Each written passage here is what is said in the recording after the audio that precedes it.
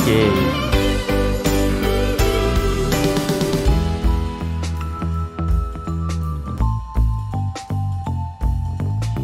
Okay. Test.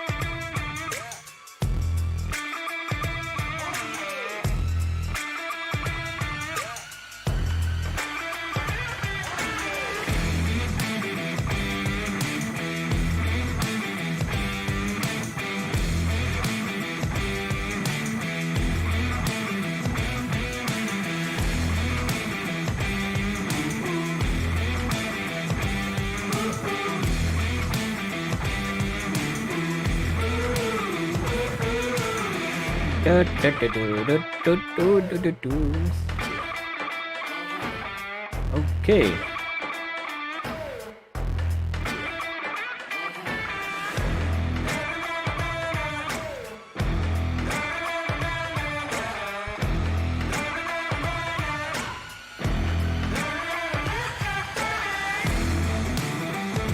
Dr. Ray, if you tell.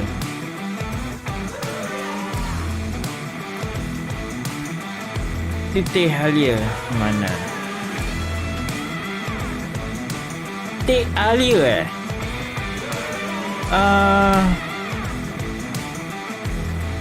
Halia is the immune system, so they reduce your some sort of your macam panas lah.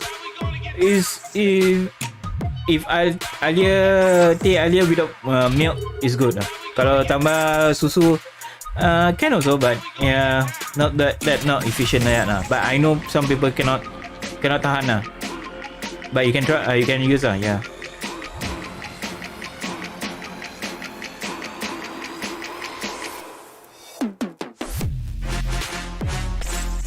Just put look, Halia only lah, without the tea also. My actually my mom do for me, and also some shops do sell ginger, hot ginger, not the tea ginger or with milk. With milk not for some people not nice.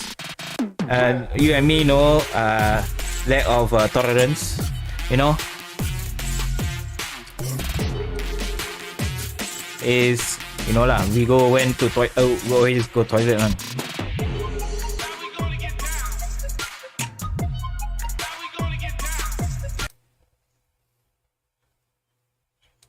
Yeah, lactose. Yes, lactose. Okay, guys, welcome. Okay, let's do this. Anyway, for you guys, the drop is enabled. So go ahead, man. Okay, we normally do every time do commission first. No matter how, I will do combination first. Anything runs smoothly. I know 5 minutes already is smooth already.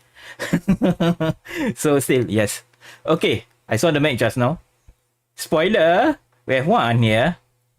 And another one here. Ding. So we do I want you guys to suspend more, you know. Yes, more suspense. I say, bloody hell, why you do this commission first? Later can. No, I will do my commission first. No. Okay, it is okay. So yeah, Supercell Alia, the Halia one, with the red do the main mission. No. Now I'm checking out the network here. Sometimes it works, sometimes it doesn't. So I just say, no, what the hell? No lah. We need to warm up first, everything. Then some people haven't. I just say, what? Suddenly you appear? Oh my god, last minute? Yeah. Sure. I just need to check. Yes, need to check first. Everything is gone okay or not.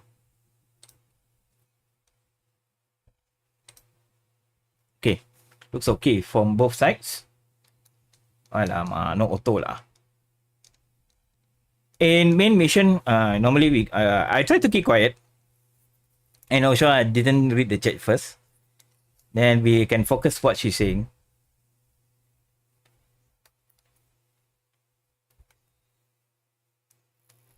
Normally, Archon quest will be... Mana ni? Mana kau? Normal Archon quest will be sort of the main area, then move to the new area. It's like the same thing. Where is this? Why 1126? Just now I saw something nearby here. Okay, never mind. Is it on top? Oh, there. Wait, let me check. Can I go there? Okay, let's go there lah. Just now I want fight one of the boss. Quite difficult for me. Maybe no skill lah. No skill. Tak ada skill. No skill for me, man. Si red ni no skill. So yes, no skill, but just play for fun.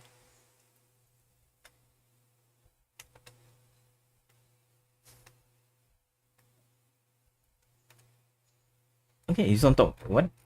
Where?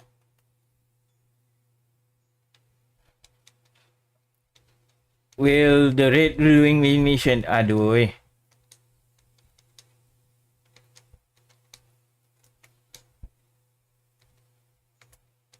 Can I go up? No. Cik lah. Some places is very difficult to go, man. Go the long way. Don't cheat lah. I never cheat lah. For want to play cheat. Alah, api. I need fire.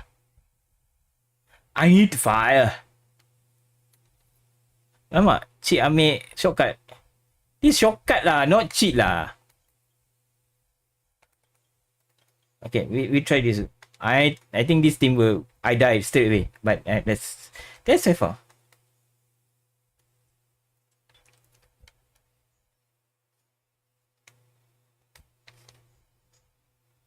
Bring the partial. Okay, that's good to see. Boleh pergi balik.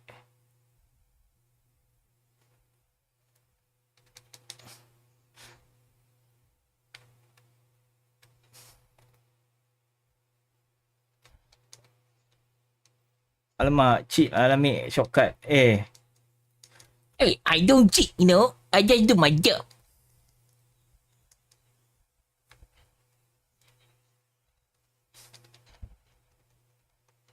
Hey, what the hell? I'm talking to the Akim lah.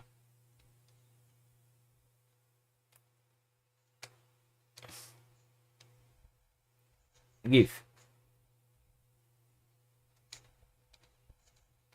Sometimes you want to do like I know people like to. Hey, why you never do main story first? I know. I'm just testing out everything is running okay, and no mistake can happen. I know what I say because it happened to me before. I know I'm nagging all the way. Nagging tak cukup nagging. But yeah, jumping challenge. So Dex, you getting your medication or want to get some earlier, man? Okay, jump 5. Okay, jump. Let's get jump. Whoa. Hey, what? Hey, you guys see right? You guys see that? Dah syuk lompat Oi.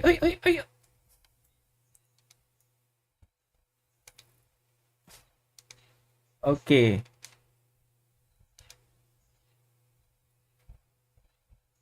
Okay. Nick. Why this one so high? Did I have filter on? Suppress limited noise suppressor. Correct why I got suppress. Suppress. Everything suppress. Hey, Aston, how are you, man? Semalam masa tak nak pergi ban punya channel? Dah kena ban ke apa? Yesterday was crazy lah. There's one thing lah. That was crazy. That is crazy. Yes. Best channel. I don't know. You want to go VOD also can? You check on his channel. But it was crazy lah semalam.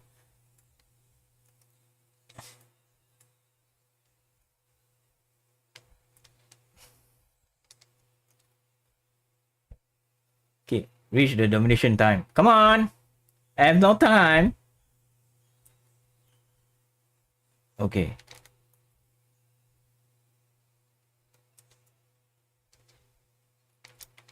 Yeah lah, we disturb him for a while lah. But you know lah, when he's been disturbed, bear craziness. Bear is bear lah. Bear is bear. Bear. You can't deny it, man. Where is it?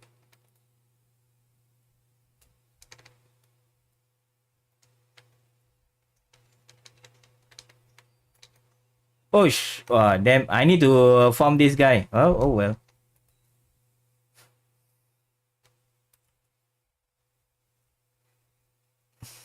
Anyway, we spam, yesterday we spam his channel lah.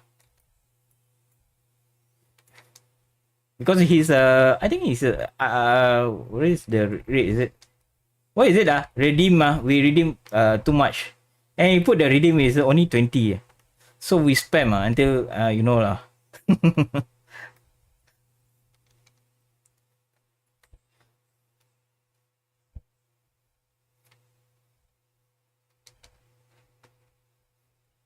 I think we very bad lah for me. Yes, I'm part of back spam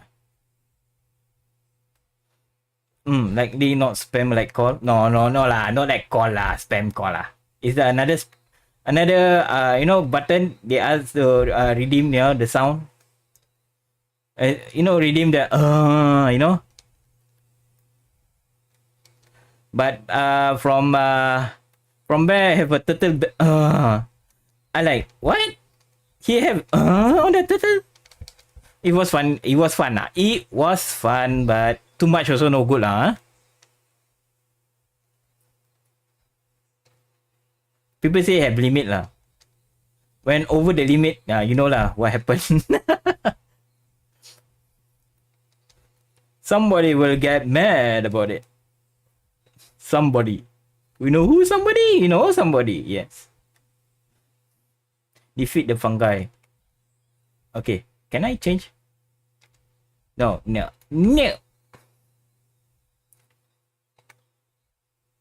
100%.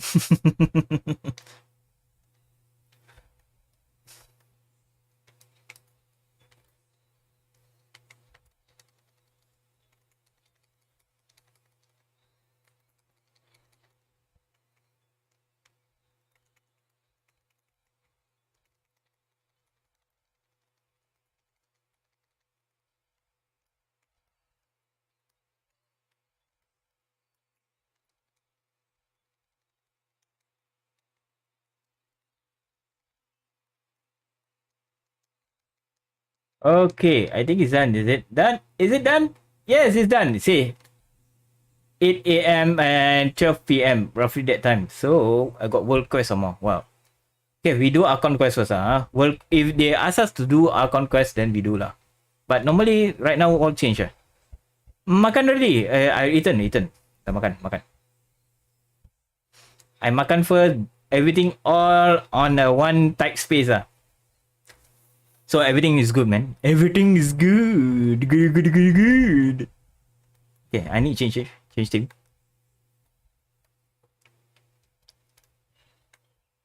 Okay, where is this? So right now, I want to upgrade their friendship to 10. Okay, that's good.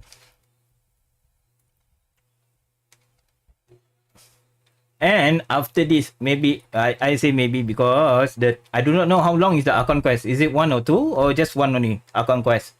So yes, you guys get ready for your pants to ripped up in your butt or lie down in the bed. You will take time. Okay, guys. Okay, I change character first. Get ready. And I use normal Hyper Bloom team. So I'm used to Hyper Bloom. I know it's water based, yes. No good with hydro fights. Okay, let's begin. Okay, guys, let's begin. Let's begin the storyline. 8 o'clock. Okay, as per usual, you guys chat. After their talk, maybe I will chat with you guys. Okay, 8:03. Let's head there. Yippee-ki-yay! Yeah, yippee-ki-yay. Yeah. Is it here? No. Wait. Where is it? Okay. You need to go here. Yeah.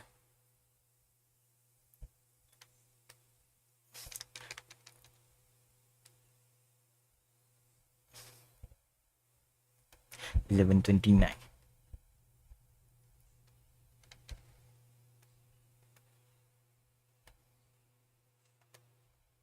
Okay, let's begin. Okay, dah start. Shh. Some time has passed since the incident. Sensei is almost finished.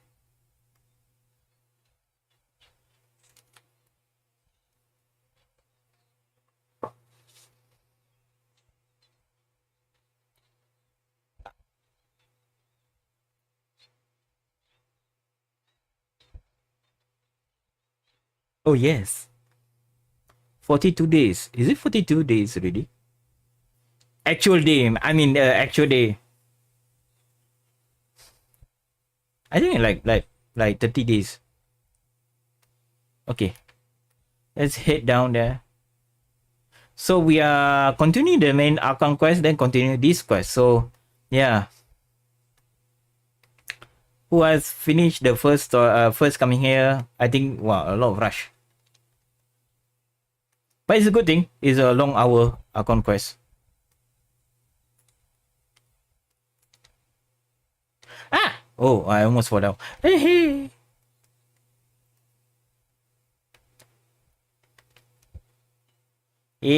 Nak keluar prison. Yeah. Okay, this one. Hey, please don't emo. Okay. Emotional damage.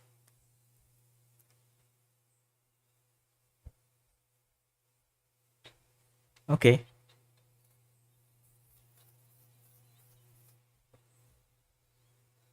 Whoa. Are you okay?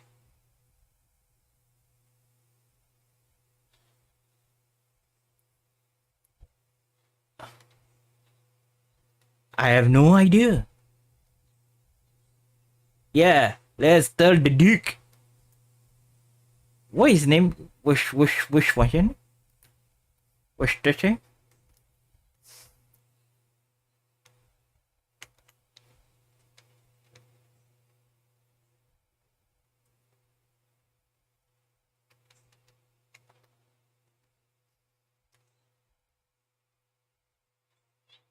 Your grace.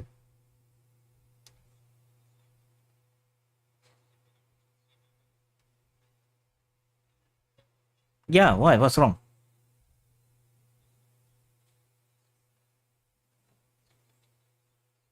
Surface.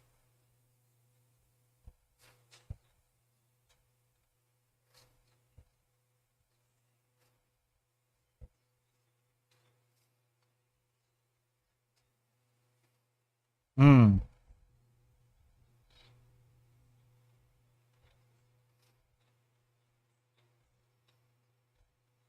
That's true.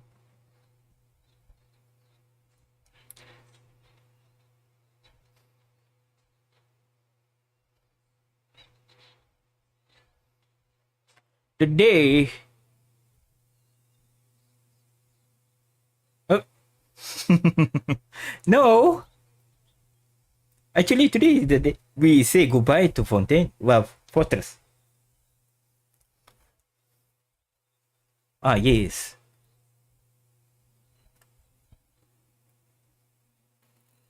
Yeah, for time being.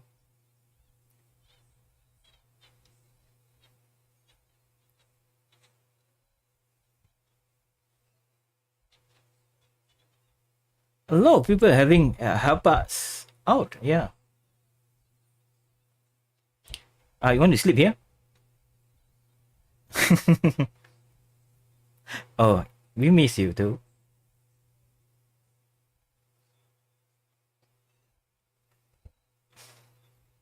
Oh, that's good. Yeah. Yeah, man. Our man.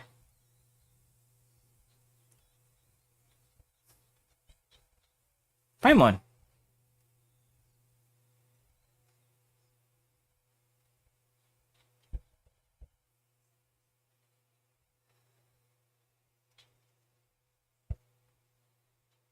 No, that's alright. It's not like I, well, never visit again. Yeah.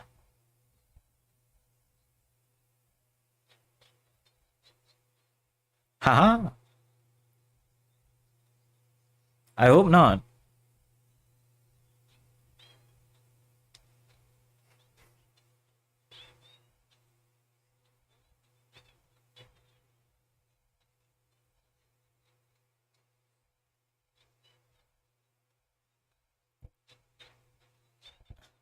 Ta ta ta ta ta ta ta ta.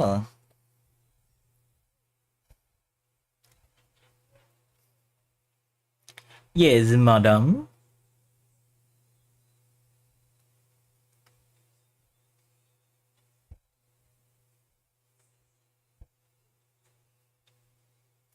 Why, ah? Oh. What trouble? Anyway, yeah. Go to Pela Jubilee. Okay, let's teleport there. Fast travel. Okay, let's get there.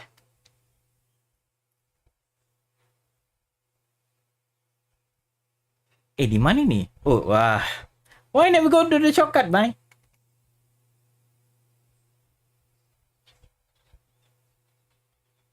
Yeah. I think it's recent earthquake. Earthquake. Oh.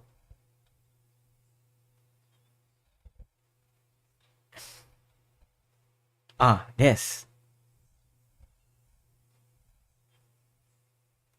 Oh.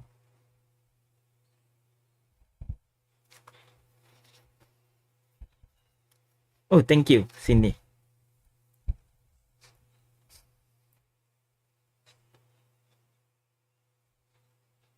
Yeah. A lot of people. Yeah.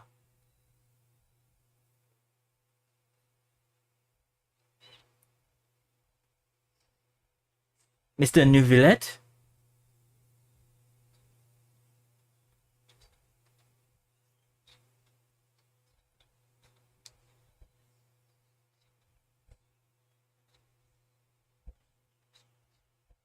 Ah, she's a bit busy anyway. Yeah.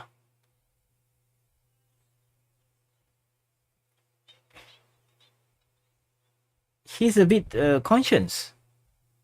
Oh, worried. Too worried, I think. Is he okay? Hmm?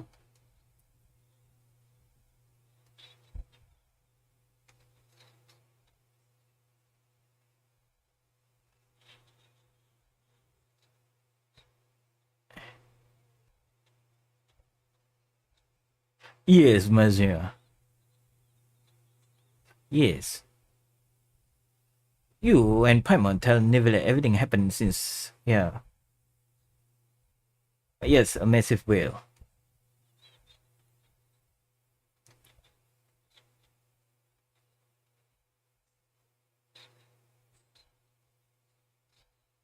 Huh?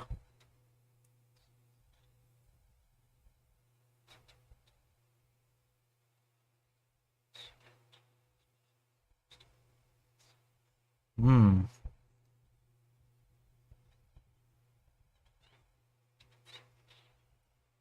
He's not from Fontaine, so he wouldn't dissolve?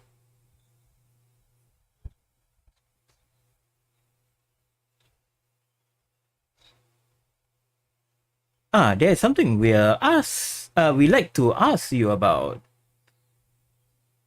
What was that tremor was felt earlier? Yeah. Yeah, what the tremor?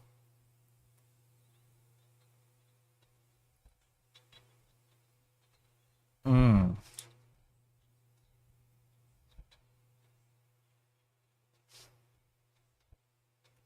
Ah,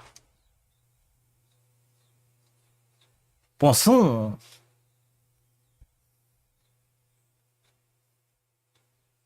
Croissant. Croissant? Croissant.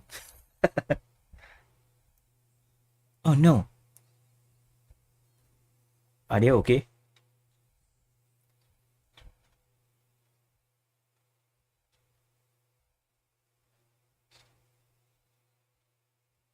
Yep, I have a bad feeling about it.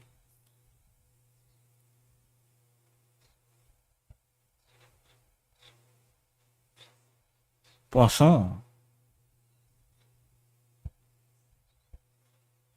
Yes, Spina, Roselia, headquarters is there.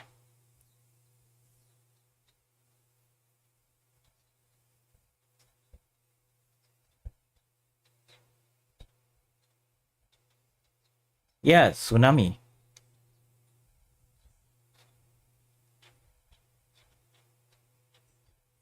Poisson. Sounds like plane. Plane. Yeah, let's get going. Yeah. Not to worry.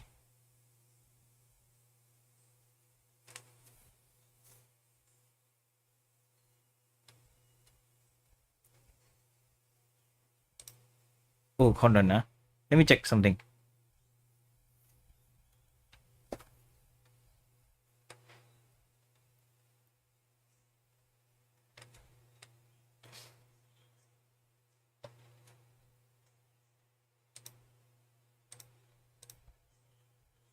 Oi? Did I miss something? Wait. Give me guys moment.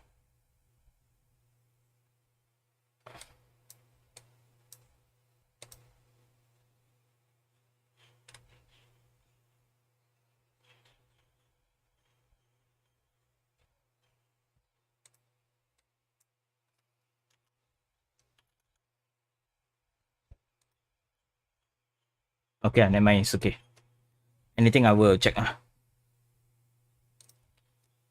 Anyway, if someone subscribe or anything, or anything else, I think I can see it. Other means, but if I never see, sorry guys. So, go to croissant. Croissant. Am I got what was it? Got it? Croissant. Croissant. This one croissant. So, uh, uh, yes. I cannot say the word, but yes, I will say so.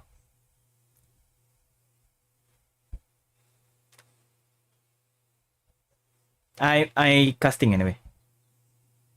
Bonsoir. All buildings here seems to be pretty rough shape now. There's nobody around. Where's all these? Were they all dissolved? No, let's not assume that was yet.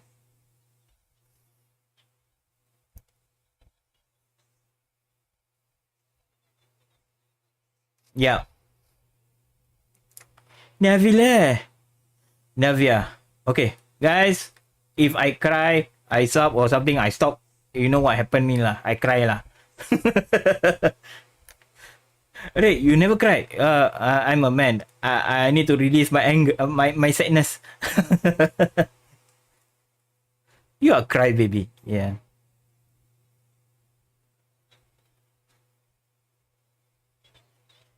Hey, Paimon, no, no, no, don't think about that, man. Me, you want me to cry? Is it? No, please. Ay, Nani?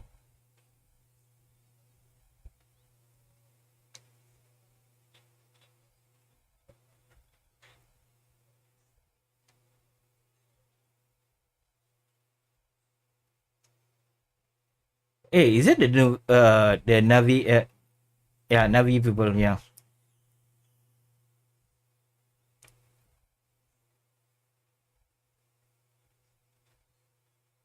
man.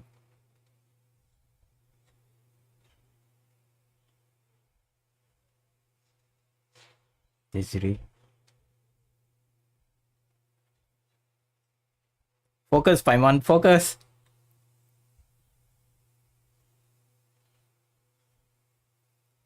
Hey, you still alive. Come on, go, pick, stick together.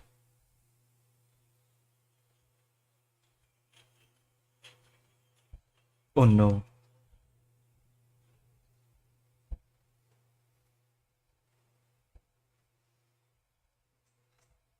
Can we heal them?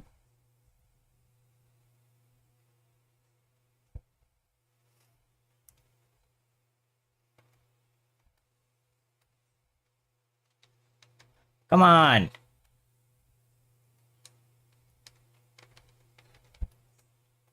Come on. Okay, let's go here. How we want to go down?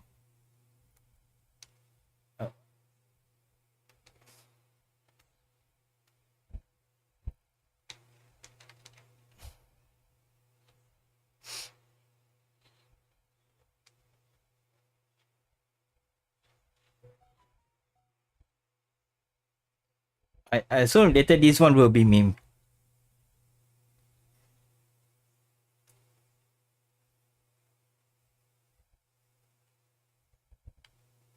Okay.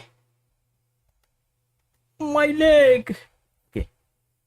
Where we are going? That side. Okay. Ah, shoot. What? This place was busy, man. Now like empty, man. Oh my god. Kosong, kosong.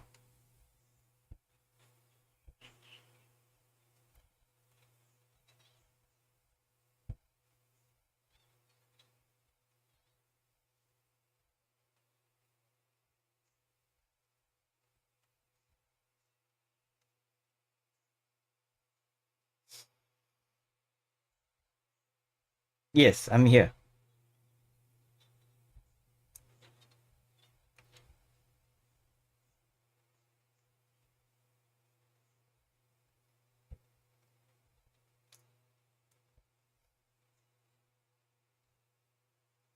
Hmm.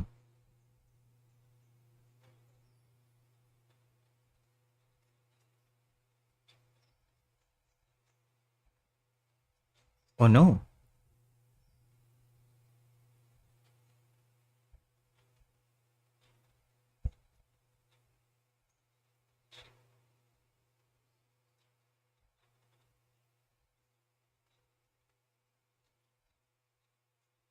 Jump.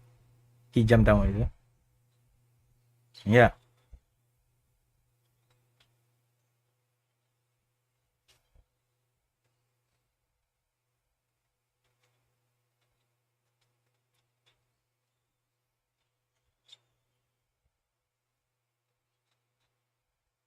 Mm-hmm.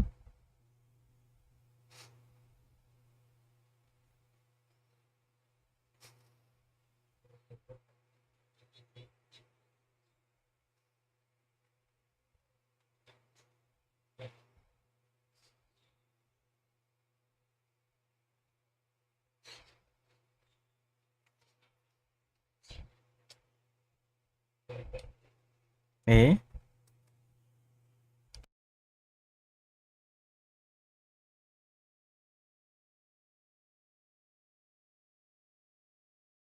Seawater.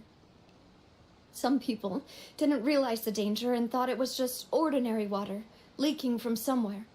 Everyone on the street who happened to be close to the water didn't have a chance to escape. As the water levels rose, they suddenly disappeared. They were all dissolved. Those who realized what was happening started to flee in a panic, desperately trying to get to higher ground. Many were injured in the stampede, and some people fell from significant heights.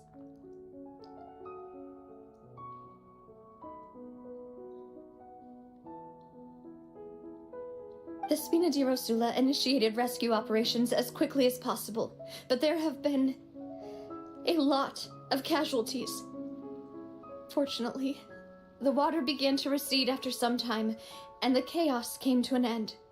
The water that flooded the area contained primordial seawater, so the lower levels of Poisson are still hazardous. To ensure everyone's safety, I've asked the people there to leave as soon as possible. No one knows if this could happen again. All we can do for now is try our best to help evacuate the residents. We still haven't completed the head count, but we'll have some numbers soon. How awful. And all of this just came out of nowhere. It was quite frightening indeed. I only wish that everything that just happened was a bad dream. Is there any way we can help, Navia? Yeah, we're here to help. Thank you for being so willing to help in a moment of crisis like this. You don't know how much it means to me. I really can't express how grateful I am.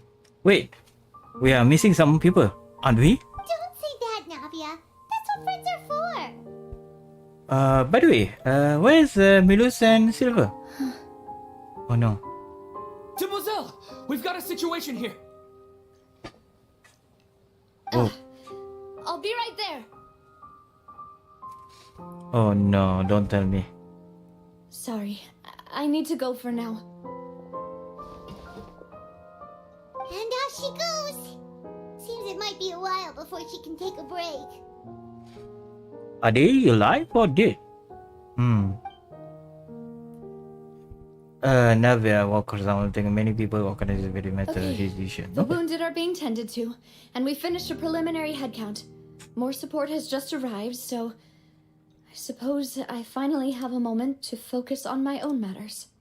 Of course, we should remain ready for anything, and continue doing our best to rescue others.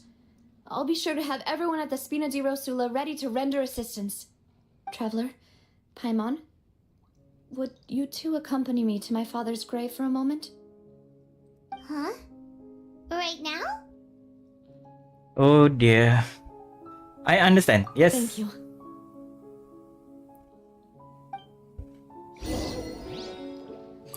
The guild. Oh, okay, guys. Just now I mute the sound. Oh, the music. I was thinking, wait, what the hell is this? Anyway, you guys can hear the music, anything?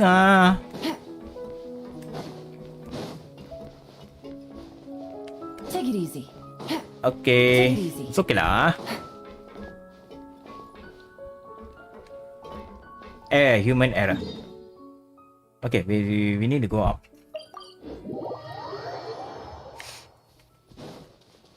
Can hear the music. Now can hear, or before that you can hear? It's okay lah, it's okay.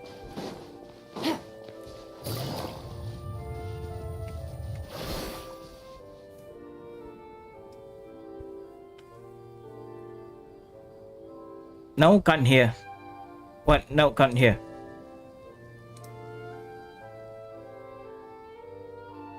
Wait, let me increase the music. Sometimes it's too loud. I tell you guys, really.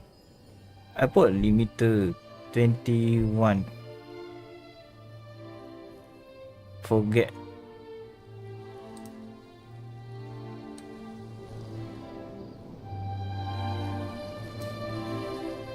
Okay, I put 13. Sometimes it's very loud. Yeah. Okay, let's continue.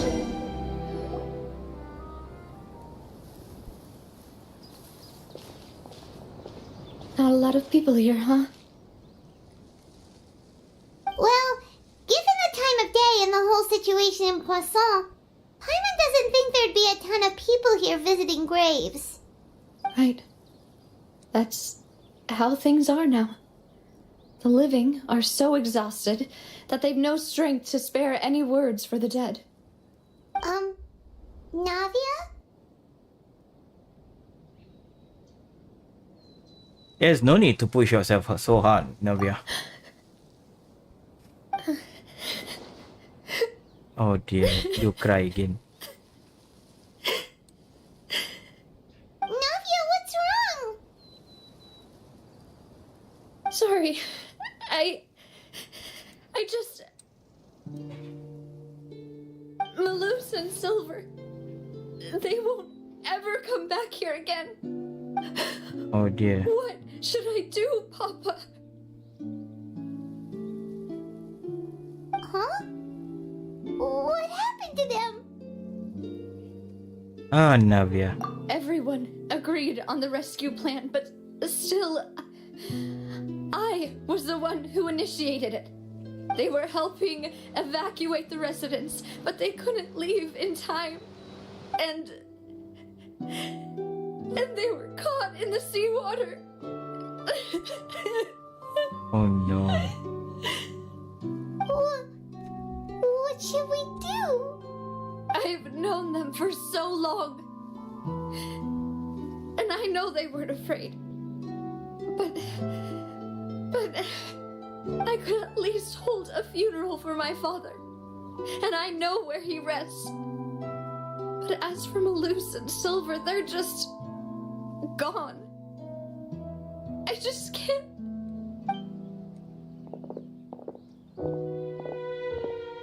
Everything looks so clean after it rains. Even the gravestones. I didn't expect that you'd enjoy a glass of red wine in front of Master Callus's grave. I can understand. Besides, the scenery here isn't half bad. See, it's not just me. I always want to bring something when I visit Papa. Perhaps we might even have a picnic. He wouldn't be angry, would he? How could Master ever be upset with you, Demoiselle? Yet the cemetery is the home of those who have passed, is it not? Everyone ends up here sooner or later, no matter who you are. Buying yourself a plot in advance, are you? No need yet. But when I do, I hope you'll let me be buried beside Master Callus, Demoiselle. Hey! Okay, stop joking around. I'm quite serious. That way, it will save us both the trip to see each other whenever you visit your father's grave. That makes sense. In that case, could I be buried on his other side? After all, besides you, demoiselle, the two of us could certainly be considered Master's closest companions, no? Oh Personally, no.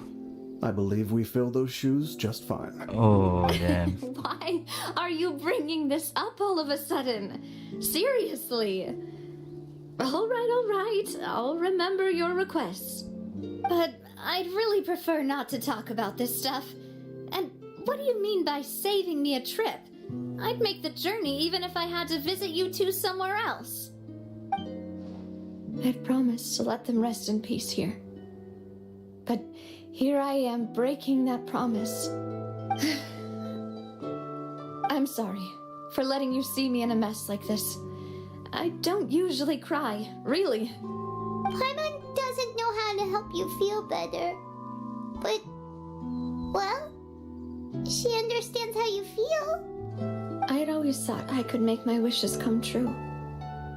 But now that I think about it, that never solely relied on me. Many things can only be accomplished with someone else's help. Malus and Silver have helped me so much. But by contrast, I could do nothing for them. I'm so sorry. You can spend as much time as you need here, Navia. We'll stay with you. Yeah, we're here for you. Thank you. Right now, you don't know how much that means. Yeah. By the way, you can have a look at this. It's a list of victims from the incident that took place here. Let me see. Obena, Khan, Burnett, Giverny, Francine, Karina, Daisy Ray, Joinville, Julianne, Esson, as well as Malus and Silver. So, everyone else is safe. But still... It's okay. I know what you're thinking. And you're right. We lost Malus and Silver.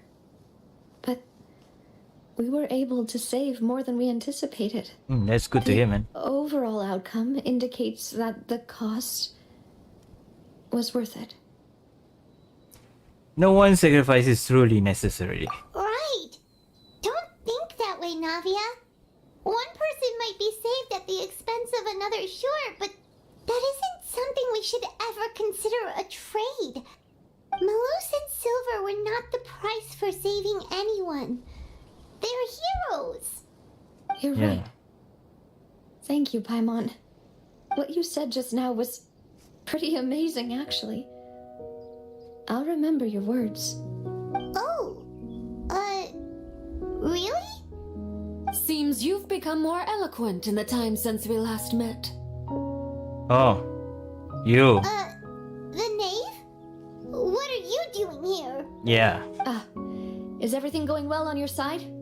Yes, my people are carrying out the mission according to your request.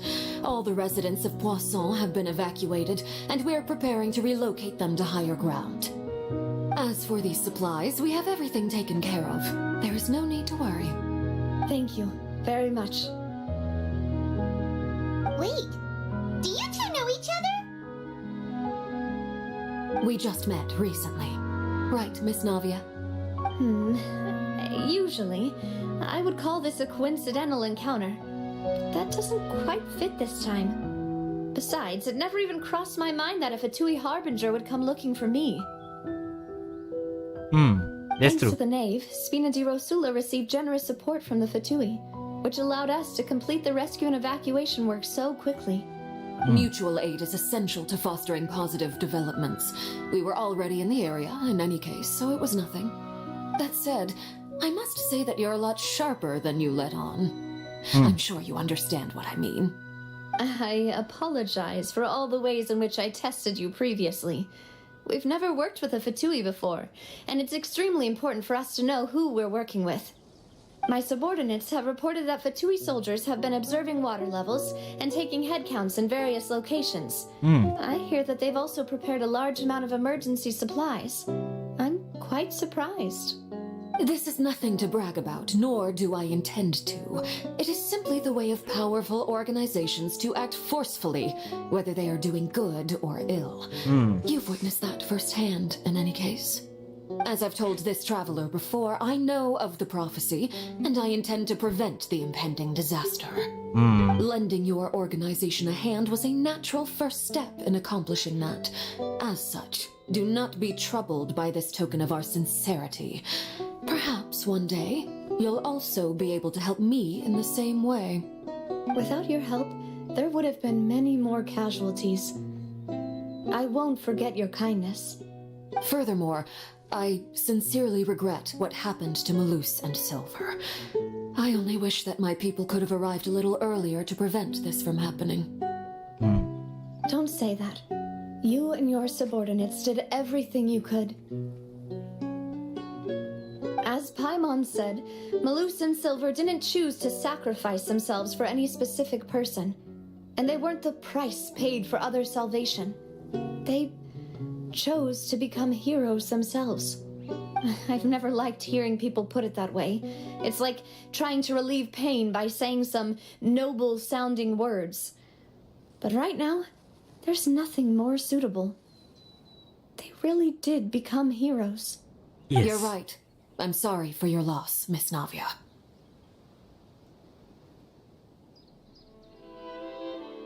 Water is life to Fontaine's people, and it also spells disaster. It's no wonder that people always say that prophecies represent fate. Fortunately, I've never been one for such opinions. So, you're one who will try to change fate then? Of course. That is why I'm going to Hotel Bouffe de Terre. I still have some things to take care of, and the children need my attention. By the way, Traveler, Paimon, one more thing. Alright, then we'll just... Huh? This Yeah. isn't right.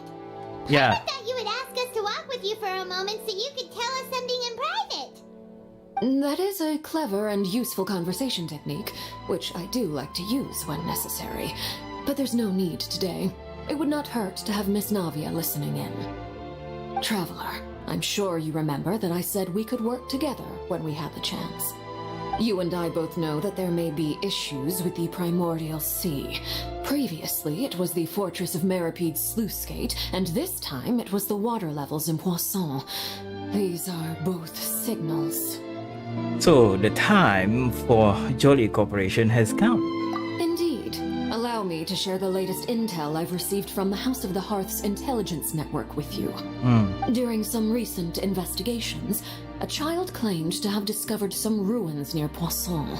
The ruins date back to ancient times and seem to be worth investigating in many ways. Poisson. Judging by the dating of the ruins, they may be related to the prophecy and the coming crisis. The situation is becoming more urgent, so any pertinent information will prove extremely precious. My people initially came to prepare for ruin exploration. Unexpectedly, this disaster struck, and at present, we're all busy prioritizing the rescue effort.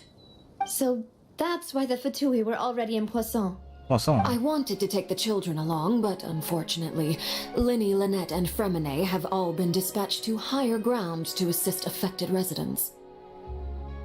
Linny told me that outside of the house, the person they trust most is you, which is why I want to give you this task. Can you trust an outsider like me? The House of the Hearth's members see each other as family, but Linny, Lynette, and Fremine said that they also see you as such, even though you are not from the house.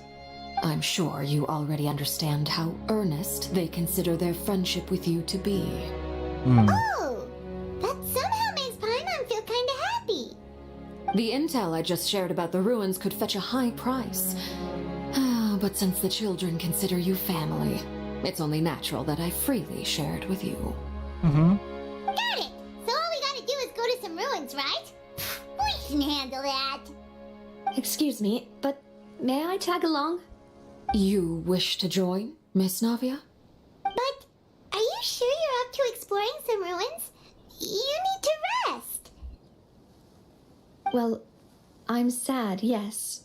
But I can't just go back and plop myself into a chair by the roadside and do nothing.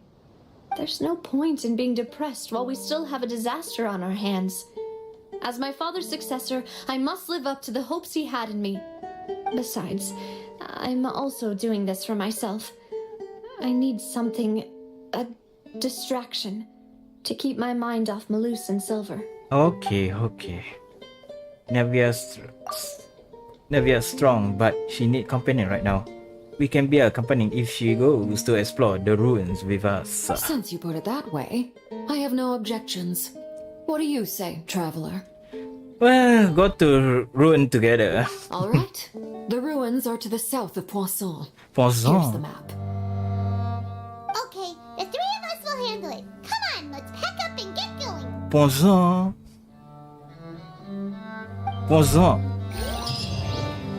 Okay, this is a bit of gruesome storyline, but yeah, we see how first. Oh my god. Oi! Run. I thought I had done this with this one.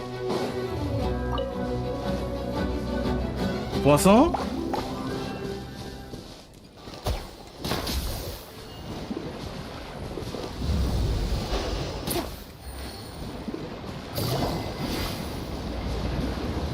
Okay, put install.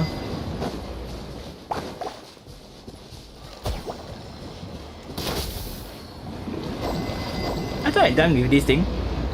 Or is it the new one?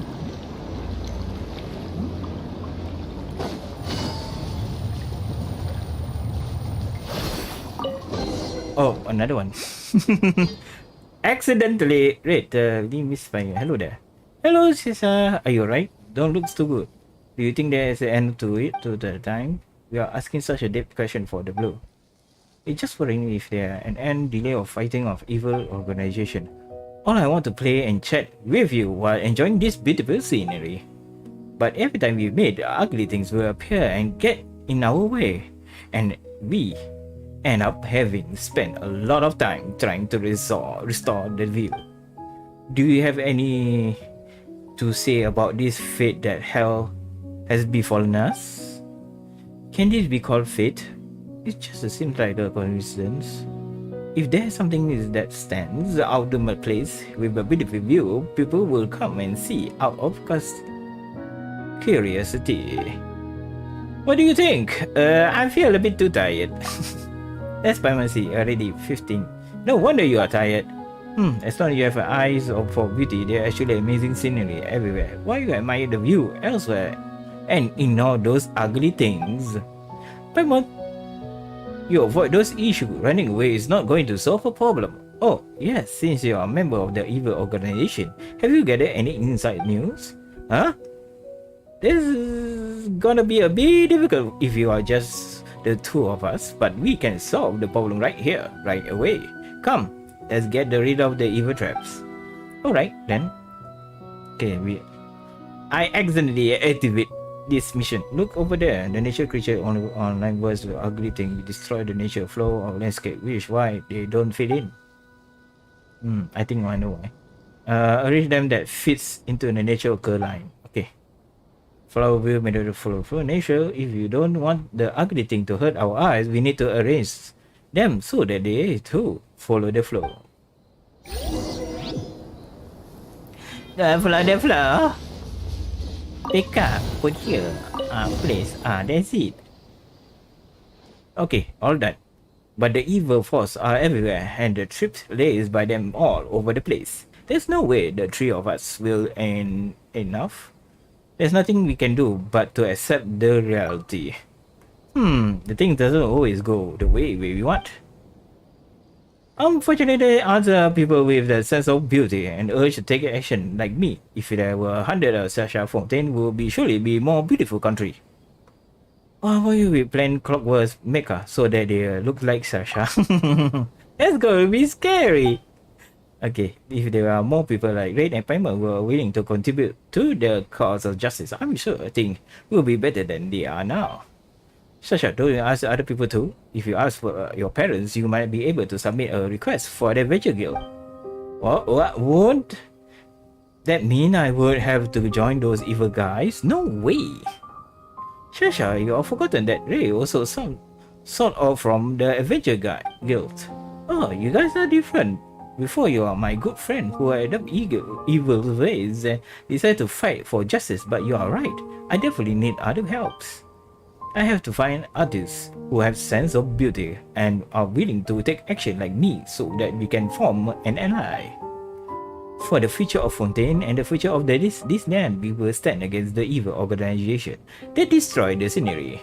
Yes, that's right, Red and Paimon are members one of two allies artists overthrowing the evil organization, protect the future and Fontaine. Allies of artistic overflow of evil organization protects the future of Fontaine. What do you think? It's super cool name, right? Okay, if you are member number 1 and 2, then about you, Sasha? I'm the founder, so of course I'm number 0. Oh, the more you think about it, the more excited I am. I have so much work to do. I can't wait. The future of the world depends on us.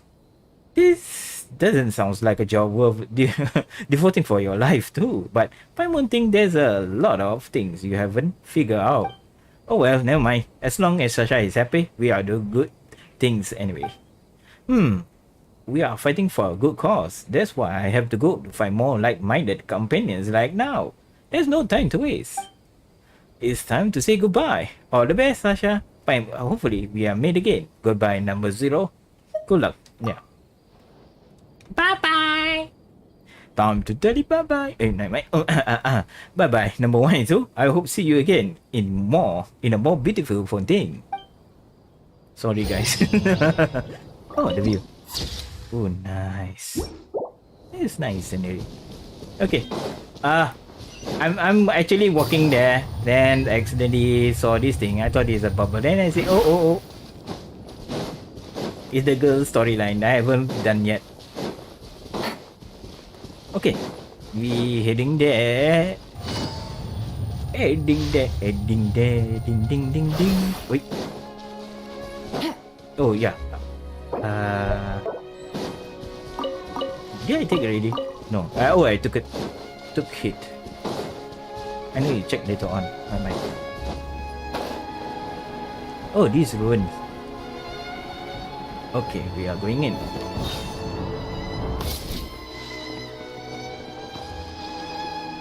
So, are these the ruins the knave was talking about? Whoa, talk about old. Yeah. They seem to be pretty ancient, all right. Let's go in and have a look. Just be careful. Yeah, anything, run. Run. Dun. Okay, 1190. Oh, dear. What tape? Okay. Yes, I'm using Hyper Bloom. Hyper Bloom! Okay. Can you see me now? Oh, it's just not that deep. Yeah.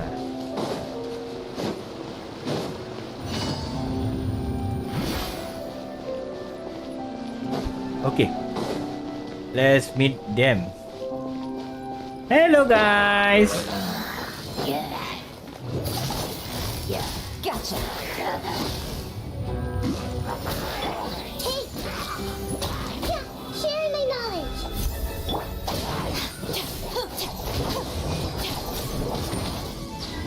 Busted. Here comes the cash. Out of my way!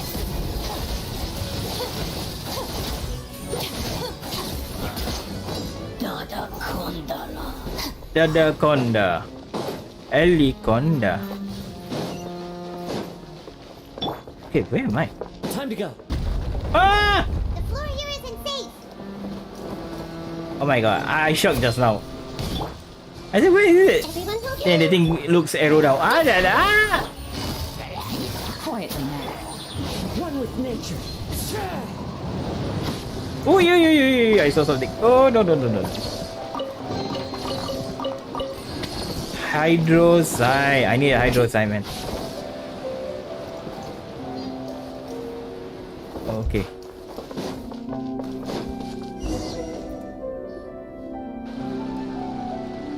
This place has also been contaminated by primordial seawater.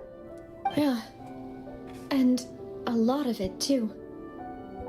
A Fontanian would most likely dissolve the moment they fell in. You should, you should go back to the safety, Navia. Right! You can't go down if there's primordial seawater. It's too dangerous, and it won't be any help for you to just stay here. That's true. Don't get my wrong. We're not saying you're useless. It's just that... No, you're right. I can't do anything in this situation. I'll leave this to you. From the looks of things here, yeah.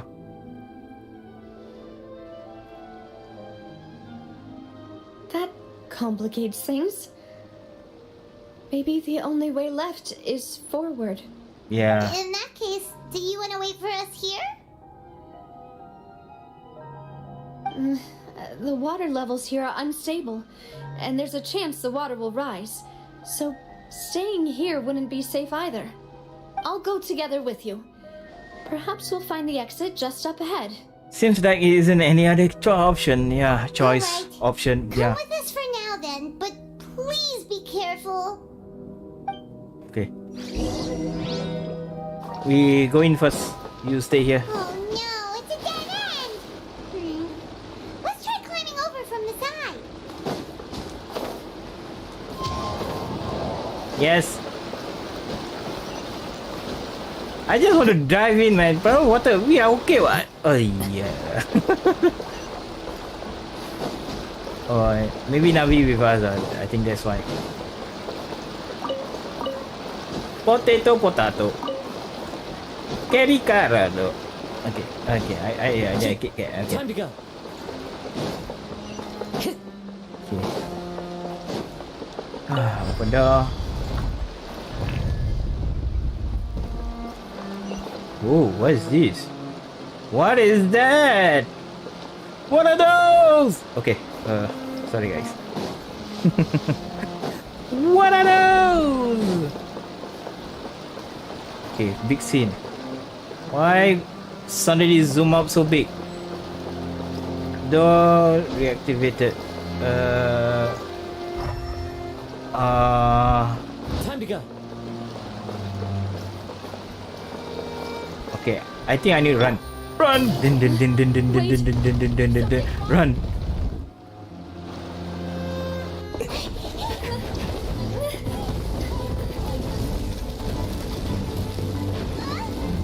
Oh no!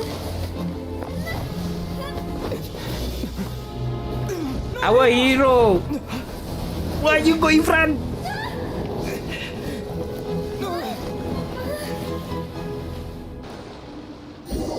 No!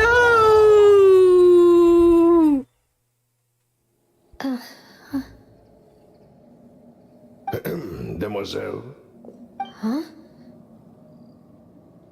Demoiselle, what are you doing here by yourself? Would you be standing here till dark if I hadn't come to get you? Eh? Maybe she just wants some time to herself, Malus. Oh, was I sleeping? Yes, it would appear so. I must be tired. That's quite possible. However, you were the one that suggested we go out for a walk. Oh, right. I nearly forgot. It must have slipped my mind when I dozed off. I haven't had a nap today yet. Have I? This is a familiar feeling, yet something's a little strange. Is something the matter, Demoiselle? Oh, no. No, I'm fine. I was just trying to recall why we came out for a walk. Yeah. Do you remember Mr. Giverny? He'd requested our help before with foreign merchants who had a debt dispute with him, and we'd resolved the matter not long ago. We were headed to see how things were going with him at the moment. Ah, right. Yes. I remember now. Oh, Miss Navia. Ah, Mr. Malus. And Mr. Silver, too. It's good to see all of you. How have you been? I've been great. Thanks to your help, those bothersome merchants finally realized that I wasn't the one they were looking for. Why, I wasn't even the guarantor for that person. They were knocking at my door day and night. Even my neighbor Obina was getting fed up with them. Sometimes force is required to calm someone down and get them to listen to what you have to say. That's right. Oh, by the way, Burnett, what was it that you wanted to give to Miss Navia again? Oh no. Oh, yes. One moment, I have it right here. This all has been dissolved. Bennett. Miss Navia, these are some flower seeds that I prepared. Please take them. They're a very good variety, and they'll become very big and beautiful once they bloom. I don't know what we would have done without your help, so this is a little token of our appreciation. I hope you won't refuse. Ah, did you cultivate them yourself? Thank you so much. I'll certainly take them. Malus, we do still have some empty flower pots at home, right? Why, we can have as many pots as you'd like, demoiselle. Perfect. In that case, we'll swap out some of the decorative plants for some of Mrs. Burnett's flowers. Oh no. Very well. Wait. Something seems to be off here. Excuse me, madam. If I'm not mistaken, your name is Burnett, correct? Yes. That's right. Is something wrong? No, it's nothing. This is the first time we've ever met, but your name seemed familiar to me. I must have heard it when I was discussing things with your husband previously. I've heard this name before. Sometime recently, I'm sure of it. And why are there so few people around here? Where did everyone go? We must mind the time, demoiselle. We still have important things to attend to today. We do? Like what? Well, now, did you forget? Miss Navia, here you are. I've been looking for you. Please, come to the Opera House. Your trial is about to begin. My trial? Wait, why would I need to go to the Opera House? Yes, she's right, demoiselle. It's just about time now, so we should get going. Oh?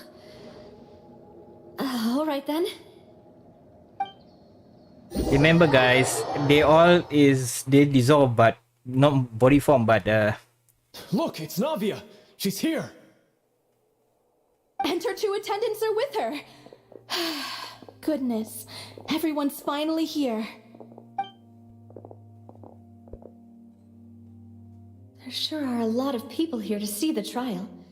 And they all seem to be oddly excited about something. I even know some of these people. Karina, Desiree, Joyville, Jolien, Essen. Why are so many people here? And why do I have no recollection of this case? And as for the judge... huh? Where's Monsieur Neuvillette? yeah. Please sit in the defendant's seat. Don't worry, Silver and I shall accompany you. All right. But are you sure you can stand behind me? Typically, it wouldn't be allowed, but today is an exception.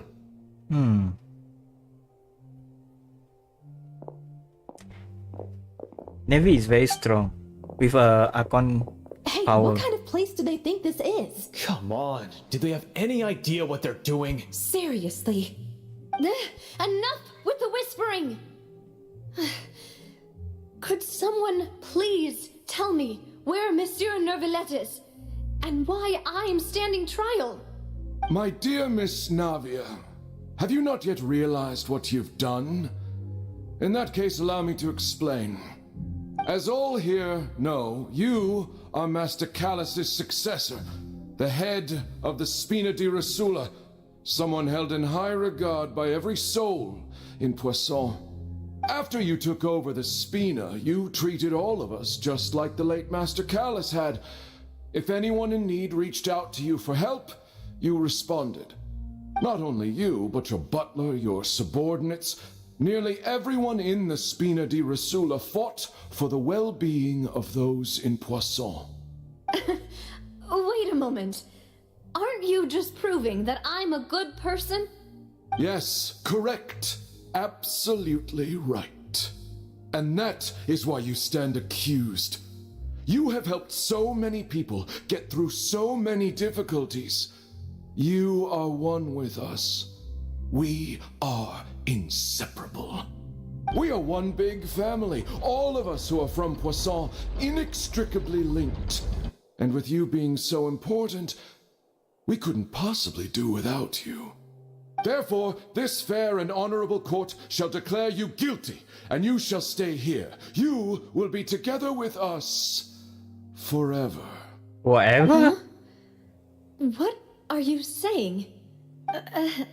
Everything you have said is correct. I have indeed done a lot for my hometown, and I would be willing to be with you all, but what is the purpose of having me stand here like this? What is there to discuss? Oh, well, if that's what you think, then I have no further comments. How wonderful, Miss Navia!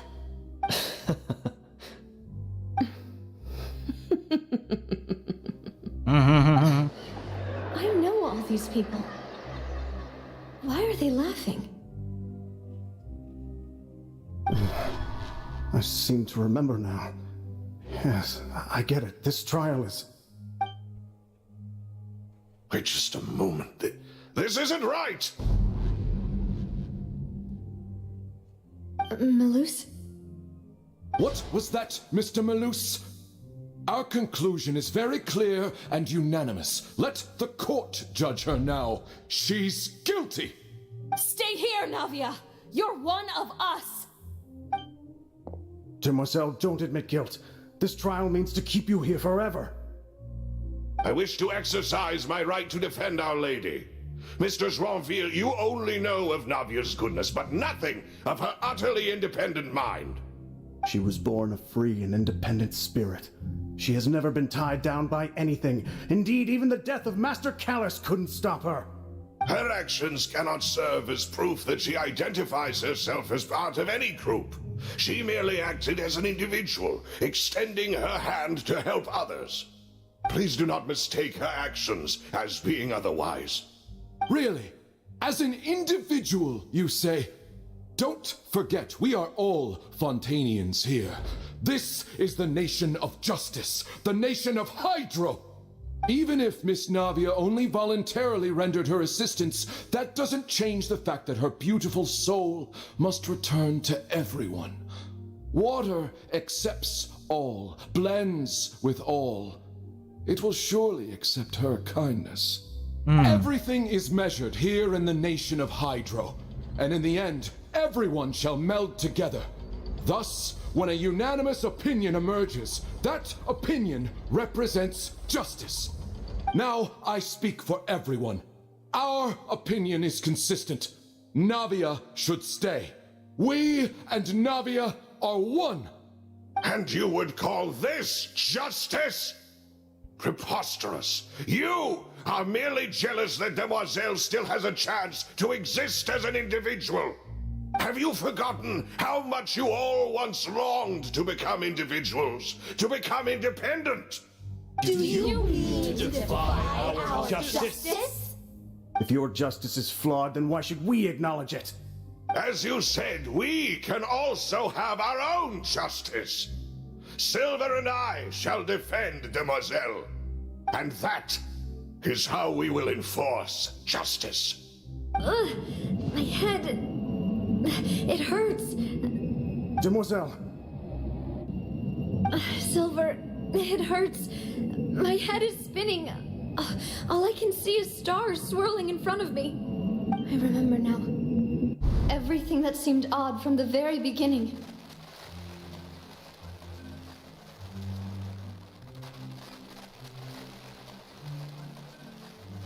Yeah, Rita, you're resistant. Desiree, Joyville, Jolien, Essen, and Mr. Giverny and Mrs. Burnett, who we met earlier. Even Malus and Silver. I don't want to admit it, but they're all dead. don't be afraid, and don't admit guilt. We will protect you to the very end. Absurd! Who are you to say that she cannot be judged? We are the majority, and in the nation of trials, the majority is absolute justice. We are the will of all. Don't let them escape! We shall keep Navia here with us! Mr. Malus and Mr. Silver, must you be so stubborn? How could the two of you possibly hope to stand against the collective? Do not resist. This judgment is fair and just. Whoa, what was that? belongs to us. After all that happened, she should not be left alone in Poisson. What are Whoa. you saying? No more excuses! She says we're jealous. Jealous? How could she possibly be an independent individual? What's with these people? Who's jealous of her? She belongs to us. Miss Navia, she... Silence. Whoa. That's...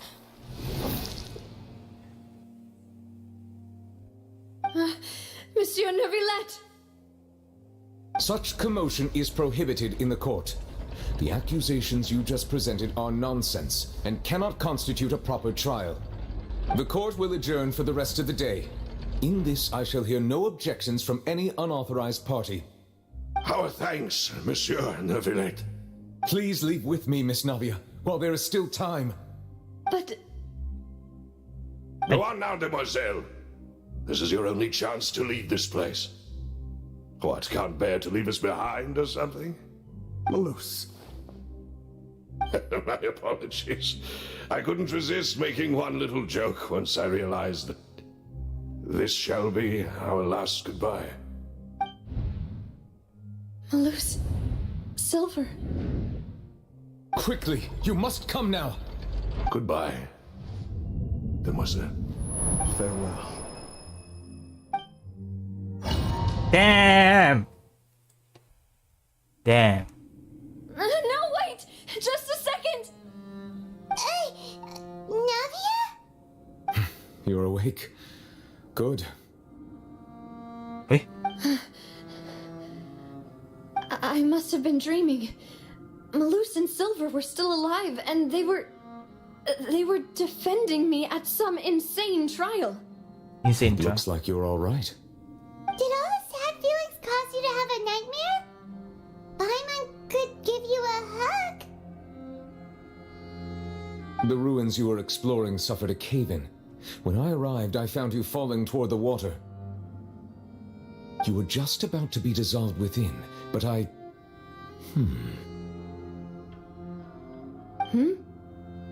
What is it? I think I saw two Oceanids protecting you. It was only for a moment, perhaps even a fraction of a second, but they gave me the chance to retrieve you. Were it not for their intervention, I would not have been able to rescue you before your consciousness dissipated. Wait, did you say Oceanids? You mean like what happened with Vache? So, people are here dissolved become the oceanic. Perhaps those two Oceanids were the people you saw in your dream. I always told them that they didn't have to protect me. To think that they'd keep doing so even after death. They're not dead. Please come with me.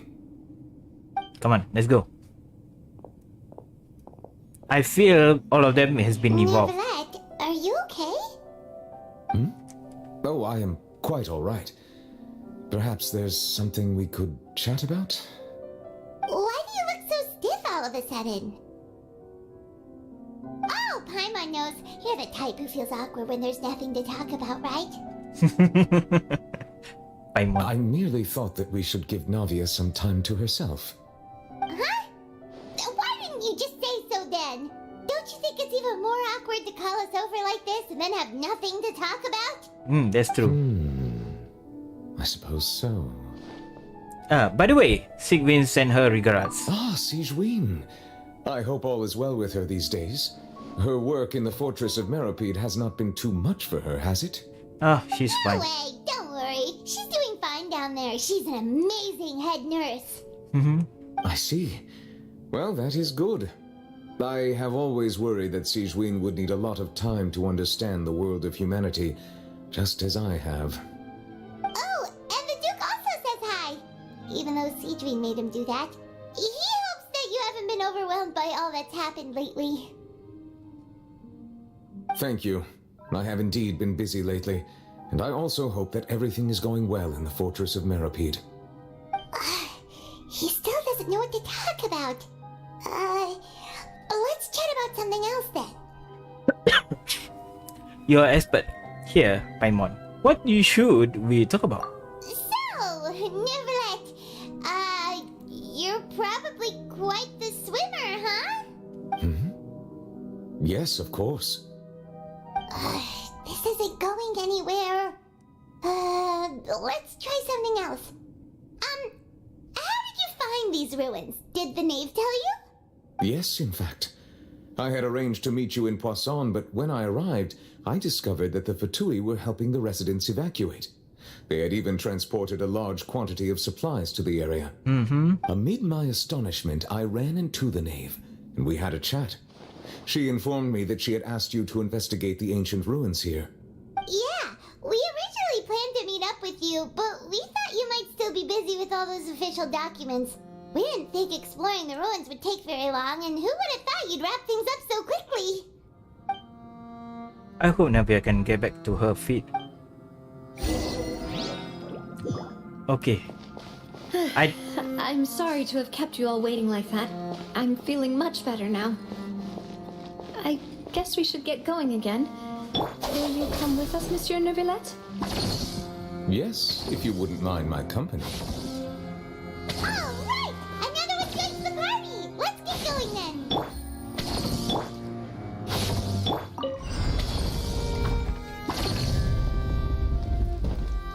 Oh, you. Hola. I see everything! Gotcha. Hola, hola. Things are about to get dicey. Clouds high. The birds call. Terrified.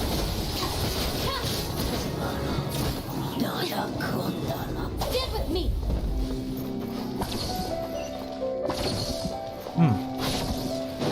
Wait. Let me check. Anything here? Nah, nothing. Nada. Okay, we are going up there. But this place is humongous. Oh my god. Oh no! Another unstable path! Watch your step!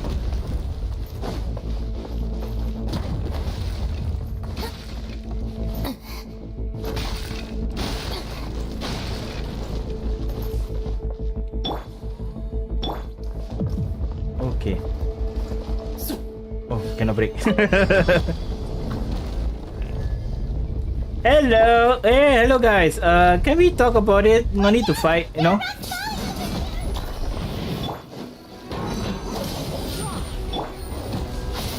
Busted.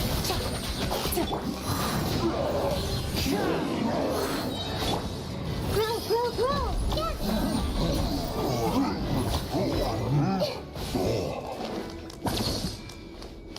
Okay. Let's go.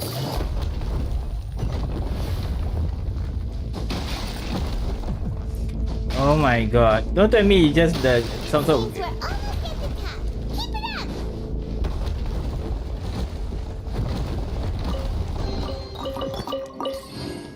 Oh man. Why? Okay, open the door. Wait. You don't fight. Then this robot. Are you working? No. Everyone hold hands. Yeah. Looking for a... Gotcha. Here comes the catch.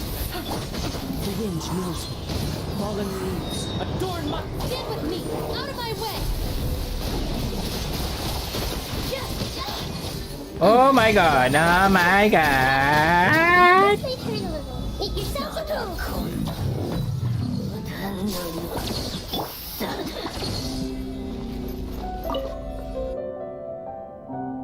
Okay.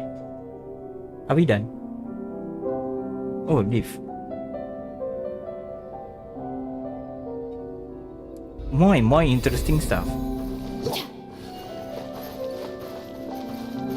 Okay, we're going up.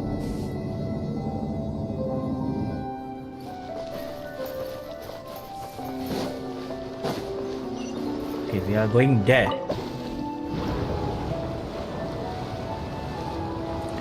Where were we? There to here. Okay. We are flying to this side. Very interesting. Okay.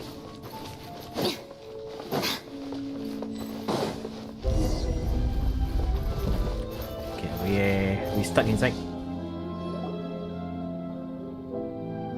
Looks like we've reached the end. This is the place. There should not be any other hidden spaces in the vicinity. The path sure had some twists and turns, but it turns out that this place isn't actually that big. There seems to be something on the wall. Yeah, should be. Because I never see it. Ah, now you see it. Stone slates. It seems like they were put here as an offering. Could we take them down and have a look? Perhaps we should just leave them be for now. New Villette? What are you looking at? There are 4 locations in total, but only 3 stone slates. The slate that should be in the first empty spot is missing. The surrounding walls also show signs of damage. There's something written below. Let Paimon see. Reason dictates that this nation be destroyed.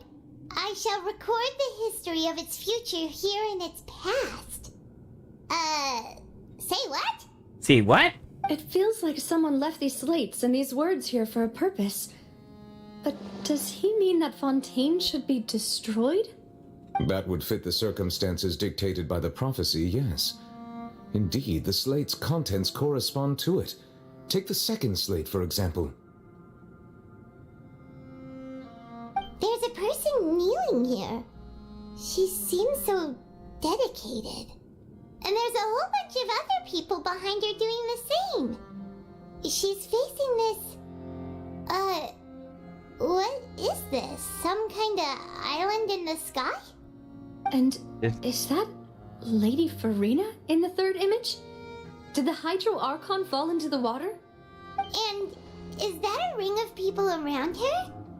Paimon doesn't quite get it. Are they all in the water? The fourth image. I know this one. This exactly matches the content of the prophecy. It's already happened, I The think. people will all be dissolved into the waters, and only the Hydro Archon will remain, weeping on her throne. Yes, this seems to match.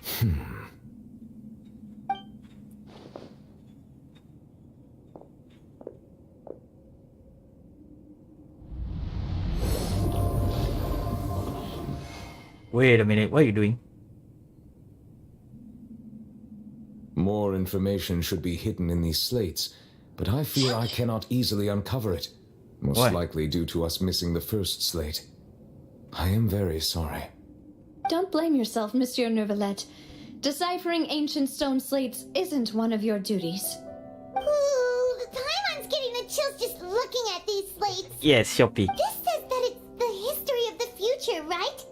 That means the prophecy sure come true. I really hope it doesn't mean that. Wait, how many minutes left? Still, Paimon 45. feels like these images are kind of weird when you look at them together.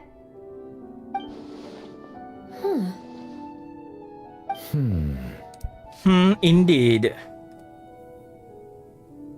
I get what you mean, Paimon. You showed it in order the third found image, right? That's right! If the images are in chronological order, shouldn't the fourth, the waters drowning Fontaine, come before the third, where the Hydro Archon herself falls into the water? And yet the order is reversed here. The second image also quite concerned. If we go by timing, Lady Farina only emerges in the third image. That means that the person in the second image might be the previous Hydro Archon. Yes. Egeria, then. I had never met her, but her appearance here does match the records. Yes. The previous Archon kneeling before the floating island in the skies, as if confessing a sin. Did she herself commit that sin? And if not, why would she be in such a posture? Also, I'm still wondering why these ancient stone slates are here at all. Judging from their contents, could this place be the origin of the prophecy? Does that mean that someone, or some people, once saw these slates? But yes. Who would have created these slates and left these words here?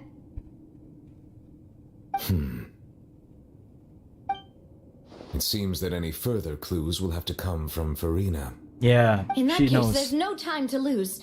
There's nothing else to be gained here, so let's head back first. Yeah, we better get somewhere safe for now. Yes. That means something, guys. Honestly, who created this state doesn't matter now. The real question is whenever things will truly play out as a prophecy, foretell or not. Yeah, man. Yay! Chess! Okay, give me a moment. See you guys.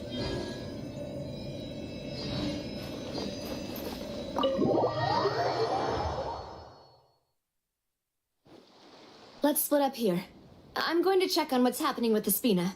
You know how it is. There's some things you just need to be there for yourself. You still have energy for that, Navia? Paimon's already beat.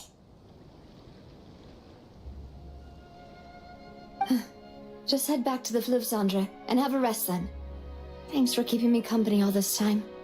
I'll depart as well. Thanks for your hard work today. Rest well, everyone. Traveler, I will go talk to Farina tomorrow morning to ask about the stone slates. I'm sure that you're concerned about this matter as well. If you have time, drop by my office. I will share the results of our discussion with you. Are you really gonna talk to her about this directly? Will that be a problem? Paimon's getting a little scared now that it's come to this. She has long been harboring secrets and will not give them up easily, which makes it all the more my duty to ensure that she understands the present situation. Alright, we'll leave it in your hands then. You're probably the best person to talk to her anyway. I will be carefully considering my words tonight. Traveler, Paimon, our safe house at the Fleuve Cendre is always open to you as ever, so please don't think you're an imposition. Alright, I'll be on my way then.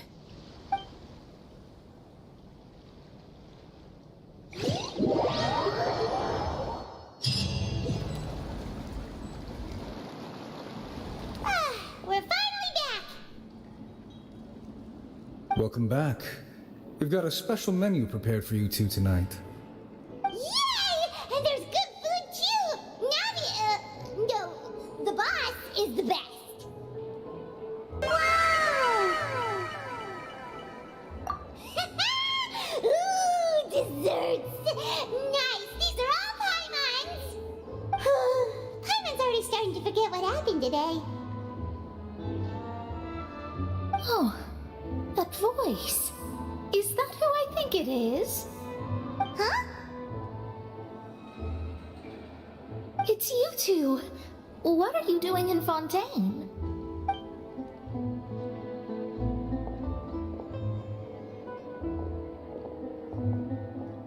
Mona?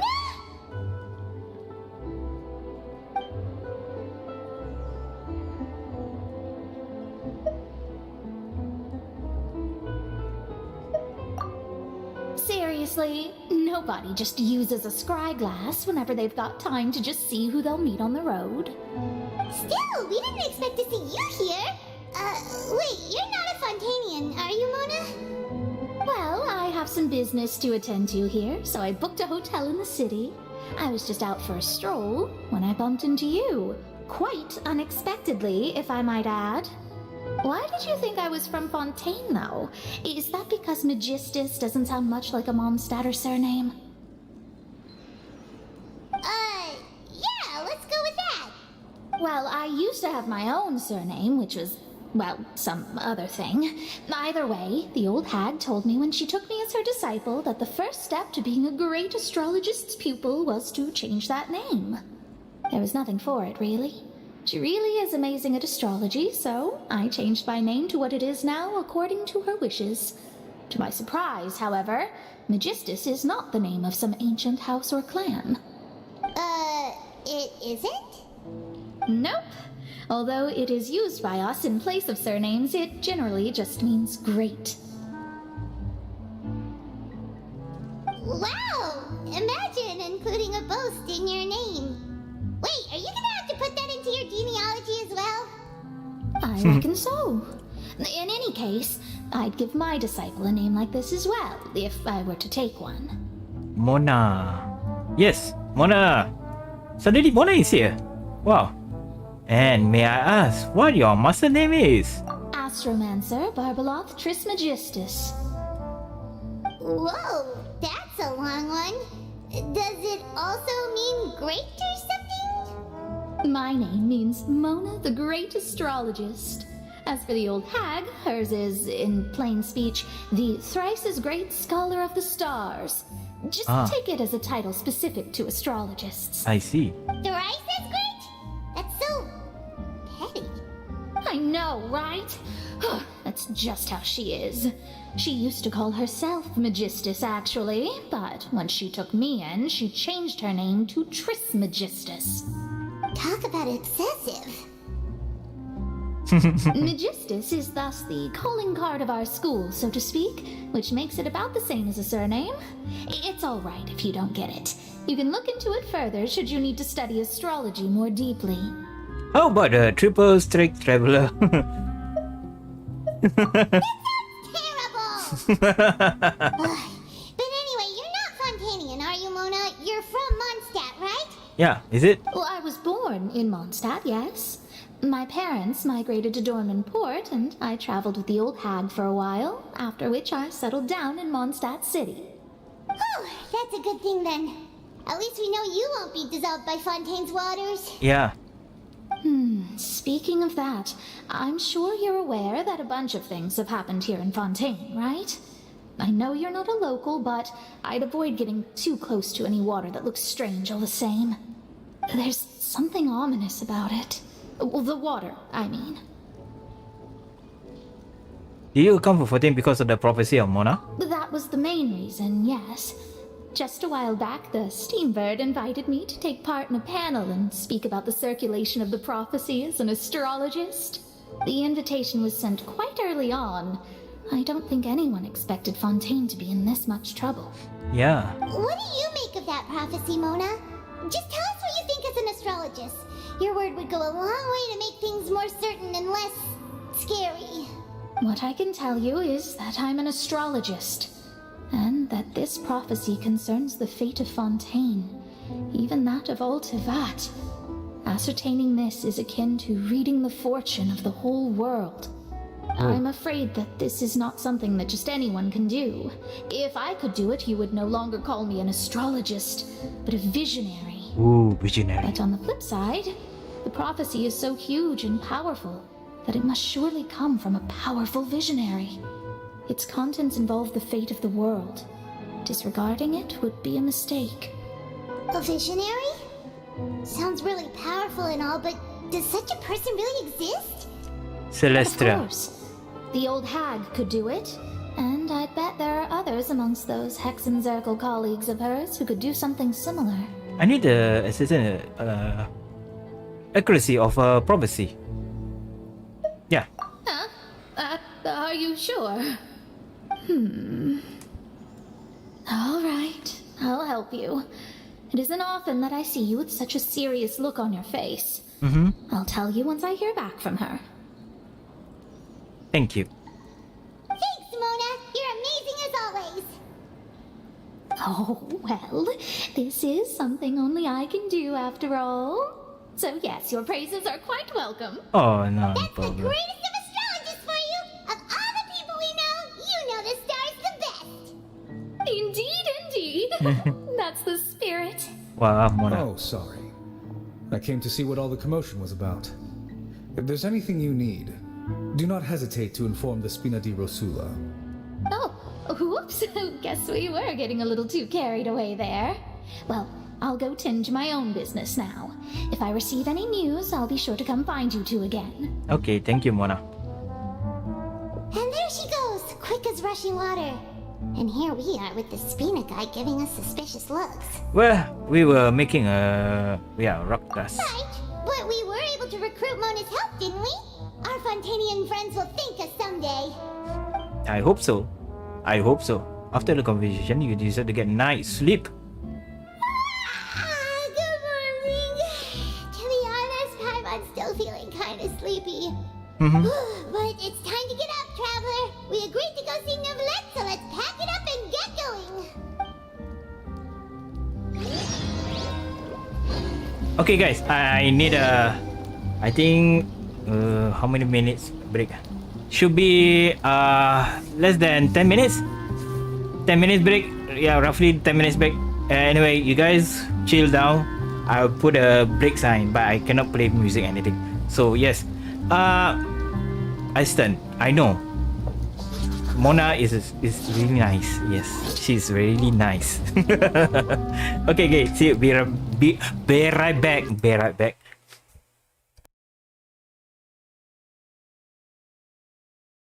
Okay. So you can say stuff like that too. Wow, you're better than the compass.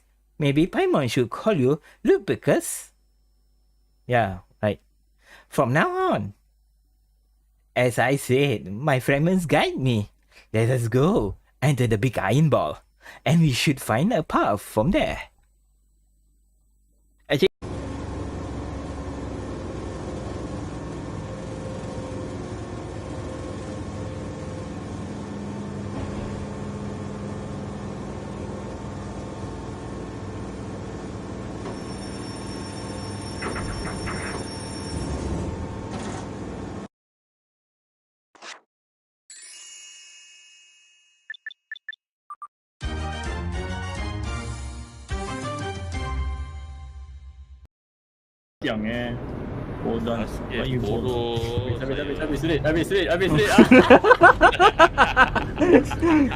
hey, can squeeze it together there?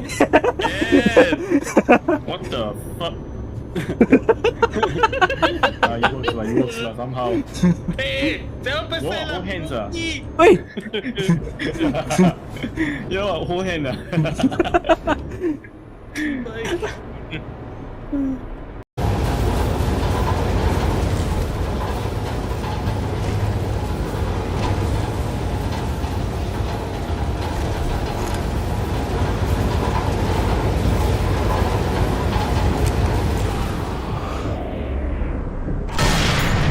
Aku kena double headshot.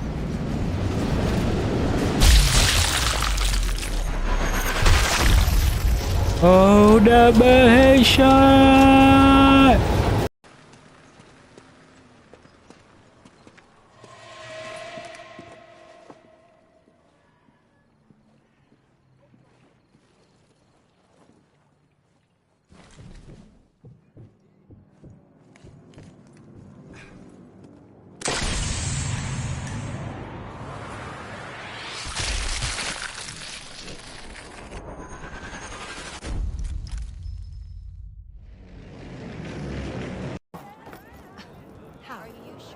There's no way we can. I promise you, we'll find a way home.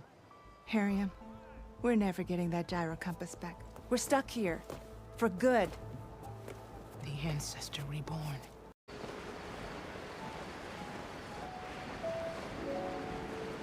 She moved very fast.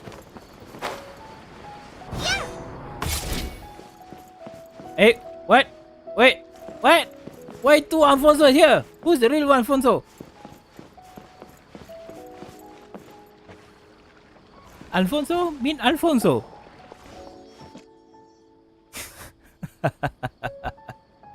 Why you have two Alfonso?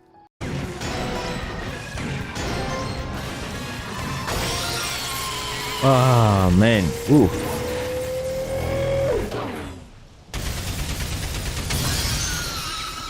Ooh, nice.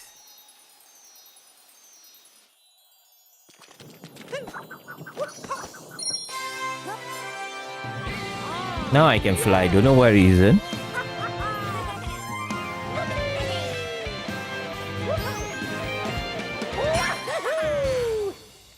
Okay.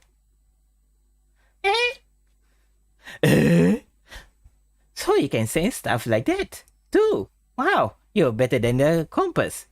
Maybe Paimon should call you Lupicus. Yeah, right. From now on.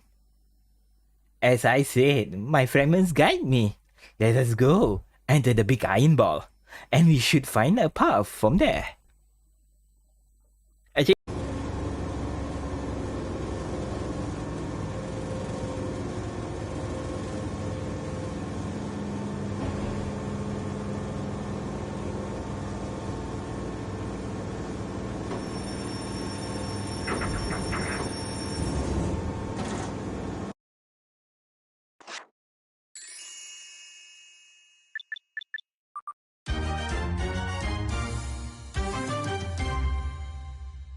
Yang hold on. Why you bodoh. Habis sulit. hey, can squeeze together there? What the fuck? You work slow somehow. Hey, jangan pasal lah. Hold hands ah. Wait. Yo, hold hand ah.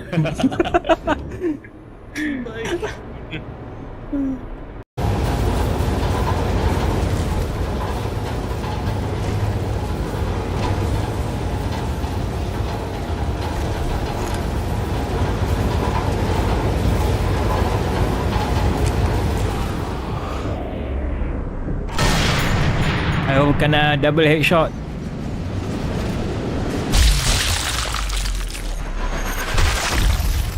Oh, double headshot.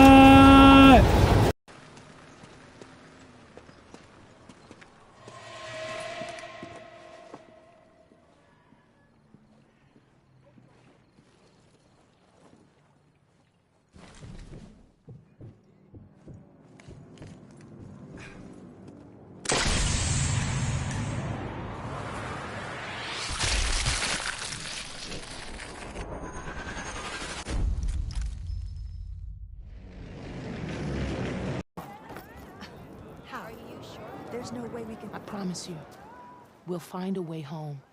Harriam, we're never getting that gyro compass back. We're stuck here. For good. The ancestor reborn.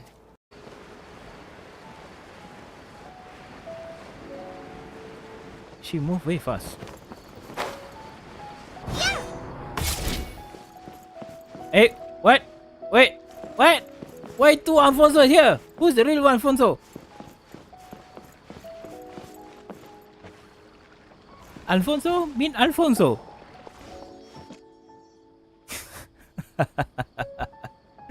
Why you have two Alfonso?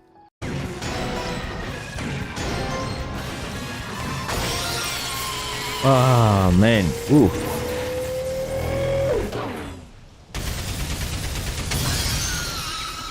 Ooh, nice.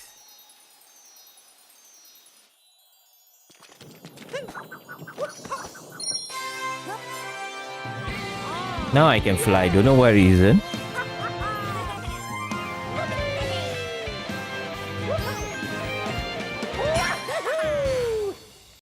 Okay. So you can sense stuff like that, too. Wow, you're better than the compass. Maybe Paimon should call you Lupicus. Yeah, right. From now on. As I said, my fragments guide me. Let us go, enter the big iron ball, and we should find a path from there. Actually,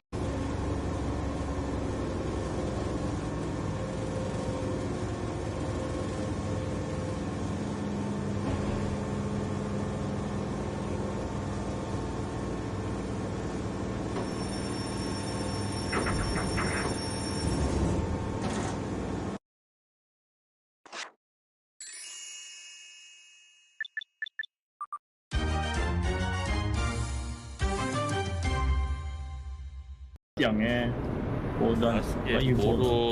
Habis lit. hey, can squeeze together there? What the fuck? You work slow somehow.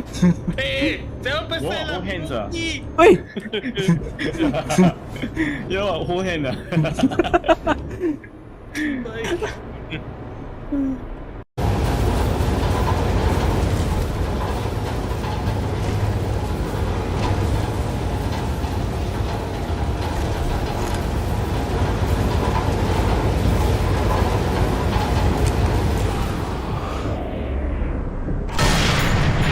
Aku kena double headshot.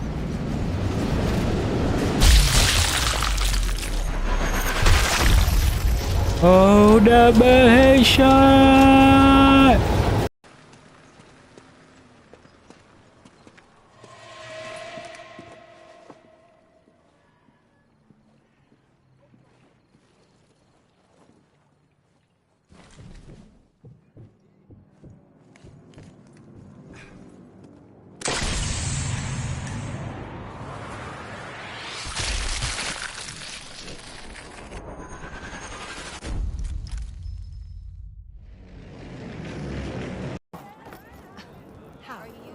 There's no way we can... I promise you, we'll find a way home. Harriam, we're never getting that gyro compass back. We're stuck here. For good. The ancestor reborn.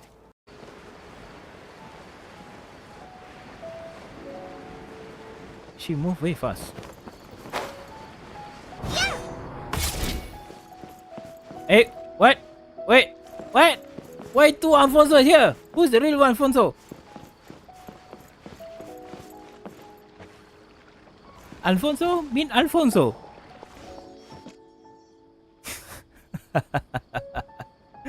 Why you have two Alfonso?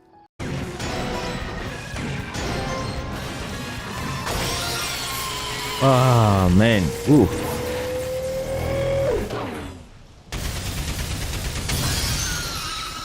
Ooh, nice.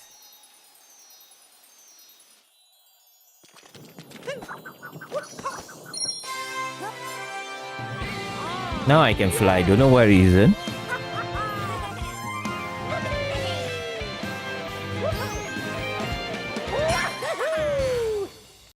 Okay. So you can sense stuff like that, too. Wow, you're better than the compass. Maybe Paimon should call you Lupicus. Yeah, right. From now on. As I said, my fragments guide me. Let us go, enter the big iron ball, and we should find a path from there. Actually,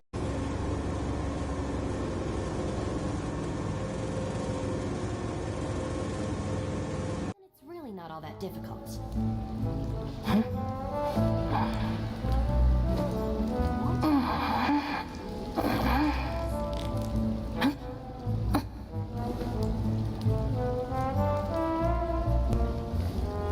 hello guys, welcome back. Yes. Wow, clone and bug. Which one? The clip is it? Yeah, that time they have a bug. I didn't really resolve it anyway. So I later on, maybe in the future I will do another account and yeah, the clip. They have a bug last time that I play, then suddenly, what? They never fixed it yet. So yes, a bug. Okay, let's continue on this story. Anyway, just now Mona Lisa, naughty Aston.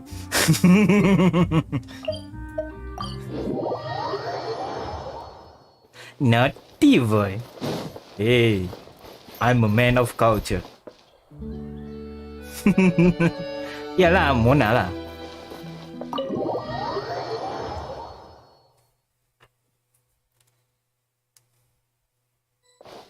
You don't know Mona? Aduh. The man of culture.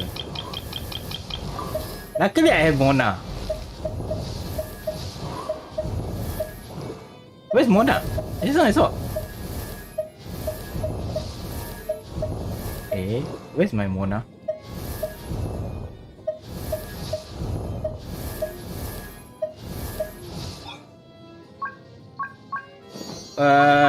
Where is she? Yeah, I'm blind. Am I blind?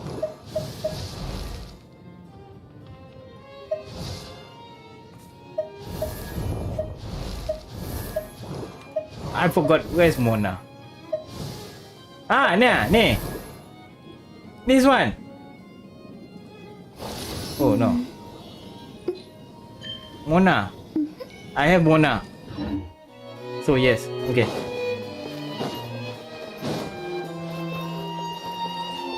Okay, let's talk to Nuvilette and continue the story. You're here! Finally! Yes, finally. Is something wrong? Monsieur Neuvillette and Lady Farina, they seem to have gotten into a dispute. Please go see for yourself. Yes. Oh dear. Why both of you argue?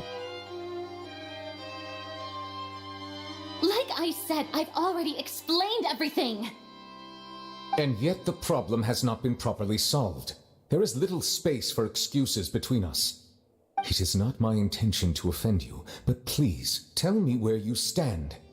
You are the Hydro Archon Focalor, are you not? Look at this.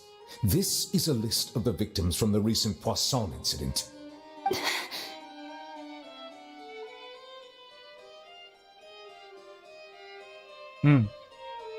Why so long? You mean they're all... Yes. I did not arrive in time to avert this disaster, and I will not have it happen again. I will say this once more. You must tell me everything you know. Yesterday, I found 3 stone slates in some ancient ruins near Poisson. Do you know anything about those? Seriously? You're questioning me like this is a court case now. I don't know anything about that. But you found them in some ancient ruins, you say? That's correct, which is why I came to ask you some questions. There should have been 4 slates, but one of them was missing. The other 3 feature different images that seem to correlate to the prophecy. The prophecy? The second of these slates depicts the previous Hydro Archon Egeria kneeling before a floating island in the sky, as if confessing something. Do you know nothing of this either? I don't. I've never seen such slates. I'll ask you again. Do you really have no information regarding the previous Archon? My deciphering of the slates indicates that the Hydro Archon Egeria once had to confess to, or apologize for, a certain sin. If anyone would know about it, it should be you. All gods don't have the same secrets, you know. She was herself and I'm me. Is it really so strange that I know nothing? What? Wait. I understand your concerns, but I'm sorry. I just don't have anything to tell you. Forgive me for saying this now, Lady Farina, but I have long known of your various secret investigations into certain matters. There are several indications that you have been investigating the prophecy on the sly. This is not strange in itself. considering that you are the Hydro Archon. But it is strange that you should also claim to not know any of Egeria's secrets, as well as do nothing following your inquiries. You have never been as superficial as you have presented yourself to be, nor are you a fool. And yet, your behavior is very inconsistent.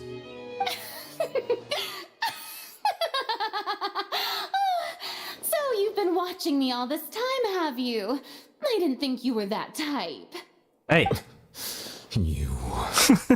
Well, since you know about my secret investigations, then you should know I'm actually working to take care of it. Are you There's sure? no point questioning or suspecting me. You're the Eudix, but you're still my subordinate. You should be following my lead. Just trust in me, you're Archon, and do as I say. Never mind whether you can truly convince yourself to or not. It'll all turn out fine. Are you sure or not? That's all I have to say.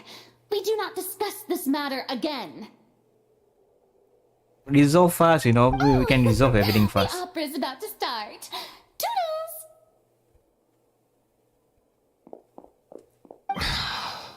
Foreigner.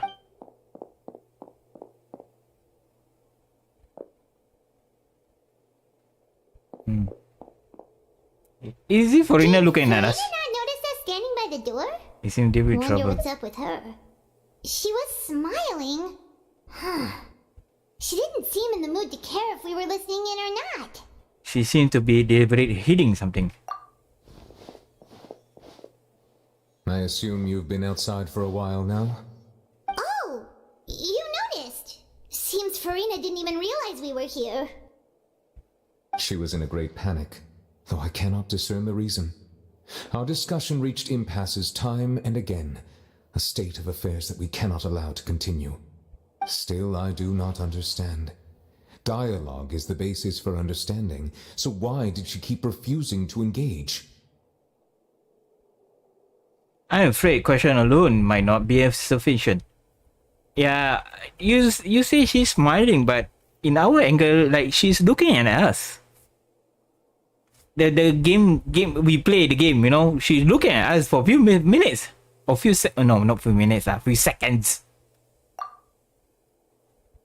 We need to take her under how dire the situation actually is. Everyone in her inner circle has noticed that she is hiding some secret. The issue is her attitude. I fear that she will not reveal anything unless absolutely forced to. Yeah, she too. We may have to create a situation in which she will have no choice but to speak. Speak? Oh? Like what? Normally, people will only reveal the truth when standing trial. Perhaps we must have the Hydro Archon experience just such a scenario. But Farina's seen so many trials, and she's really good at dodging questions. How do we make sure that she won't just slip away at the first chance she gets? We will need to consider this thoroughly, join forces with various parties, and then do what we can. No. If at all possible, I would prefer to recuse myself from this affair, but we must prevent the prophecy from coming to pass. This may be cruel to her, but all Fontaine is in crisis. The information a god possesses is too precious, and so we must take a chance on this. In that case, we need her help. But who will lend us their aid to do such a thing? I think I know. Baby. Yeah, baby, we know. Aston, you know or not? Well, that's everyone, huh? Speaking of which, it was pretty smart of you to think of hiding here. Poisson was just involved in a disaster, so it's presently devoid of people. That naturally makes it the best choice. And here you are drinking tea like it's the most natural thing in the world, huh? That's what family should do. Sit and enjoy a leisurely time together. Yes. It's nice to enjoy tea here, you know? Care for a cup? Lend me your ears, everyone. Or perhaps one of you might like to start us off. How about you, friend? Me? No. I don't think I can. Oh. Then, how about you, good sir? I fear that I will cause the mood on this boat to become as somber as it is in court. Well then, I guess we're lucky we've got a local like me to organize things. Wonderful, the spotlight at last. I guess I'll be facilitating things from here. That was a little long-winded, don't you think? Oh, you might be right. Anyway, to cut to the chase, our friend here, the Traveler, has brought us together to discuss something. As for what that is, well, let's start by saying that we'll be pooling our efforts together to create a series of traps. Oh, how intriguing. Well, it's just an expression, really. One that I just learned from Chlorand, and used on the spot. So, let's invite her to explain in detail. A round of applause, please.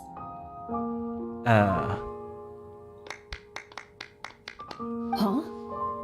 Didn't you say that you would be facilitating this? Oh, come now. Your work doesn't involve much public speaking, right? This is a good chance to practice. You might even pick up some fancy oratory tricks to impress your boss with in the future. I see. And what does my boss say? Not happy. He is glad that you consider him your boss. Do go on. Oh, wah, happy je cakap bos.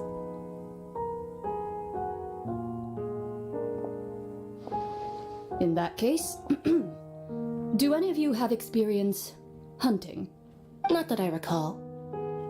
Fremine and I once used a wooden stick in a basket to catch wild rabbits when we were younger. As for Lynette, oh, right. You were sick that day, weren't you? I've also gone diving to catch some fish before. Does that count? Sounds odd, yeah? I'm afraid not. No. You may or may not have heard, but Fontaine once played host to a group known as the Marechaussee Hunters.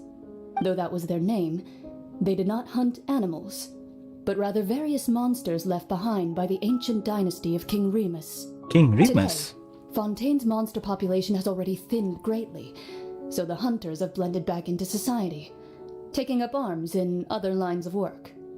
They even left a unique methodology of hunting in their wake. A trap comprises of the following components: bait, a trigger, and a containment device. Sometimes a lethal implement will also be necessary to deal with the prey. So, if we were to build a trap together, right now, what would you choose to build it with? For me, I would prefer something basket-shaped. Pigeons and rabbits will see the bait and naturally enter the snare. Our line of work requires a deft hand, and we're some of the best in the industry, so you can count on our techniques. You used some of those techniques while moving the people of Poisson, didn't you? My subordinates mentioned that you even performed some magic for the bawling children. Yes, and I even managed to gather some intelligence in the meantime. I'm quite the multitasker if I do say so myself. I'm afraid I can't claim that as my strong suit. I prefer more stable methods, like placing bait in the water and waiting for the fish to come within reach. That's the kind of method I would count on. Calm and steady. Exactly the kind of person who would catch loads of fish. And I can be their assistant. With discretion, I'm sure. I'd probably use some sort of mechanical animal. Papa once bought me some small clockwork squirrels, mice, and such. When placed in the forest, they can attract others of their kind. I remember that you liked those too, didn't you? I did. And that would be a good way to go about it. If they're realistic enough, animals of the same kind will follow them all the way to the trap. What about you, Monsieur Neuvillette? I fear I do not have any related experience. That makes sense. You usually solve problems directly, without the use of any such tricks. But I do have one more question for you, Monsieur. Monsieur? If we were to create a trap now, how would you design it? I would like for it to be effective, but bring no harm to the prey. A more gentle trap would be ideal. kind as always. However, our intention doesn't necessarily change the containment device and the type of implement we need. If we wanted to kill the prey in one strike, we would need a powerful implement. However, that also goes for prey that must be captured and safely contained. Wait, why's that? Only a hunter who's a true expert at subduing their prey can snare it without harming it. The line that divides life and death is often exceedingly thin. So, are we going hunting together? Huh. We hadn't thought of seeing ourselves as hunters. It kinda works, but maybe it's still not the best metaphor. If our means of capturing and dealing with our prey is to put them on trial, then the hunting metaphor is actually quite accurate. But we shall require much more courage than any hunter to judge a god, a being whose seat is an exalted throne. Ah, that's right. Oh, so that's what's going on. Sounds very interesting. Calling a hunter a metaphor was just that, a metaphor. You will not call this a hunt, because that's not what you should do at present. Nor has the relationship between you and Florina reaching such a dire stage. What you need is simply the secrets that she keeping. Attempting to take her secrets is an act of disrespect, but must be done to prevent Fontaine from sinking into the water, as foretold in the prophecy. There is neither hunter nor prey, but there's much to be trapped. That is what you will need. How my English? Is it good? No. Me English terrible, horrible. Okay, let's. Are we going where?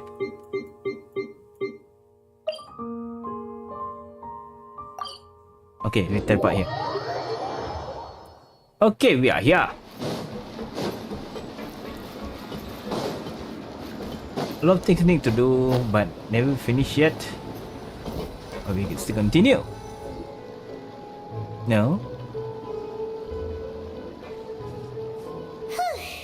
It's been a tough few days, hasn't it? So much has been happening.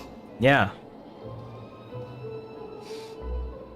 Those meetings sure did make me hungry. Yep. Anyone going have lunch soon? Meetings would go on for so Oh, long, but eaten already. everyone seemed pretty fired up, huh? Yep. Paimon thought they'd be at least a little frightened. Well, Fremine was, now that Paimon thinks about it, but everyone else just looked a little surprised. Well... It's hard to say. Paimon doesn't have any experience with this sort of thing. But with you around, Paimon sure will do great. After all, you're the most reliable person in the world, aren't you?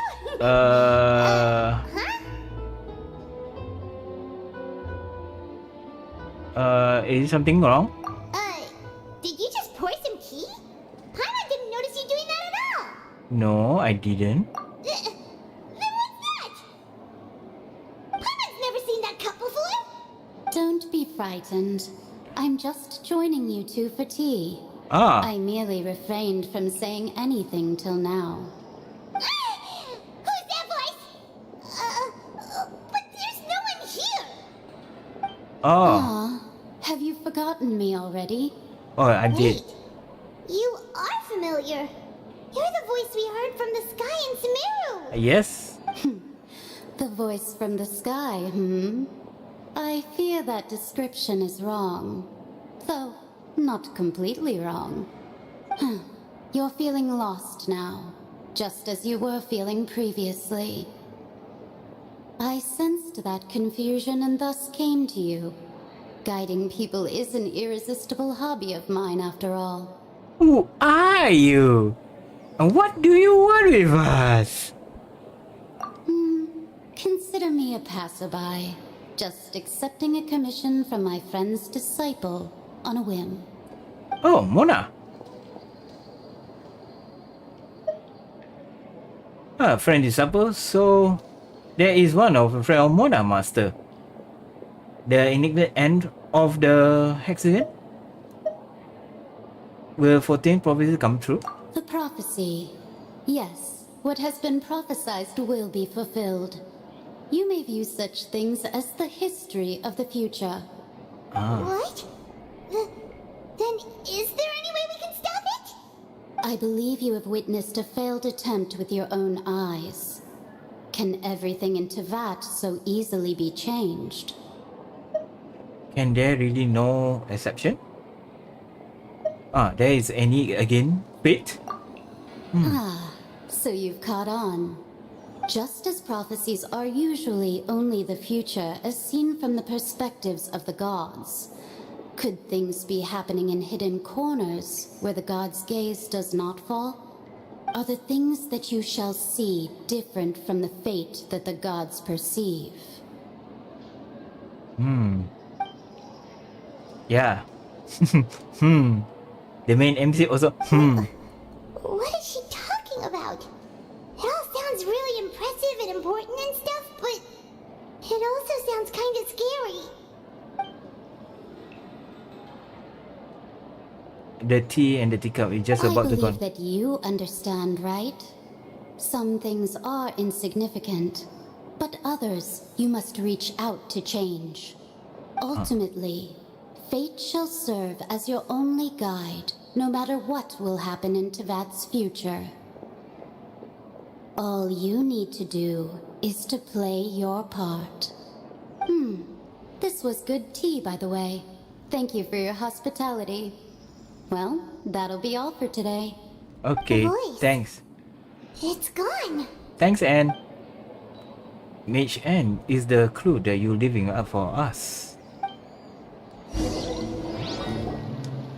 Unexpected news lead complicated feelings. When you wake up, someone seems to be outside. I want to hear someone talking. Alright, coming. You get more and more diligent, Paimon. Hey, it's you who's getting lazy, okay? Why me? Well, I see I've walked in on some lively banter. Yeah. How's you been those past few days? Fine, just fine. I went to take part in that Steambird panel. It turned out to be more interesting than I expected. Not all Fontanians are pessimistic about this. One journalist mentioned that sitting around and waiting for the end to come would be wrong, and that they should make their own rescue preparations. I agreed, so we had a brief chat with her. Did she have pink hair by any chance? Why, yes, it was Charlotte. You remember her, right? That daredevil journalist? Yes, Charlotte. I'm in full support of her view. Prophecies are very important, but how can people allow their lives to be commandeered by just a few words? That's right! Paimon's glad to hear something sensible for once. That's true. Yes. About what we had discussed before. I did try, but I'm afraid I couldn't reach the old hag. I'll try again tonight, but I wouldn't get your hopes up. Actually, someone already came over. Huh? You tell Mona about your mysterious guest. Goodness gracious. Are you serious? I believe she came to pass her message to us. She said that even the god's gaze has blind spots. Pretty bold if you ask Paimon. Most people would believe the gods to be all-knowing, right? The Hexen Circle members are certainly anything but ordinary. As for the mage named N, the old hag has mentioned her a few times. She said that N's sense of direction is incredible, and that she loves guiding those who are lost. But I've never met her, and if she were still alive, she'd be... Well, suffice it to say that the hag's at least a few hundred now, and N's been around for longer than that. Whoa. The Hexen Circle sounds like a scary group. But they must really stay in shape to live so long. Their abilities alone are pretty terrifying. If she came to see you personally, then the problem you're facing must truly be of great importance. Well, it's not like Paimon could understand anything she said. Yes, she was quite cryptic, but I suspect she means that there is still a way to turn things around. She didn't say when or what that would be, though, so... Perhaps it is something that you cannot know right now. True indeed. Her words were meant as a helpful hint, but when will we realize their value and meaning? Was that the best answer that my question could have gotten? Traveler, Paimon, are you two alright? Yes, I'm alright. Oh, we're fine. We're just a little down right now. It kind of feels like the end is coming, you know? I see. I feel that same sense of desperation too. I guess you could consider me someone who has often witnessed fate. So far as I have seen, it cannot be swayed.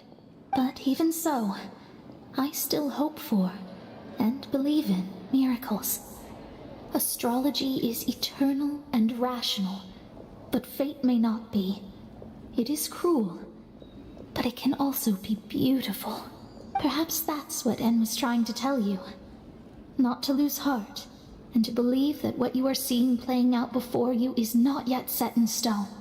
I did originally think of steering clear of all this, but I couldn't. Even if this is all futile, I still wish to help everyone. If we don't struggle to the last, then how can we face the end when it comes? Huh. You do have a point. There I go, talking about astrological principles again. Sorry about that. The moment I start talking about work-related stuff. I need to get going. Don't worry about it, Mona. And thank you very much. It was worth trying to comfort you, even if only a little. I believe that you'll help those who are struggling in the same way I did. I suppose that might be why we always seem to meet by coincidence. Paimon feels kind of moved by what Mona said, but also kind of sad too. Hey, Traveler, Paimon suddenly feels like going outside for a walk. Let's go. Okay, Paimon. Let's walk around the city, shall we? There's a few spots we always like to walk by. Okay, we are going up. So Anne give us another clue from she's from Simiru. That time one of the mission and almost end of the mission. So they don't want to show us the character. Maybe they are on development or something else. Or they really prepared but no, they don't want to show it. Anyway, I hope we can meet all the high level but not that fast. Long way to go, man.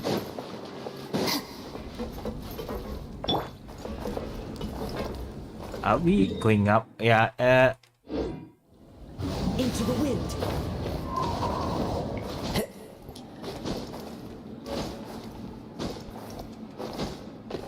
newsstand. Better be TP there lah. Okay, newsstand is nearby. Okay. So the more we play, the more we know. But sometimes we are a bit busy with life. So yeah. Maybe someone will decode this mission anyway. Huh? Our names Run, are baby. written in this Wait. newspaper. What's going on? Maybe we're famous? Let Paimon see. The underwater stronghold, the Fortress of Meripede, has continued in its noble autonomy, but that does not mean that others cannot interact with it. My recent attempts to enter the fortress bore little fruit. Huh. Guess Charlotte still hasn't given up on that. Oh yeah, Thus, did an Outlander friend become the focus of this report? A blonde adventurer with their white fairy, legends trailing in their wake. It is said that this mysterious traveler once visited the underwater fortress. Underwater. So while the fortress's interior remains a mystery behind closed doors, do not fear, for the tales of the traveler contain surprises in spades. Journalist Charlotte's biggest scoop yet, the Traveler's Trail, World Walker. Huh. Charlotte took so many awesome photos of us and we never even noticed her. She hasn't been able to get a hold of anything at the fortress, so since we're easier to find, she's using us as the subject matter instead? That sure seems to be a case. Seriously? Well, fine. Those headlines and photos do look cool, so Paimon will forgive her this time. Never show me, man. Wait, there's good photo, ma. All black and white. Ya, lama tipu je. You bluff me. You made me emo. Restaurant. We're here! Paimon's hungry. Should we go in and get something to eat? Let's get in. But Paimon pay, ah. Paimon, you pay, ah, Paimon. Not me, ah.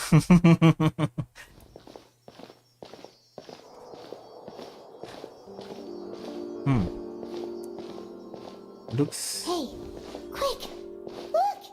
That's the limited edition only 16 slices a day cake!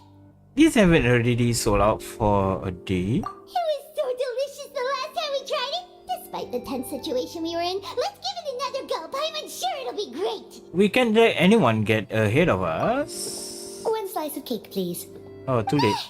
Someone showed up after all! Oh, wait, you're the one from the Palais Mermonia! Yeah. Oh, are you here to buy cake too? It seems Monsieur Nervalette was right. You really can eat. Wait, did he really say something like that? That's right. Even he has his own preferences when it comes to food. As for me, I love the cake and coffee here. Do you come here often? Usually every day.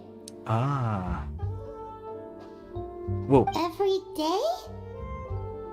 It's part of my daily schedule, apart from work. I shall have my cake and coffee. What's then wrong? What if someone told you one day that this place would be closing soon, and you wouldn't get to eat cake here anymore? What would you think? But why would it close?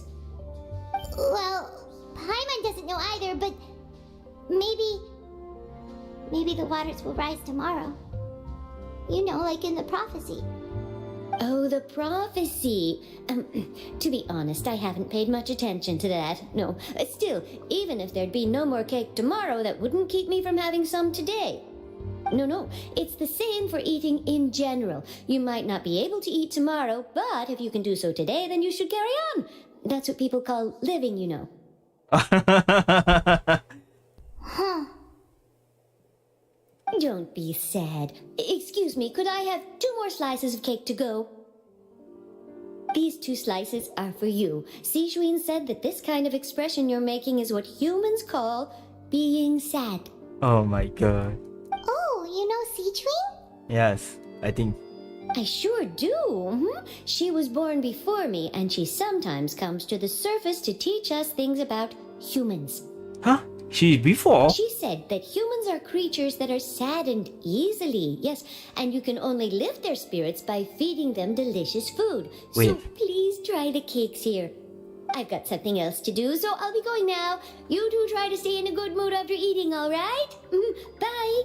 Wait, Sijuin is older than them? Wait, Nani? And there she goes. All right, let's dig in. Paimon's sure this cake will be delicious. Wait. Sijuin, the face of human, but the animal like that. But she's older than them. How old It's are? more delicious than last time, and the flavor gets even better with a sip of tea. It sure would be nice if we could come again tomorrow. Sure would be nice if we could always eat delicious food here. Forget about me. This is So this kind of being. We're near the Steambird office. Let's go look for Charlotte and have a chat. Yes. Hey, where's the officer is there? Wow! If it isn't the Traveler and Paimon! Oh, have you seen the article I wrote about you? Yes, we did. You've got some nerve. You just used us to make some quick mora. Can we negotiate a profit split? Oh, you needn't worry about that. I heard that you were in Poisson some time back, so I sent you a letter to discuss just that. It appears you didn't receive it, though. Huh? Nani? It's all right, though. I've set aside the amount intended for you. I've even set the table with some food. Really? Oh, you're the best! You're almost a little too easy to win over, Paimon. If I were a journalist with ulterior motives, you'd be in trouble now, you know. Yeah, that's true. Paimon knows you're not like that. Still, what brings you here all of a sudden? Were you looking for me? When Mona mentioned you, we thought of coming to see you at work. Yes. I see. It seems you've already bumped into Mona here in Fontaine. So she mentioned me? What did she say? She said that you're a real daredevil of a journalist. Nice. In which case, can this daredevil journalist dare to request an exclusive interview with the legendary traveler and Paimon? Just a typical traveler. So your article in the paper today doesn't count? Oh, of course it doesn't. That was more like live photography. What I'd like to do is dive deeper and ask you to talk about the things you've seen and experienced. Are you sure? Are you serious? Are you definitely want it? Yeah. Are we even qualified enough? Yeah, man. Why not? If I say you're worth an interview, then you're worth it. But not right now, of course. I'll need a few days to prepare. Okay. In that case, we'll just chat when you have the time then? Oh, so that's a yes? Ooh, splendid! I'll tell the editor-in-chief immediately. I'll have to apply for lighting, a venue, some props, and...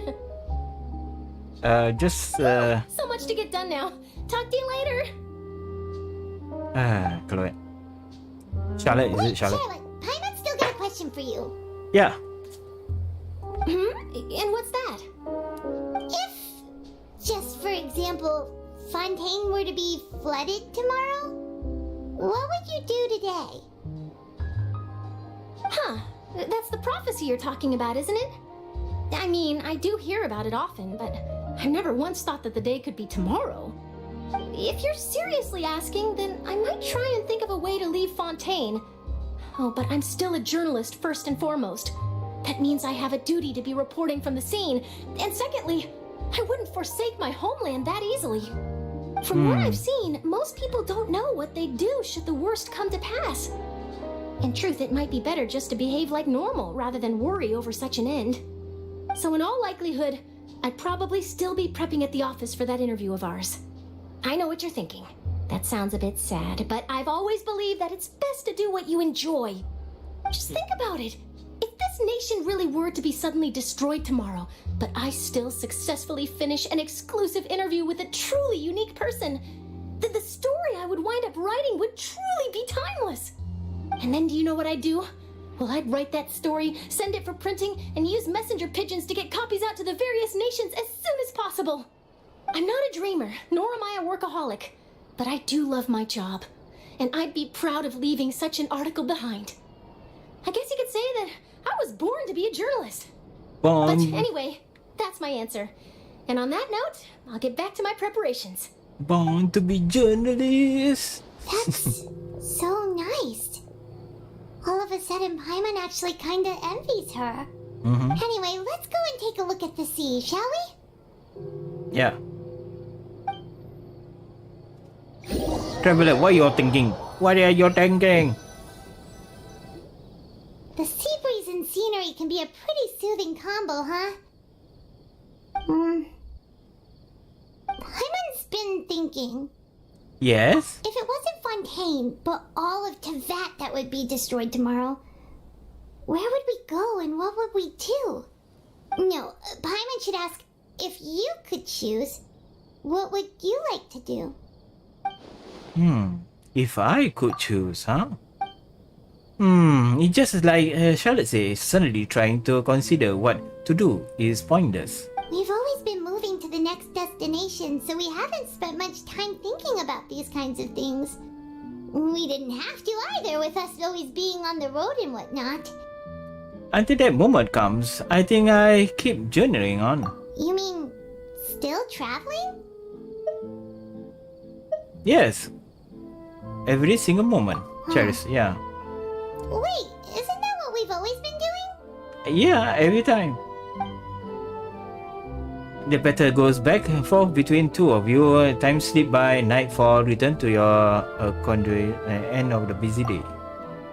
The next following day, just as calm, Charlotte comes to find you and conduct the interview in a Spina di Rosa safe house at the Fluorescent Ray. Navia, have you finished her business in Potion? Even dropped by there to take a photo with two of you. All goes well. It goes well, baby. All goes well. Feels like you'll grow mold if you stay here long enough. But it's still better than the Fortress of Mirapede, that's for sure. It's not only damp there, but salty too. Salty? Ah, so the two of you are still here. Wonderful. Wonderful. Oh, you're from the Palais Mermonia, aren't you? Mm-hmm. Yes, I'm Isadora. Monsieur Nervilette sent me to look for you two before. I heard that afterward you went to the Fortress of Meropide. So are you under the impression that we might be wanted criminals? Not at all. I'm well aware that you're friends of his. Actually, I'm here to pass along a message from him. Oh, did something happen? Yes, inside the Opera House. The Maréchaussée Phantom has declared the incident a small-scale riot. Small case. A riot? A riot. Well, that said, I don't personally think it was that serious. Lady Farina was watching a performance at the Opera House, and while she was resting during an intermission, some other audience members suddenly started harassing her, loudly accusing her of doing nothing about the prophecy crisis. And before she could respond, others started to join in. The crowd continued to grow, and protests against the Hydro Archon started to break out. So people have started to put the blame on Farina. Guess they finally found an outlet for the pressure they've been under due to the prophecy. I think I know who. I agree. People will naturally rely on gods, as is customary. But the moment people feel threatened, gods are also the first to be blamed. So what happened after that? Is Farina okay? Yeah. Seeing that the situation was spiraling out of control and that further argument was pointless, she claimed that she'd gotten tired of this and left in a hurry. The Maréchaussée Phantom had their hands full maintaining order and did not catch where Lady Farina had gone. Only when things had stabilized did we realize that she had gone missing. So, missing? You mean she's still missing? That's right. The Maréchaussée has dispatched many people to search for her, but we don't have any leads yet. That said, I don't think there's much to worry about. She is a god after all. Even if she were to fall into the hands of rioters, what could ordinary people do to her? I understand the situation now. Good. Monsieur Nervilette sent me to tell you about the situation, but he didn't say anything else. Okay. Don't worry, this is more than enough to go on. Thanks for keeping us informed. Yeah. Is that so? Well, alright then. In that case, you two take care. I'll be heading back to the Palais now. Thank you. Let's do this. Well, sounds like we should hurry over to Poisson then. You sure caught on quickly. If we know Farina, she won't try to fix things in this situation. Instead, she'll look for a place to wait out the heat. And, as we also know, she may be loud and dramatic, but she doesn't have a heart of stone. When Nervilette was talking to her in the Palais Mermonia, and she heard about Poisson, she couldn't hide her sadness and remorse. It would be hard for her to ignore being accused by the public today. Paimon thinks Farina's probably taken the opportunity to slip away to Poisson and try to relieve the sense of guilt that she's feeling. Well, what do you think? Paimon knows the answer, of course, but Paimon can do the analysis to back it up too. Cool, huh? I see. Become a detective done you some good, yeah. In that case, there's not a moment to lose. Poisson, here we come. Poisson.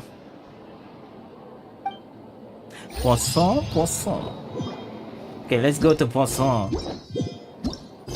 How many? 5 Farina, probably shall in. Okay, wait. See the money. Need to do Archon quest. Got money.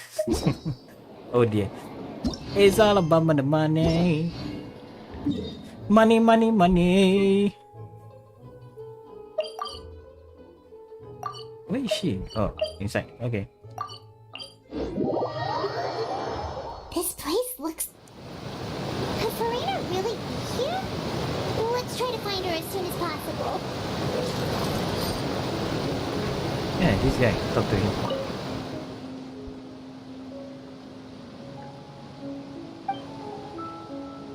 Yeah, you are. In the total mess, the water have reduced now. No one knows what's going to happen. Perhaps you.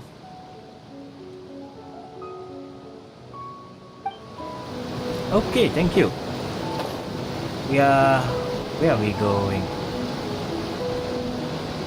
Oh, there's Farina.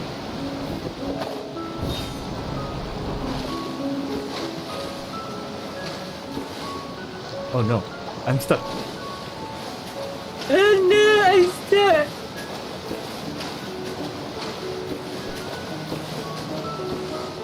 Okay.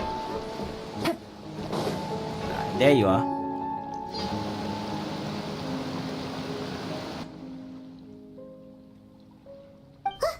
That's Farina, right over there.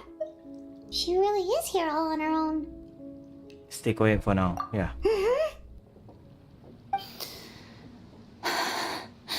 Should I just give up? This is all meaningless. What was meant to happen did happen after all. Everyone's dead. I'm sorry. I'm so sorry. Give up, Farina. There's no point in holding out. I'm sorry. But what can I even do other than to repeat meaningless apologies over and over? Damn, why she say everyone? Farina. Who's that? Don't worry, Farina. It's just us.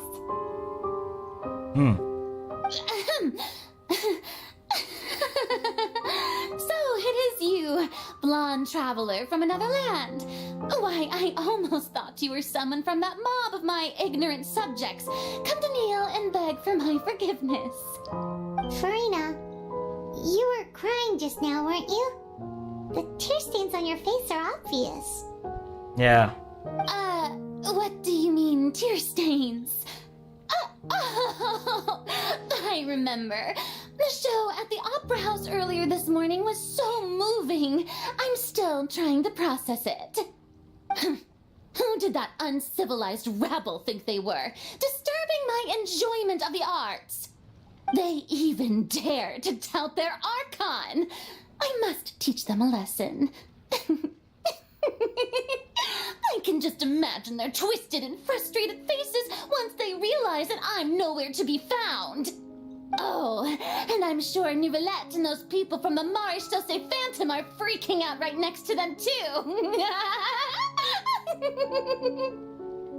You are actually beyond devastated right now, aren't you? Of course not. Hey, there she is! The Hydro Archon's over there! Come on, Quick, guys. after her! Whoa. Chill. Farina, those people seem to be after you. Yeah, Paimon. They're just some rabid fans who want to cut the line because they haven't been able to meet me in person, aren't they? Farina. That's against the rules. Oh I dear. can't let them get their way. Farina, wait. Farina just ran off. She's run off. Quick, we have to catch up with her. Yep, let's go.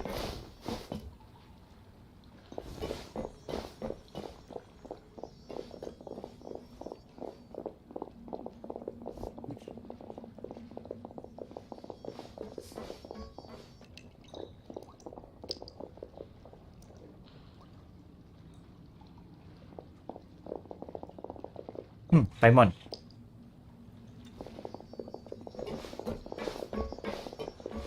This should be the place, right?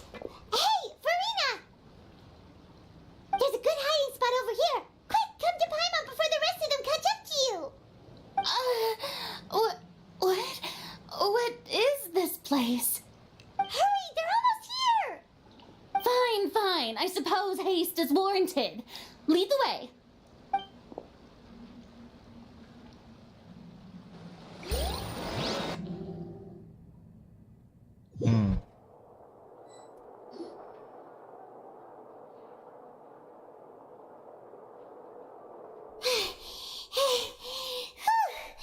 Paimon's exhausted.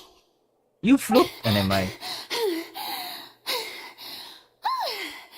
I'm so tired. I totally thought they had caught me. No, I mean, I merely gave in to the sheer enthusiasm they displayed. You might want to lower your voice, stay hidden. Yes. You're right. Yep, that's a good girl. That's a good What's happening? The ground's shaking. Is it an earthquake? Another disaster just struck, I suspect. Yeah, a quake of this kind preceded the flooding in Poisson, didn't it? Mm-hmm. It can't be. It's happening again. Well, there's no need to worry too much about that. Novelette's made some emergency plans, so the evacuation should go a lot smoother this time. Yeah, I hope you're right. But the people of Poisson, they've already... Has Florina finally reached her limit? Now that she's talking about her actual feeling, she started to look far less stiff. You're being talking among yourself as Florina slowly calmed down. It's true. I've been investigating the prophecy for hundreds of years. Mm-hmm. I once had informants all over Tevat, searching for clues and feeding information back to me. Okay. I've tried all kinds of ways too to hold back the sea.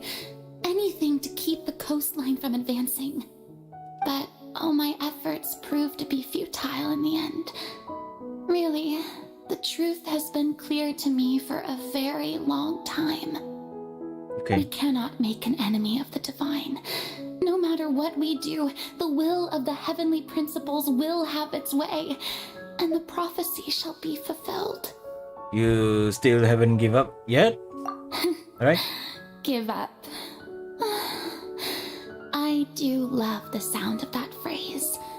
It would mean finally coming to terms with fate, but also for me to finally be free. But that will also means that all hope would disappear. Indeed. I've thought about giving up so many times, especially after we almost lost Poisson. Fate is really unreasonable, isn't it? Mm-hmm. It has no heart and obeys no rules. The prophecy has only just started to come true, and so many people have already lost their lives. But just now, it all became clear to me.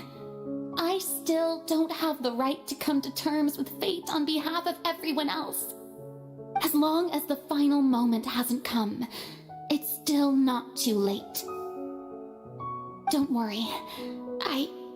I will keep hope alive for everyone until the very end.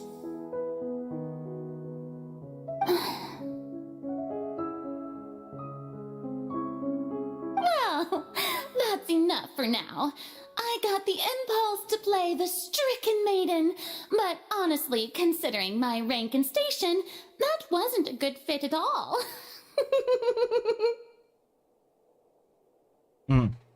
Don't take any of what I just said seriously. How could I possibly let Fontaine fall to the whims of trivial prophecy? Here we go again. Come on! Paimon could have sworn you were actually being honest just now. We're running out of time. We can't just go back square one like this. I have to get more information out of her. Florina, you might not have to shoulder the burden alone, yeah. Although I don't know what you are might keeping from everyone. Your people is more than willing to share your burden with you. Yeah. Share my burden.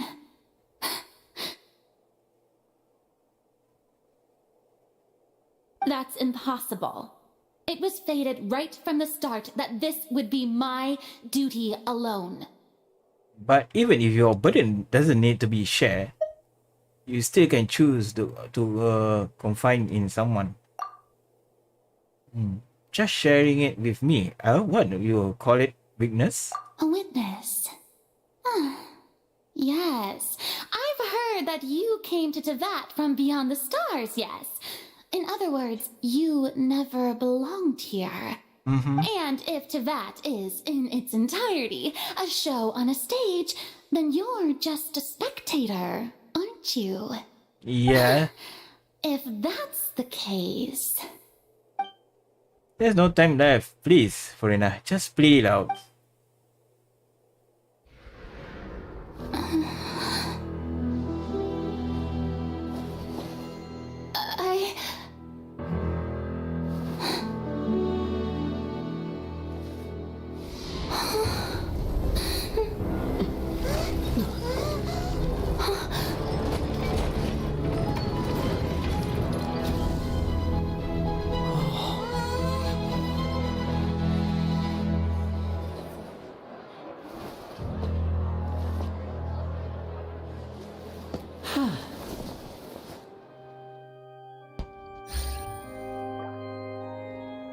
Ladies and gentlemen, this concludes my opening performance. Now, without further ado, we may proceed to the trial of our god. So this is what it is. Yes, you deserve praise for the effort you took to raise the dramatic stakes. Do not forget, however, that I am Fosalor, the god of justice, the embodiment of justice itself. Does it not strike you as even the least bit absurd to bring the very concept of justice to trial? May I interpret these words as your refusal to stand trial? In that case, you will have the opportunity to defend your honor through a duel. You would draw your blade against a god? I see. It seems like you have made up your mind.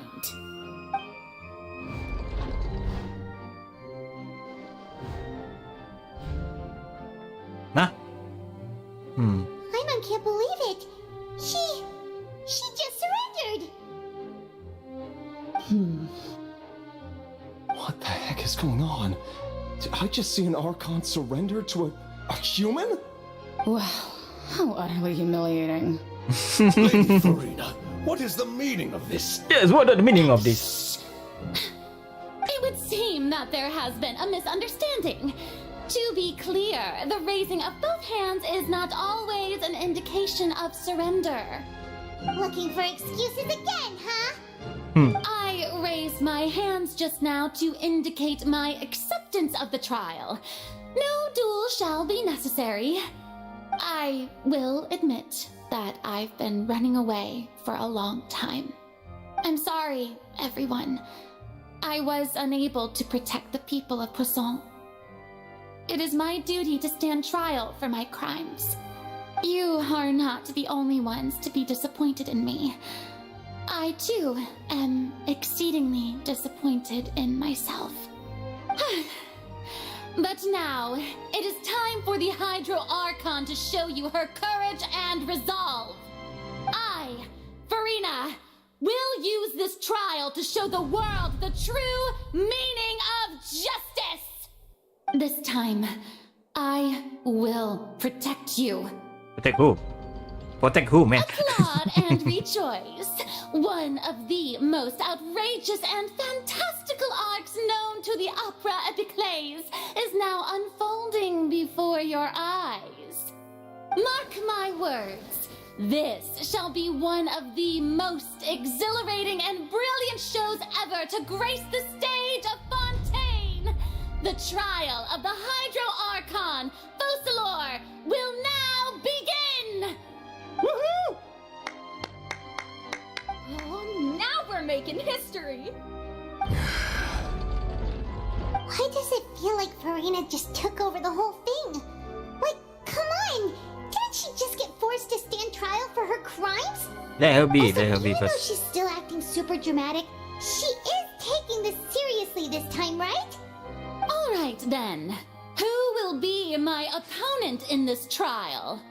The court asks the prosecutor to please take the stand. Thank you for your honor. Is that so? Very well. Then please speak, witness of Tivat, my accuser and fated opponent. We were so close to getting her to tell us the truth and still turned out like this. In the end. It's okay though, as long we can defeat Florida in court, we still have chance to figure everything out. Oh.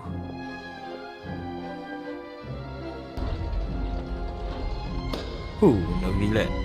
Also, please allow me to ask, as a final question before the trial begins. Just how much work did you do to force me onto this stage? Well, we did do a lot of prep after the meeting that day. I can go over the tasks assigned to the Spina di Rosula, since they were rather straightforward and easy. Navia, the president of the Spina di Rosula. Most of the people who participated in the disturbance this morning were my subordinates.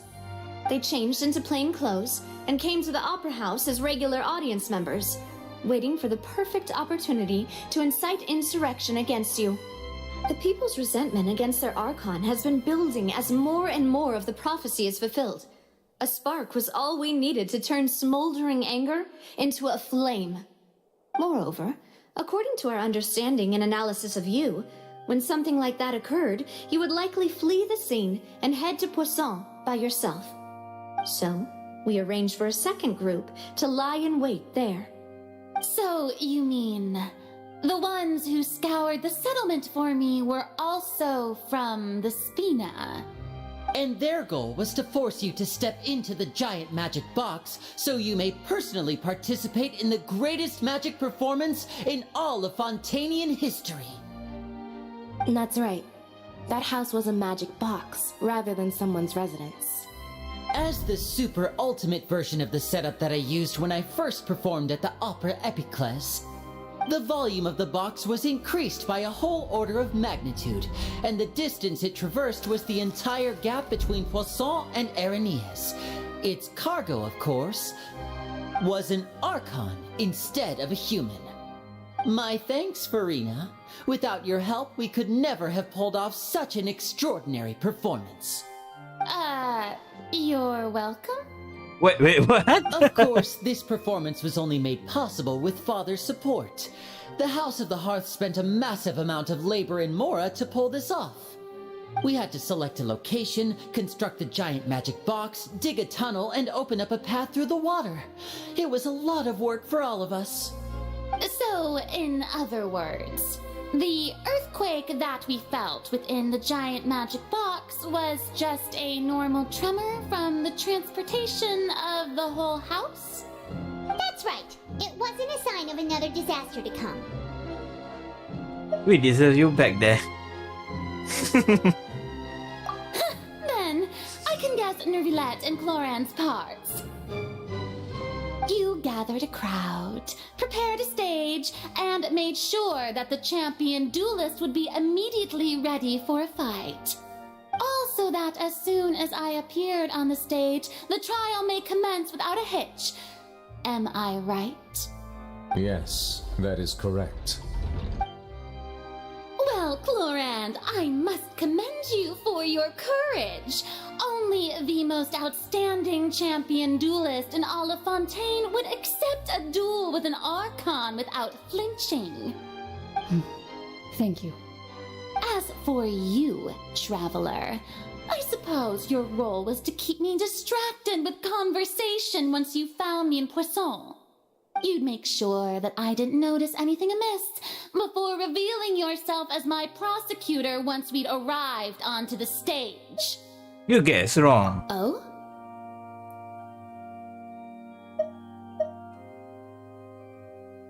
Was to give you the last chance. My mission. We hope that you will share your secret with us. Is that so? Then I suppose I must have missed my final chance. It's fine. It matters not. What's done is done. The stage is already set, so there's no reason to disappoint the audience. Let's see this trial through to the very end. Yeah, the only thing we can do now is judge the Hydro Archon. Still, I can't help but a little bored by the conversation earlier. What Sir did Farina? Prosecutor, please allow me to pass this along. Okay. This is a document that Miss Charlotte applied for and received permission to share with you during the trial. According to her, it should speed up the proceedings. Okay. Huh? Charlotte wanted to give us something? Oh, so she's here too! Hey, Charlotte!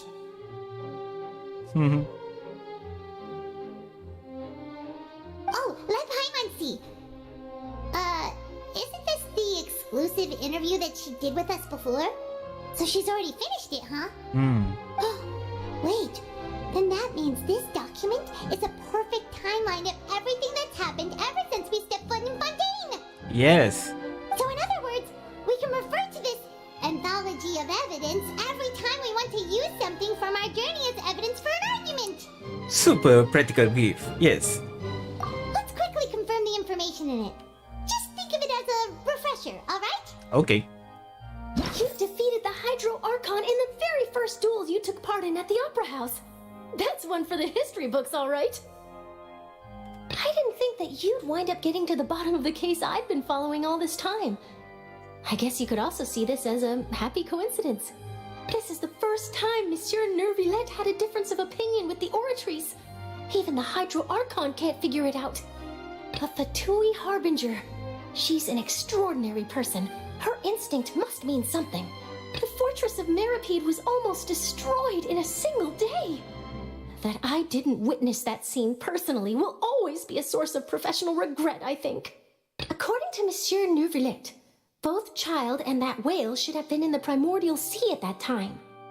I nearly lost my awesome friend Navia. To be honest, that still gives me shivers.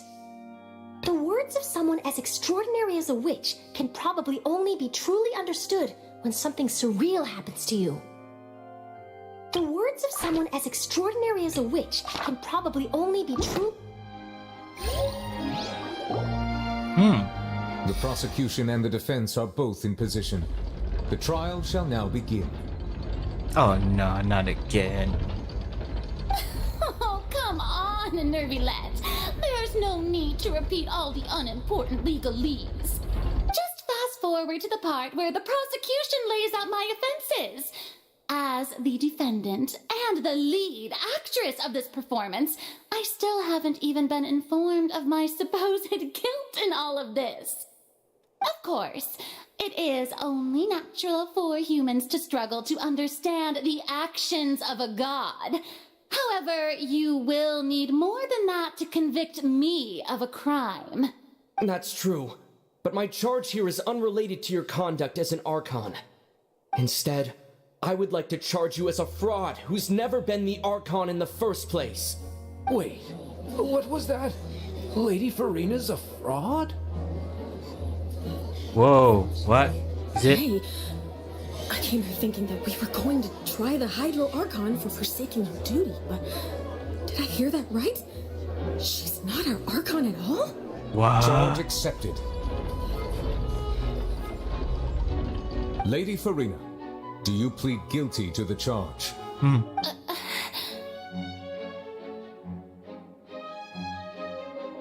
Lady Farina. I plead not guilty. How can I be guilty? There is no way that I, Focalor, otherwise known as Farina de Fontaine, a member of the Seven and the Regina of all waters, kindreds, peoples, and laws of Fontaine, could be anything other than your true Archon. Yeah, even though Lady Farina can be rather eccentric, isn't it going too far to doubt her very identity? Yeah, I've never questioned her identity either. Sure, Lady Farina can be super irresponsible, but what grounds does that prosecutor have to make such a huge claim? Whoa. I have cause to believe that common sense will prevail in this case. Many of the members of the audience have known me as the Hydro Archon ever since they were born. There would be no fooling their memory. See? Even the Oratrice has decided to show me its favor. Are you sure you want to commit to a charge that will never be upheld? If you wish to drop the case, I can promise you as the God of Justice that you will not have to face trial for making a false accusation. We will treat everything that's happened as a dramatic spectacle and move on with our lives. What do you say to that? An argument with near impossible odds, huh? We have to not only refute Farina's claims, but also overturn the long-held beliefs of the people. The people only see you as the Archon. Well, I tried to give you the chance to surrender. If you must persist, then let me ask. If you believe I'm not the Archon, then what manner of being do you think I am? And if I was not the Archon, then how did I manage to live for over 500 years? I got to think carefully. We all don't know this about Farina exactly.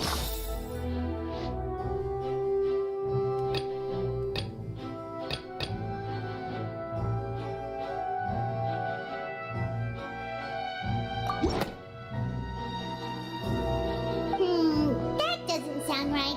Paimon doesn't think this clue can be used as compelling evidence to build our case. Why everything is?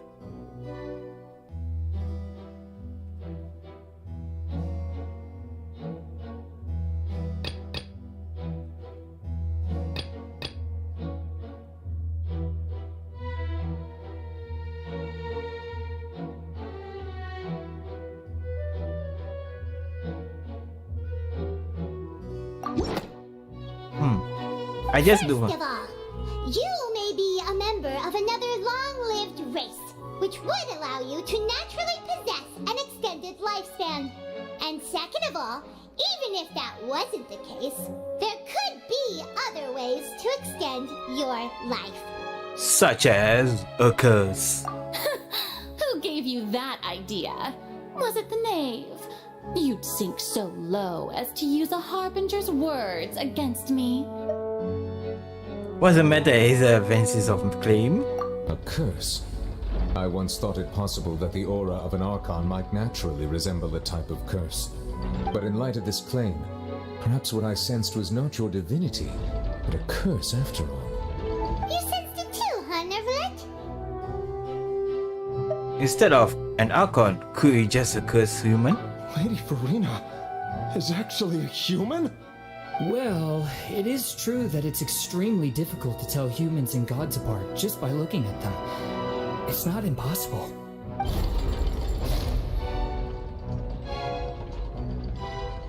Well, don't start celebrating too early now. Even if I have been carrying a curse like you said, how does that prove that I am merely a human being?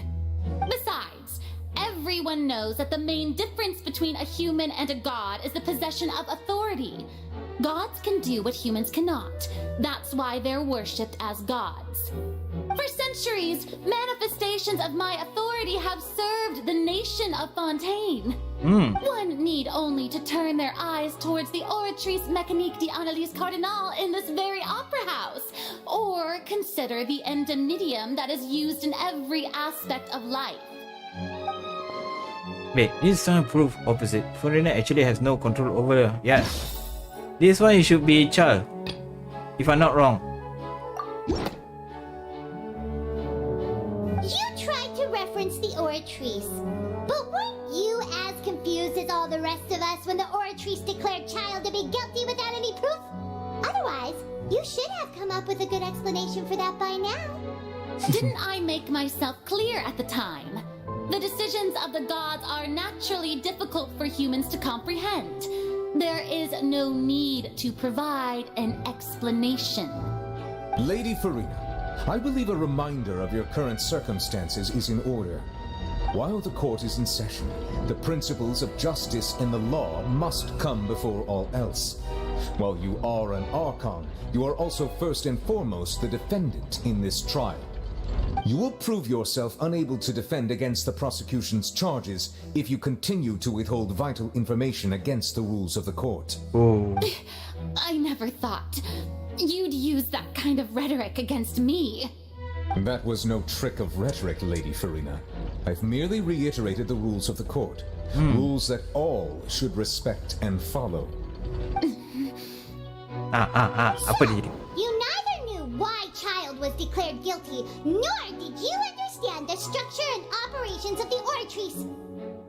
Instead of having been created by you, the manifestations of authority you mentioned have been made by the real Hydro Archon, haven't they? The real Hydro Archon? Well, now you're really losing me. It is true that I did not know why the Oratrice gave out a guilty verdict that day. But the Oratrice handed out that verdict unilaterally, and it has been operating independently ever since it was first created. You can't argue that just because a divine creation is flawed, that the god behind it must also be no god at all. She's still throwing out all kinds of excuses. But then, Seems like she's confident that we won't be able to produce proof that she has no power over the Oratrice. but then, Miss Farina, could you give us a brief demonstration of your power as an Archon? My power as an Archon. There are many ordinary citizens in the audience. How can I just carelessly demonstrate the formidable power of an Archon? If that poses a concern, I'm prepared to extend my protection to the audience. You don't need to go that far. Surely an Archon can at least match the capacity of human with a vision. Aren't you the Hydro Archon? Or is it that you can't even wield the power of Hydro, much less the authority of a god? Indemnitium! Yes! It's all because of Indemnitium! All Archons derive their power from the faith of the people, and I've converted the people's faith in justice into Indemnitium! Thus did I give up all of my divine power to provide everyone with energy for their daily lives. Have you ever seen a more magnanimous god? Isn't that a huge stretch? Yeah, no matter how generous an Archon can be, how could they give up all their power? Can a god with no power even still be called a god? It seems like nobody's buying Farina's excuse. Hey, come now, everyone. Please don't stare at me as if I was a liar. I'm still the same Farina you knew, right? The one that you loved. Shouldn't you want to believe in me? Please, you've got to believe me. If what the prosecutor said is true, she really has committed a grave offense. Did she deceive all of us? And all of our parents and grandparents too? And all of our ancestors? Ever since they were born? Enough! That's enough. Tell me then, if I'm not the real Hydro Archon, then who is? If you have no evidence of another Hydro Archon's existence, nor can you find anyone who can back up their claim to be such, then what grounds have you to say that I'm not actually the real deal? Wow, she came up with yet another argument. How can we refute her now? Seems like she really doesn't want to give up. If we can prove she isn't Archon, we can try to prove she's just a human, and if she's only human. A murder case unfolded mystery Lynette and Lynette first performed at the grand opening house. Two, they were clearly accused. Their identity against the House of Hearts were revealed.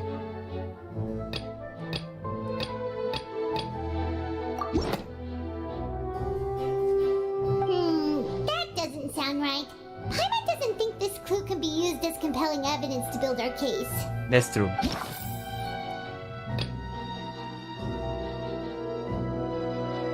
Is it this one? It has been established that all Fontanians can dissolve in water from the primordial sea. And that means... Since you insist on claiming to be a god and not a human, then there's a method that you can use right here and now to eliminate all suspicions of you being the latter. Miss Navia, please apply to serve as a temporary attorney for the prosecution before addressing the court. Though you act in partnership with the prosecutor, you must still adhere to proper procedure. Super sorry, Monsieur Chief Justice. I swear this really will be the last time that I'll speak out of turn. Now, I've brought some seawater from Poisson. As everyone knows, a massive flood struck the area not long ago, taking many lives, including those of some of my closest friends. So, Miss Farina, would you dare to touch some of this seawater? If we are to believe that you are indeed the real Hydro Archon, touching the seawater would have no effect on you. All it should do is strengthen your case. But if you don't dare to touch it, then we would have basically proved the reverse. Oh, and I must remind you that after the disaster at Poisson, nobody wants to see any more people dissolve. I do hope you'll act prudently and choose the simpler path of admitting guilt. Navia from the Spina di Rasula. The Spina has governed Poisson for many years. I guess her suggestion is valid. If Lady Farina is indeed just a human, she's probably Fontanian like all the rest of us. Would she really dare to try? Come on. Come on. Let's do this. Farina? Lady Farina, this test has been unilaterally proposed by the prosecution. As it falls outside the realm of standard court proceedings, you possess the right to decline participation. Well, of course he had to tell her that. But refusing to participate is basically the same as a confession of guilt. She's just staring at the water without saying a single word. It really does seem like she's quite terrified of it. That could only mean... What's going on? Is she really planning to... that's not what we thought she would... Due to the inherent risk of the test, Lady Farina, you may... Hey! He actually...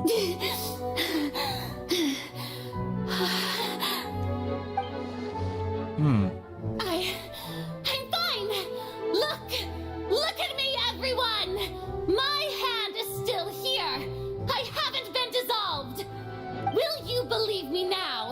I really am your Archon! I'm nothing like a normal human who would fall apart as soon as they touch this water! Really? Was this not the most obvious thing in the world? Miss Siegewing? If you're present, Miss Siegewing, please come forward and attend to the defendant. Siegewing? Yeah, Siegewing. Don't be nervous.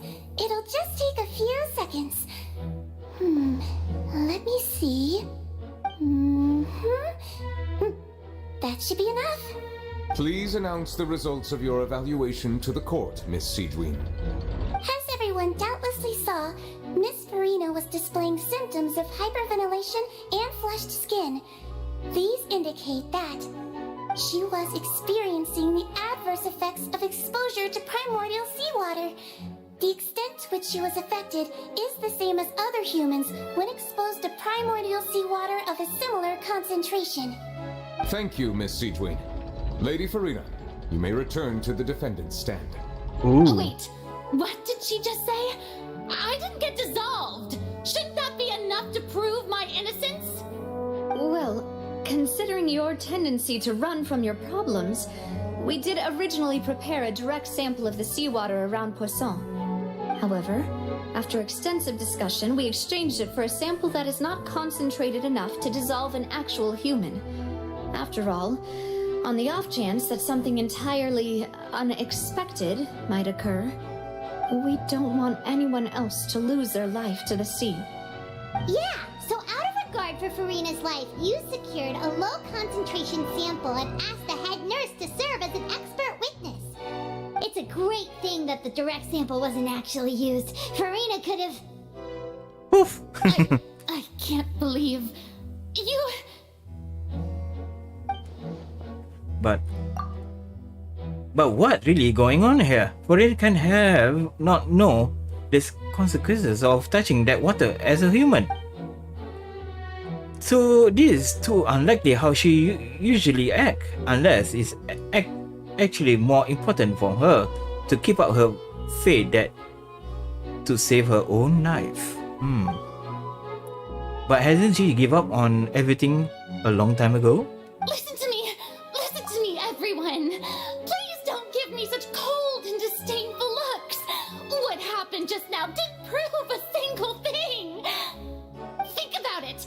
How can you conclusively prove that an Archon can't also be affected by the primordial seawater? Also, if I was really just a human, why would I dare to just put my hand in that kind of water? Uh-oh. Uh-oh. Please, everyone, anyone, just listen to me. I swear, I really am your Archon.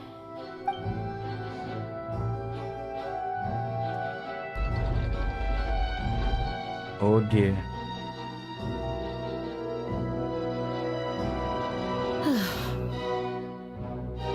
I don't think anything she says at this point will sway anyone.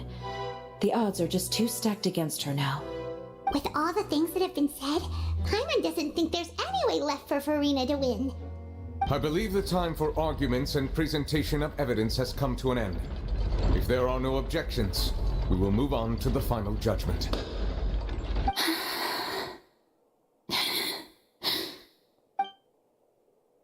I don't think anything she says at this point will sway her. She's too stacked against her now. Very, very silence, Farina.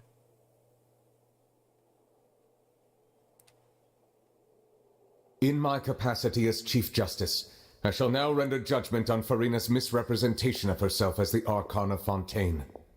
As a human who knowingly deceived her fellow citizens, Farina is guilty. Oh, break.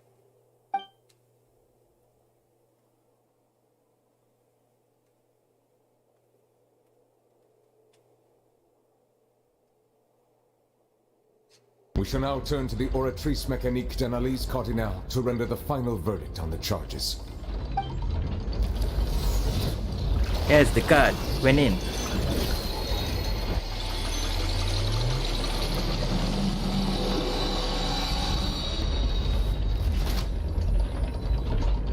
According to the judgment of the Oratrice Mécanique d'Analyse Cardinale, Farina is...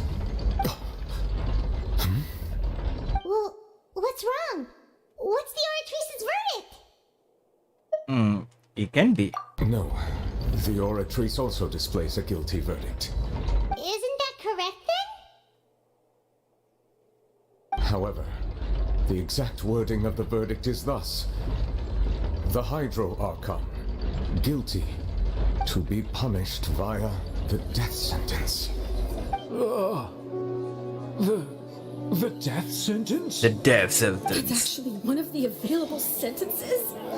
I've always thought that it was just a myth.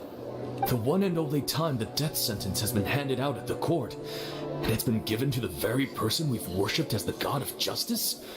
What an unexpected twist. Yep. Farina's been sentenced to death by the Oratrice? We just wanted to use the trial to show her the seriousness of things so she'd tell us the truth. How did things escalate this quickly? This outcome is indeed quite strange. According to Fontaine's current definitions of justice, as well as its recommendations for criminal sentences, is this sentence really appropriate for the crimes that have been committed? Yeah! Even Vacher wasn't sentenced to death by by the Oratrice. You know, the real evil mastermind behind the serial disappearances case. Instead of Farina, the Oracle redeemed the judgments of Hydro Archon. Indeed. Not only is Farina's sentence overly excessive, the very point of our trial today was also to prove that Farina has never been the Hydro Archon in the first place. But now, the Oratrice seems to have deliberately invoked the title of the Hydro Archon. What does this mean? Yeah, Farina, what is this mean? What do you do? Excuse me, if I may interrupt. Is the trial still going? Fremine! You finally made it. I assume this means you've completed your mission? Mm-hmm. Any mission Father assigns to me will always be top priority. With some help with other Futuris phenomenon. Is that the first prophecy slate? Yeah, how you get it? Huh. So the knave privately arranged for Fremine to try and find the missing slate. Oh, this guy is good. And finally found it at the bottom of the sea. It took me a long time to get around some dangerous stretches of water. But has the trial already concluded? Then doesn't that mean I've come too late? Oh no. Father will be disappointed in me. Don't worry, the myth haven't been resolved yet. Thank you for your hard work, Mr. Fremine. Please allow me to review the record left on the slate. Traveler, I believe that you have already seen the other existing slates. We'd like you to come here and confirm their contents. Yeah, coming. I'm coming down. Hey, why never guide down? Oh my god. So what do you see? What is it? This looks like the previous Archon released her divine power. They're turning her into a human being. I believe I've now made sense of the Hydro Archon's crime. It has to do with Fontaine's lost history. Huh? Isn't the Hydro Archon just guilty of deceiving her people? Oh, wait, no, that's Farina, and we've already proven that she's not the Hydro Archon. So when you say Hydro Archon, do you mean the real Hydro Archon we've been kinda talking about? No, different. In truth, everything that you've encountered in Fontaine up until this point can be traced back to the contents of these stone slates. However, I'm uncertain as to how much sense they currently make to you. Between the contents states if in real life. Yeah. Okay, let's try to recall the contents of the other 3 stone slates. Paima will do her best to help you remember. I think I know. Okay.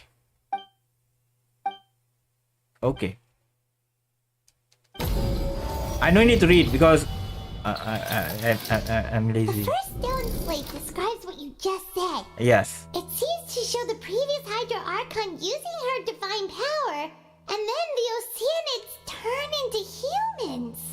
So she make them into humans. Does that mean that Fontainians are transformed Oceanids? Oh, Paima wasn't expecting that. But if Oceanids can turn into humans, then perhaps this process can be reversed as well. The second stone slate shows Celestia floating in the sky, and the Hydro Archon and her people worshipping it together. But the heavens still brought judgment down upon them. Yes. This must be the point when the Hydro Archon and the Fontainians were branded with their original sin. Does this mean that the original sin and the Hydro Archon sin are the same thing? The third slate shows the Hydro Archon sinking into the sea surrounded by many people. That reminds Paimon, didn't we also watch that happen to someone else? Well, the fourth slate is the prophecy the Fontainians have been talking about. People dissolving into the sea, the Hydro Archon crying on her throne, and so on. We didn't believe that such a crazy disaster could happen at first, did we? But after that incident, it was just a question of when and not if.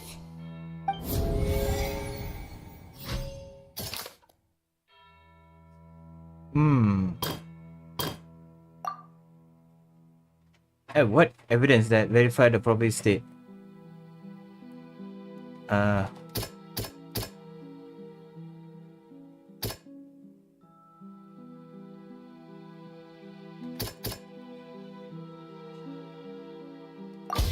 We know from the case of the serial disappearances of young women that Fontanians can be dissolved in primordial seawater. Yeah, and the this- first stone slate tells us that long ago, the Hydro Archon used her power to turn Oceanids into humans. Okay.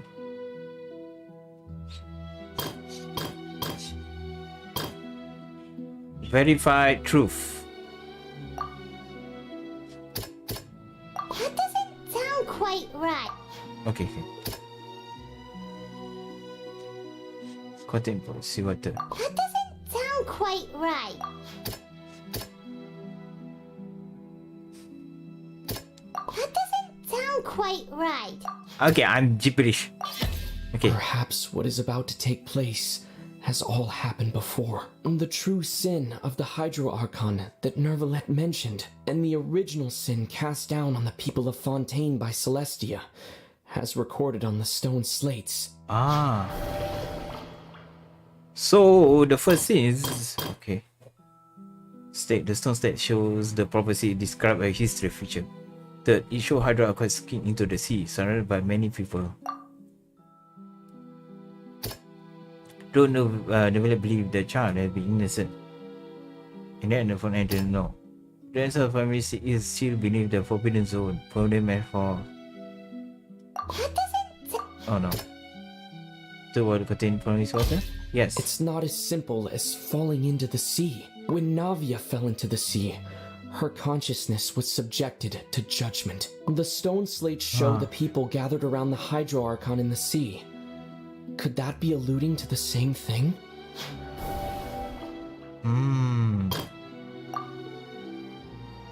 Wait. The stone state is going to show that prophecy describe the history of future. Wait. The fourth identically describe the prophecy circuit throughout the Fontaine. Fontaine will be eventually dissolved. The Hydro Archon will stay alone, her throne and weep.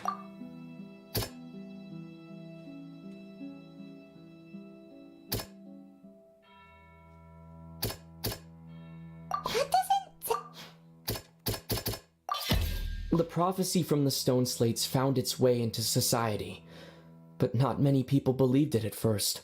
If we hadn't dealt with it in time, things could have gone very badly. They'll dissolve into the primordial sea but won't cease to exist. Their essence will flow in the seawater, converge, and take the form of an Oceanid. The Hydro Archon was sentenced to death in court, shocking everyone present. Perhaps this means that her sin was actually Fontaine's original sin.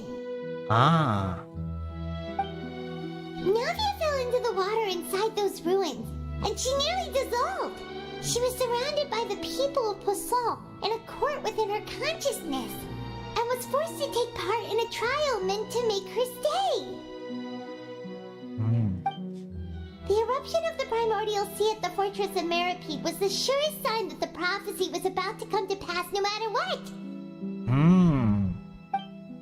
The prophecy's contents can all be verified by recent events. If we combine what we know together, loads of truth should come to light. Very complete. Verified, complete, yeah. So, everybody here, the Oceanic is become human. Now, so that's how you can make sense of it. But then it feels like we're going to have to share some truly shocking revelations. Yep. Let's hear them. First take reveal that. Incredible. Linny, did you hear that? We're not real humans. All Fontanians were originally created by the late previous Hydro Archon, with Oceanids as their basis. The evidence for that can be found in how only Fontanians could dissolve in primordial seawater, and how all the girls Vacher dissolved were also turned into Oceanids. Oh, and according to Navia, when she was about to get dissolved, she also saw everyone gathered around for a trial, all of them in the shape of Oceanids. Indeed. The second stage. Yeah, and it follows from the content of the first slate that she probably anchored Celestia by creating humans without prior permission. That could also explain why the Oratrice judged the Hydro Archon to be guilty. It's to account for that ancient sin. The Hydro Archon's true sin was creating us? And yet, after many hundreds of years, the Hydro Archon's creations have turned around to try to judge the Archon within the Opera Epiclese. The twists of history are often the most unexpected of all. As for the third stage. Yeah, isn't the image here just like when Navia fell into the sea? So wouldn't it be trying to show the image of the Hydro Archon also falling into the sea once the prophecy has been fulfilled in the fourth slate? In the end, the people will all be dissolved into the waters, and only the Hydro Archon will remain weeping on her throne. Only then will the sins of the people of Fontaine be washed away. Did Paimon get all that right? Yep. You've made some keen deductions. I must say, given how much you still don't know, it is impressive that you've already managed to connect so many pieces of the truth. However, while you were able to decode all the information on the slates, they've also been etched with an additional layer of hidden information using a different power source. When we were at the ruins, I tried to decipher the hidden information recorded in the slates. But since we only had 3 slates at the time, I was unable to come to a full conclusion. Now that the slate collection is complete, I shall make another attempt to decipher the narrative recorded within. If everything goes well, we should finally be informed of the unadulterated truth. Yeah. Yeah, boy. Confirmation is good.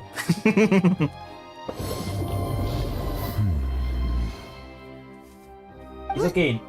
Well, did you get it? I believe I should share this truth not only with you, but with all the people of Fontaine as well. That's good. I will try to briefly summarize it for you. Nice.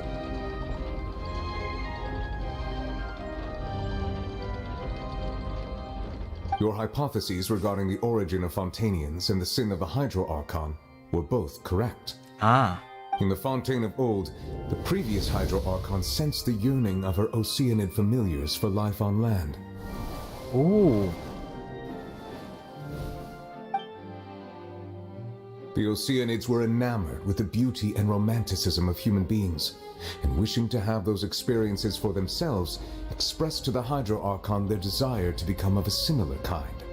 However, even though water as an element is intricately linked with the power of life, the Hydro Archon, as one of the 7, did not possess the authority to create a new form of human life. Not one to give in, she eventually found a way to create permanent humanoid bodies for her familiars by appropriating the power of this planet's primordial sea. She poured primordial seawater into the Oceanid's blood vessels, creating humanoid mimics in the process. But if Fontanians were to ever come into direct contact with water from the primordial sea, the power within their bodies would escape these artificial restraints and return to the sea. As a result, their forms would collapse, and they would be reverted to their original forms as Oceanids. Of course, the Hydro Archon never received permission from the heavenly principles to create a new human race. And thus, the Hydro Archon and all of her creations came to shoulder the original sin of appropriating the power of the primordial sea. That is the true history of how the people of Fontaine first came into being. So we were all Oceanids before we turned into human beings? That's way too much information for me. I think I'm just going to pretend that I never heard a single thing. You cannot handle the truth. Wait, but if that's the truth, we can't let the Hydro Archon be sentenced to death. After all, her only sin was creating us. This really might be too much information for your regular Fontanian. but it does answer a lot of our questions. That's true. Alas, your hypothesis regarding the third and fourth stone slates was inaccurate. That's true. The slates' respective positions are, in fact, correct. So they are. What is the third slate supposed to? A key point of the visual on the third slate is how all the individuals depicted in the water are humans rather than Oceanids. They have not been dissolved, which implies that the water depicted in this slate is not water from the primordial sea. The nation of Fontaine is the nation of Hydro, as well as the nation of Trials and Justice. Instead of being the literal element, the water in the scene symbolizes judgment and justice. You may also recall Navia's experience. When she fell into the sea, her consciousness was surrounded by that of many others who intended to hold a trial to determine her fate. Therefore, the meaning of the third slate is that the people of Fontaine shall try the Hydro Archon at the Court of Justice. Yes, it refers to our present situation. I think I'm following now. So, what you're saying is, even though we decided to put on this trial to avoid fulfilling the prophecy, in truth, everything we've done has happened exactly as the prophecy foretold. So now, it seems, we're the ones making sure it comes true. What should we do? No matter what, the prophecy will be fulfilled. Is this what it feels like to be a prisoner of fate? If that's the case, does that mean the scene in the fourth slate will also be fulfilled soon? Traveler, I would like to point out another small fallacy in your deductions. Yes. About the fourth slate. You probably thought that the eruption of primordial seawater beneath the fortress of Meripede served as the surest sign that the prophecy was about to come to pass, yes? However, I believe that rather than being a sure sign, that eruption could in fact only be a small warning of something far worse to come. I see. As for the root cause of the catastrophe, I believe you've already encountered it once before. Wait, could it be? That whale. Should be. Is the whale. This eruption is just a small warning of the things to come. We must find the root cause of the disaster.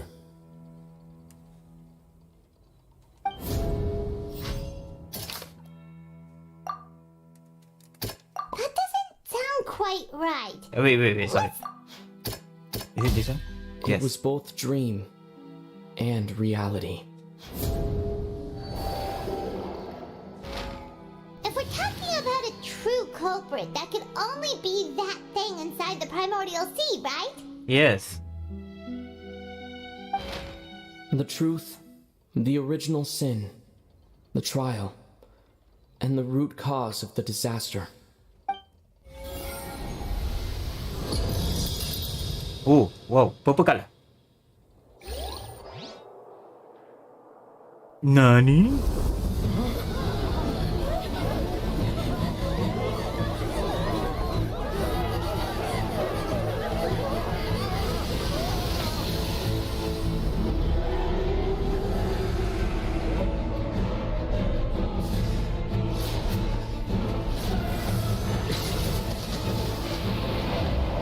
Forina, don't tell me you're still crying. Forina. Whoa, what a nice scene.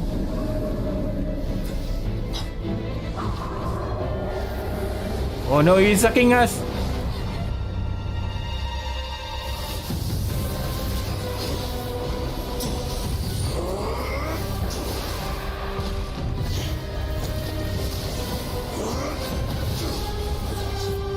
Oh, Charles. Nice. Nice timing, Charles.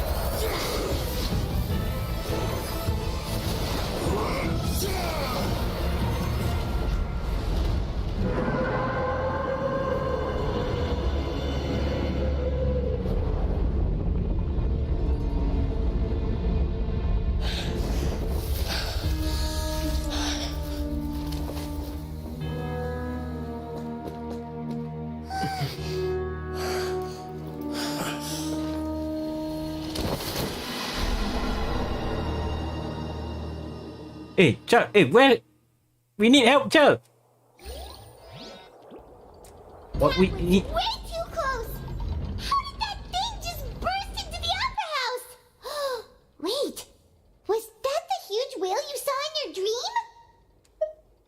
Yeah, I visually is also one of the child saw when he was young. So we've met it at last. I understand very well why it has chosen to make an appearance here. That whale does not belong to Tevat. It is a monster that has traversed the stars, weeping all the while. It has been greedily consuming the energy from the planet's primordial sea, using it to grow. That is the main cause for the rising sea levels. And once it has finished consuming all of the energy contained within the sea, its next step will be... You said that when the Hydro Archon first created Fontanians out of Oceanids, she filled their blood vessels with primordial seawater. Precisely. That whale finds the blood of Fontanians nigh impossible to resist. Oh dear. We want to suck people Therefore, up. when it left the primordial sea, it decided to make its next stop a packed opera house full of food. Food in the form of Fontanians. We just barely managed to push it back, right? In that case, won't it come back to target the people again once it's managed to recover its strength? That is correct. Indeed, it is more accurate to say that we should thank that Harbinger for buying us some time. Without him, the whale would have likely come onto land far sooner. From the way he looked, he must have been fighting the creature for quite a long time. Oh no. Battle maniac. We've always known that he had a special connection with that whale, but we definitely didn't expect it to help us out like this. Anyway, now that we know that this whale is the actual cause of the disaster recorded in the prophecy, all we need to do to stop the prophecy would be to find a way to beat it up, right? Yeah. It is too late. What do you mean? It had already absorbed too much of the primordial sea's energy before we could notice it. At this point, it has become practically integrated with the sea itself. Even if the entirety of Tevat were to be destroyed, it could still survive and swim off towards some other world. That's not something I will accept. We've already done everything we can, and we even found the true culprit. We've come so far. You can't just tell me that the last hurdle is some impossible foe. That's just not fair. Oh, I can do it. Indeed. That's not how a grand performance should end. I'll fight it to the end. No matter what. Ooh, nice. So the prophecy will be fulfilled no matter what, huh? Yes, and said before. The prophecy. Yes, what has been prophesied will be fulfilled. You may view such things as the history of the future. After everything still turned out like this, we wouldn't figure again. Fate against fate. Wait, but if this is about fate... Just as prophecies are usually only the future as seen from the perspectives of the gods, could things be happening in hidden corners where the gods' gaze does not fall? Yes. Ultimately, fate shall serve as your only guide, no matter what will happen in Tevat's future. All you need to do is to play your part. Thank you, Anne. Okay, I know why. We need to fight. Could it be that even if the prophecy will be fulfilled, there will still always to save everyone? Did I miss something? Yeah, it's you. Or, I mean me. Wait, I forgot about Florina. What did it take she to say to me in the last moment? The giant Maxim box. Wait, her real secret.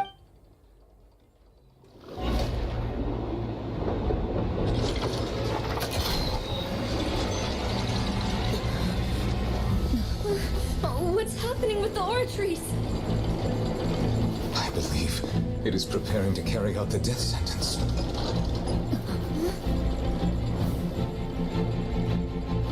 Farina!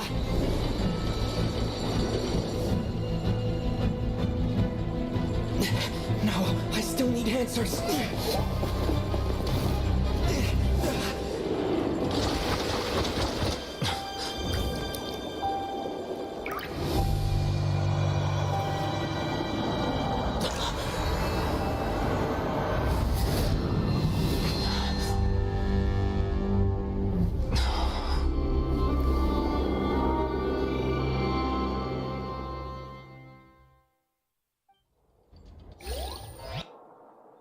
Wait, why we touch her eyes?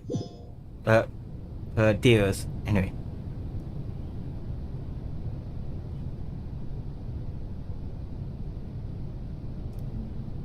Wait a minute. This is the true one? You?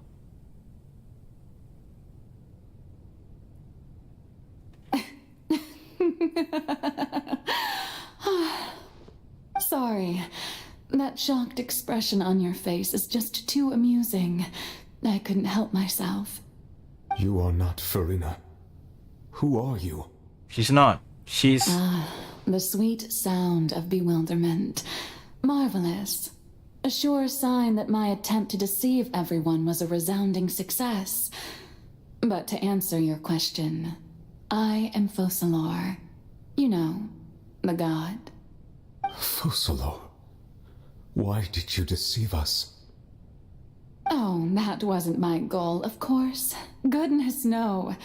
But I had to fool everyone else too, if I was to stand any chance of deceiving the heavenly principles. Deceiving the heavenly principles? It's all because of that pernicious prophecy. Dreadful, wasn't it? Everyone doomed to dissolve. Fontaine condemned to be flooded. One was not amused. In fact, one was positively bemused when that problem was thrust upon me by my dearest predecessor. That's the former Hydro Archon Egeria for the uninitiated. It hardly gets more disastrous than a preordained national catastrophe, now does it? She knew full well that the prophecy would surely come to pass. And as one of the seven, she also knew full well that one defies the heavenly principles at one's peril. So yes, as you have no doubt surmised, it was a rather impossible situation that I found myself in. I spent a terribly long time mulling it over, alone on the ocean floor. And I was almost growing barnacles by the time I finally realized there was only one possible solution to this confounding conundrum. I had to outwit the heavenly principles, allow the prophecy to be fulfilled, ostensibly at least, while saving everyone at the same time. I'm a genius, I know. I can only assume that's why Egeria chose me as her successor. Although, looking back now, it was hardly the inheritance one dreams of. Between the task of saving the nation, the quotidian duties of the Hydro Archon, and not to mention the original sin of creating a new race of humans, I dare say she left me quite a colossal mess to clean up. But one can only play the hand one is dealt. I did not choose this, any more than I chose to be one of her Oceanid familiars. So you were also once one of the Oceanids, transformed into a human by Egeria's hand? Yes, I was. I always dreamed of becoming human. And I still do, even now. In my eyes, to be human is to be part of the greatest opera ever known. After becoming a god, I separated my divinity from my body and spirit, leaving behind only a self that was as naive and bewildered as my past self on her first day as a human being. The me you see before you now is that divinity. And the human counterpart I left behind, I named Farina. She could feel joy, sorrow, and everything in between. She could be as vain and conceited, or as meek and vulnerable as she wished. Her strengths were of a kind only a human could possess, as were her shortcomings. But in my eyes, Farina's humanity was what made her perfect. She was perfectly human in every way. The person I always wanted to be. Anyway, so then I cursed her. All part of the plan, of course. The plan to deceive the heavenly principles. Do you still remember the final scene of the prophecy? The Hydra Archon alone, weeping on her throne. In order that the prophecy might appear fulfilled, I invited Farina to be an actress, to play the part of the Hydra Archon in the prophecy. Under the curse I placed on her, so long as I, Focalor's divinity, continued to exist, she could not die. But nor was she free to live her life in the pursuit of happiness. Instead, she was forced to take the stage in the opera house, to embrace the role of leading lady, to forever play the part of the god from the prophecy, all to create a deceitful appearance of that prophecy coming to pass. I suppose now you probably understand why your court is called the Opera Epiclese. But Farina is only human, isn't she? Even though she has had a long life, her mind is no stronger than that of any other ordinary human being. I cannot begin to fathom what she has had to endure. It must have been torture for her. It has indeed. And although she is, in a sense, me in human form, I most definitely owe her an apology for it.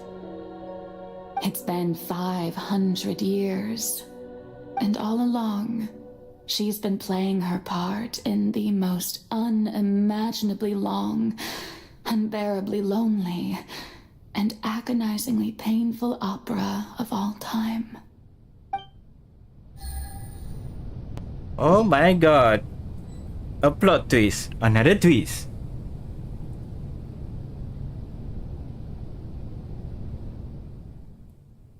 I came into the contact of Farina tears, if I remember. With a very strong hydro sense, I can form a emotional connection, just like I did with the ocean and fontaine of Lucine. Wait, could this be for Farina in a world? Farina, what she's doing outstage. Wait a moment, this probably isn't Farina. There's like a reflection of her inner self. If I can directly speak to that self, I might be able easily to get with I want to know. We came here for answer. Either way, this opportunity is not to be missed. Let me try talking to her. Wow, oh my god, this is a plot twist. A twist, another twist. What it is? Hello. Oh, who permitted you to come onto the stage? Now, I understand your admiration for my august self, but I must ask you to keep to the rules. Come on, it's me. All right. It is not my intent to reprimand you. There is no need to state your name. Just be off with you.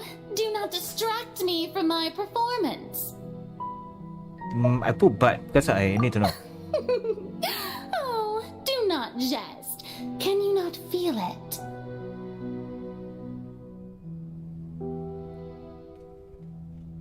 I am Focalor. The eyes of countless Fontanians are upon me. I must, at all times, display the utmost elegance and nobility. Something is off. There's nothing getting through to her. Even in her head of her heart. In her heart of hearts, she's still playing the role of Hydra Archon. What sort of resolve must she have even in herself? To have such a... I have to find a way.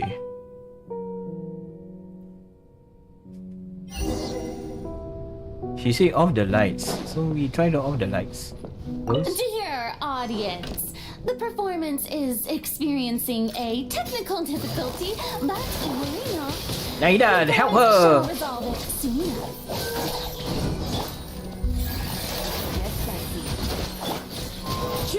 As one with wind and cloud. I'll settle this. Hey. Ah, shit. Hey, what watching me, you know. Guards! Wait, where are the guards? Guards!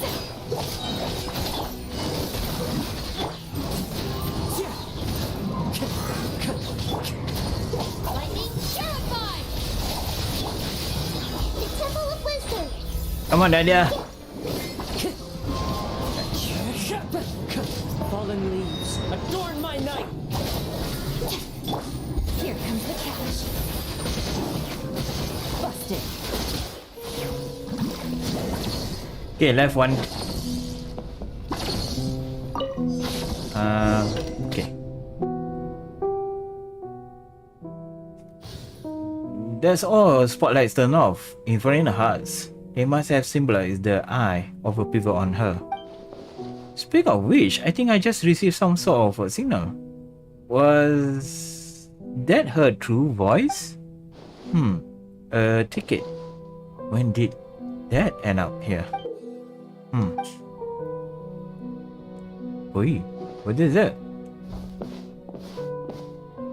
Either way, looks like the show about to begin. In case, show me how you truly feel. Scene 1, before a mirror for Rina. Okay.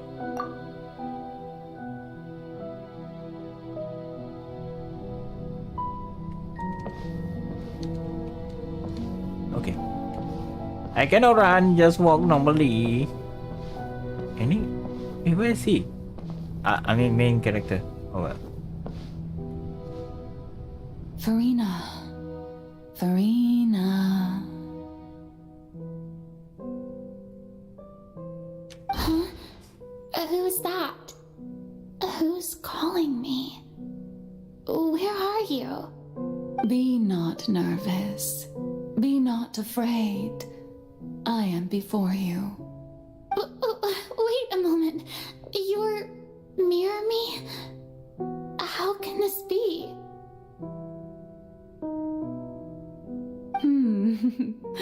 Mirror you, huh? You know what? That's not bad. Let's go with that. Mirror me?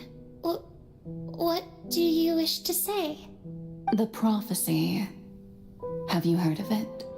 What prophecy? Wait. I know. I think.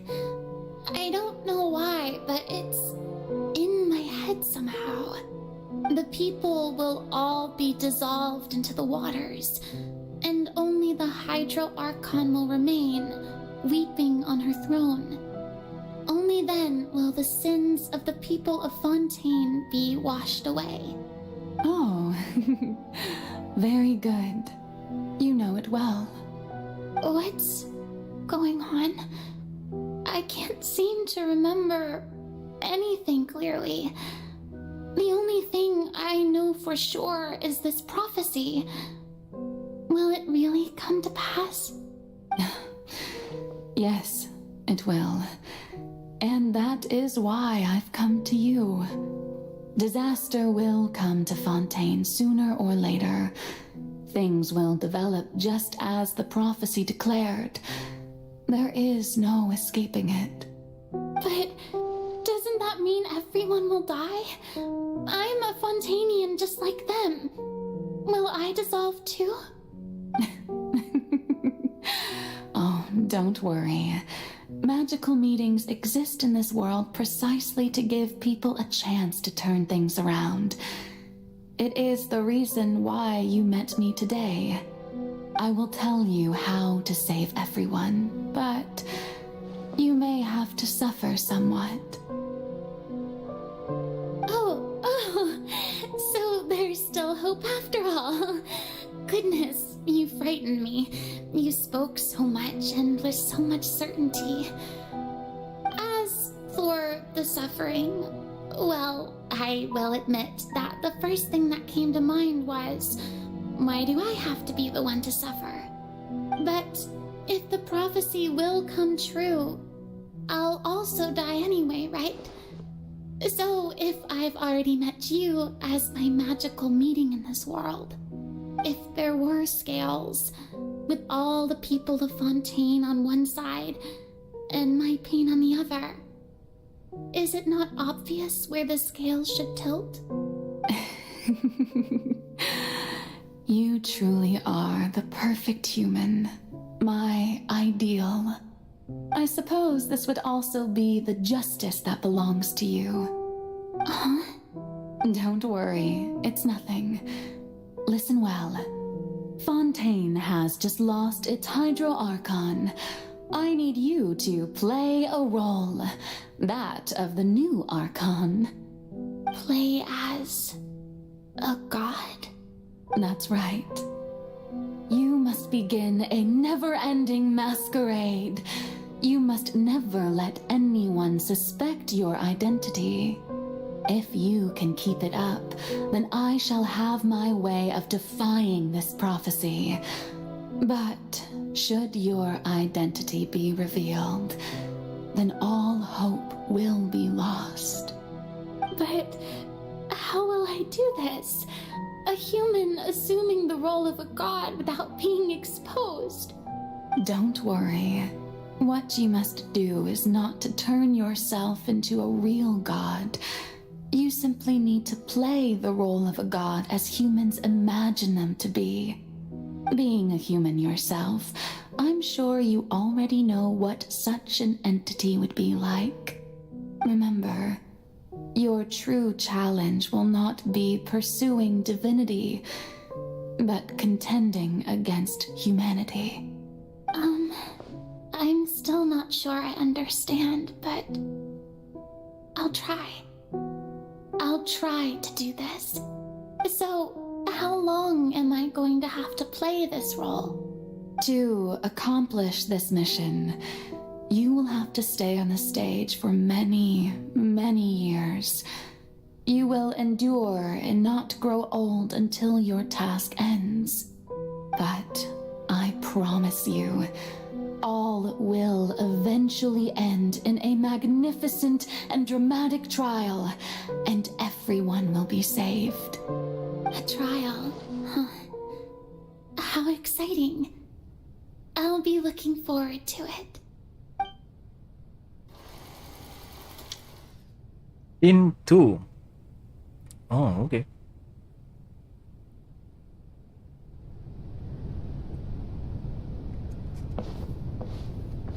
She walk forward slowly.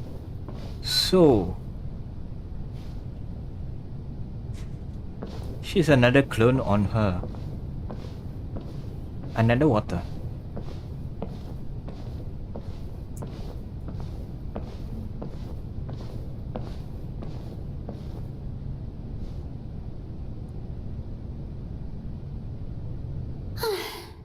The Maison Cardinalise has announced my accession, but this is my first time facing the people.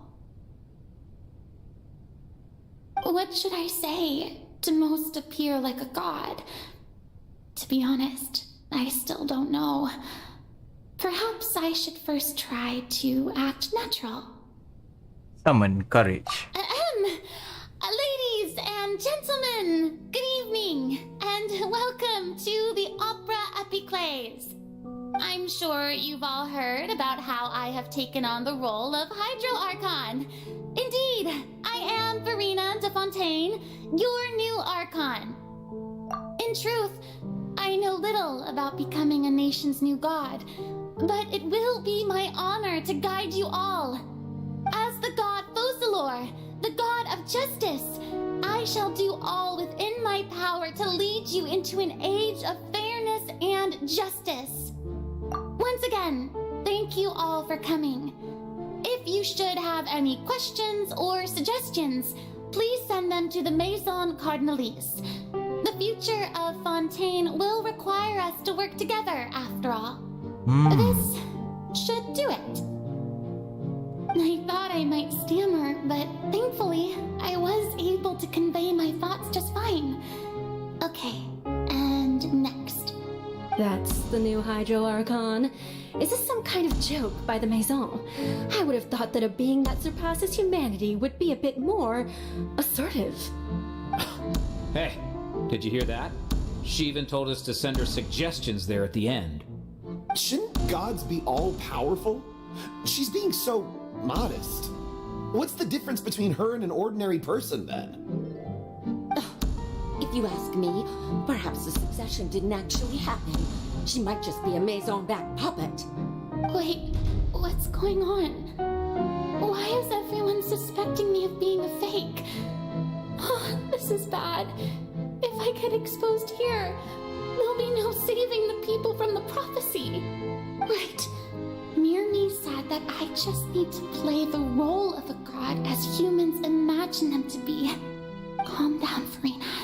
Think. What do the people want? How would they imagine a god to speak and act? Assertive, with a strong sense of presence, one who can dispel all doubt. That is the character I'm fated to play.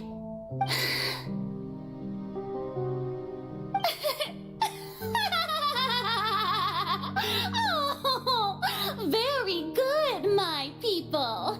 Only ones such as you are deserving of my rule. Now, I was wondering if some weak puppet were to one day come onto the stage and claim ownership of this opera house, would the children of Fontaine follow them? Well, it seems that you would all see right through them. Having passed my test, you are qualified to witness wondrous trials alongside my august self, here in this opera house. You may consider my previous act a door gift of sorts. I thought it was a debut that suited the atmosphere. Now then, let us be reintroduced. Ah, so that was just a performance. How could I have forgotten that we were inside an opera house? Her personality.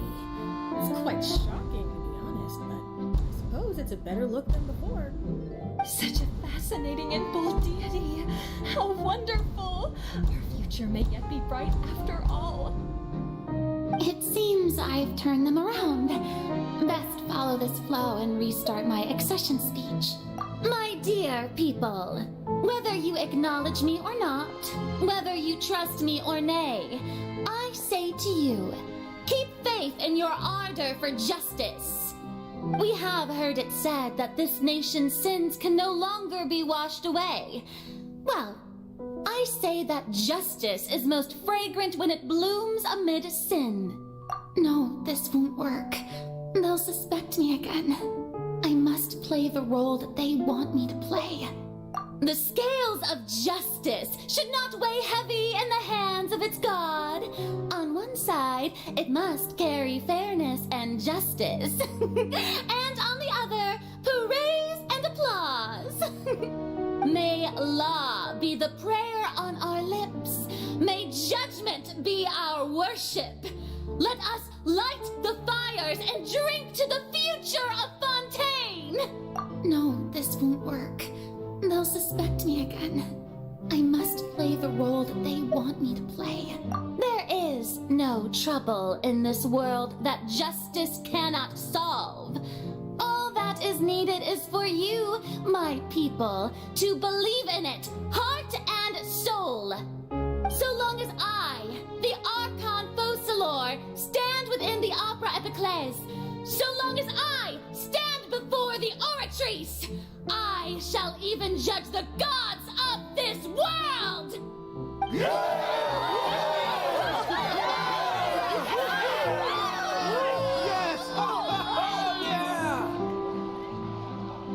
Wow.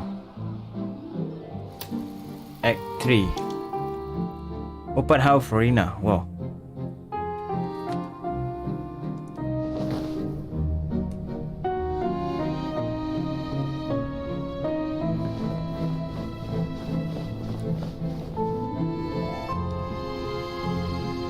Lady Farina, here are today's case reports as well as a summary of the follow-up for your perusal. Come now, was I not just at the opera house in person? Leave these kinds of things to Neuvillette. Besides, none of these trials were the one that I'm looking forward to the most. If I may be so impertinent, what kind of trial are you truly looking forward to? A magnificent, dramatic, and wondrous trial. A A trial to end all things. How could you hope to understand? That's true. I fear I lack the ability to grasp your divine thought, Lady Archon. No need for fright, and do not take what I said before too seriously. Go now, do your duties. The trial I await. It will come one day. Wow. Oh, I need to go there, is it? Okay. Lady Farina, I don't know what to say. Thank you for agreeing to see me. No need to thank me. Or rather, thank your own sense of perseverance instead. Long have you stood in line to meet me, have you not? Oh, I'm afraid that's just an inevitable consequence of my divine charm. All right. Deoteria, is it? How is your son's illness? You remembered me, and you knew of my family too. He is doing much better now. In fact, he is far more of an ardent believer than I. He was the one who forced me to seek an audience with you, and to bring your words back to him. Oh, good. Very good. If this should happen again in the future, please do not hesitate to come and tell me. Going down to citizens' homes every so often, while not usual practice, should serve as a fine change of pace. Oh, you're such a gentle and wise God. Thank you once again, on behalf of my son.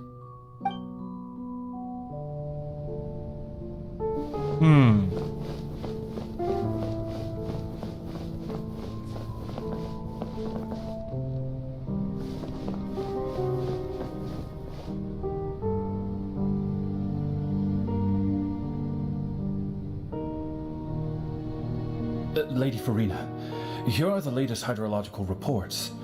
As for the specific parameters you asked to take note of, I'm afraid things still don't look good. I see. It's as I thought then. As your god, I did already expect this, but I wanted to see how far your human wisdom would allow you to analyze it. All manner of signs indicate that the prophecy will still come to pass. Forget it. That's not something you need to worry about right now. Well, as I understand it, the Fontaine Research Institute is also trying to find a way to counter the rising water levels. Oh. Really? Have they found anything? I'm afraid that they haven't found any effective solution thus far. Oh, is that so?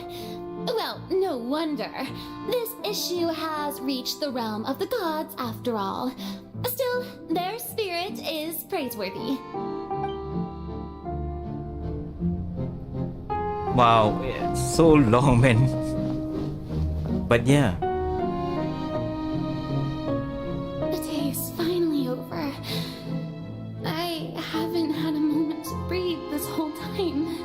But it's good to see that everything's getting on track. There are no longer any voices of suspicion. Maybe this is fine. I just need to keep going, and everyone will be saved. Alright, Farina, don't think too hard about this. You need rest. Tomorrow's a new day. Oh. Scene 4. Opera House, Farina. How many scenes, man? Lady Farina, here are the new trial reports for the latest cases, as well as a summary of the follow-up. There'll be no need for that. I've seen them already. There's no need to go back over scenes I've witnessed in person before.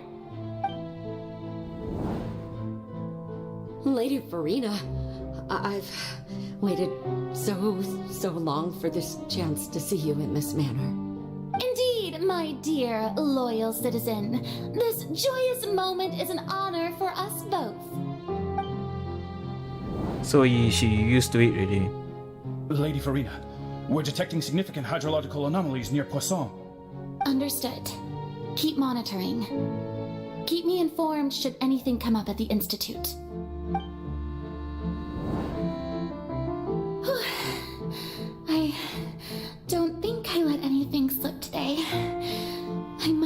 show the people that there is nothing to worry about.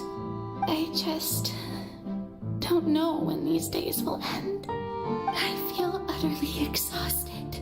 Wah, penat. Best to rest early today too.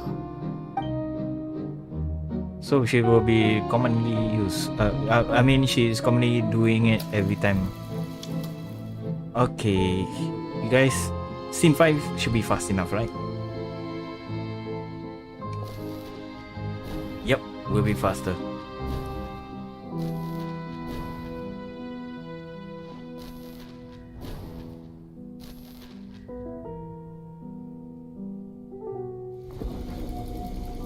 Many times later on.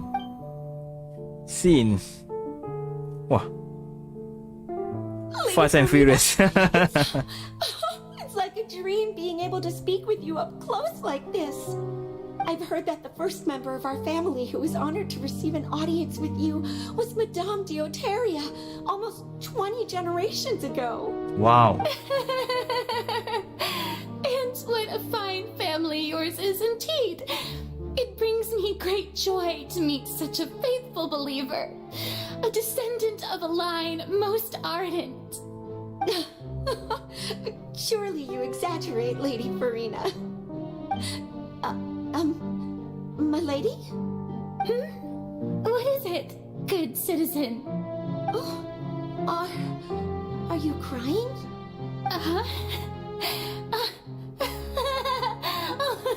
Really now? I didn't even notice. Wow. This must be the overflow of hydro from my person. Well, can't quite help being the god whose dominion is the waters, can I? No wonder. A manifestation of your power, then. Oh, Archon, I am honored to have witnessed it. Honored indeed. Do you guys know that they just add up the crying scene recently? So interminable. It's 4.1. 4.0, sorry. So lonely. Just how much longer? Hundreds of years must have passed by now. Perhaps the show must go on for hundreds more. I never imagined that it would hurt so much. Have I reached my limit? No. Perhaps I reached it long ago. Today I didn't even notice my own tears. I want to tell someone, anyone, about this, but would that not destroy all I've done so far?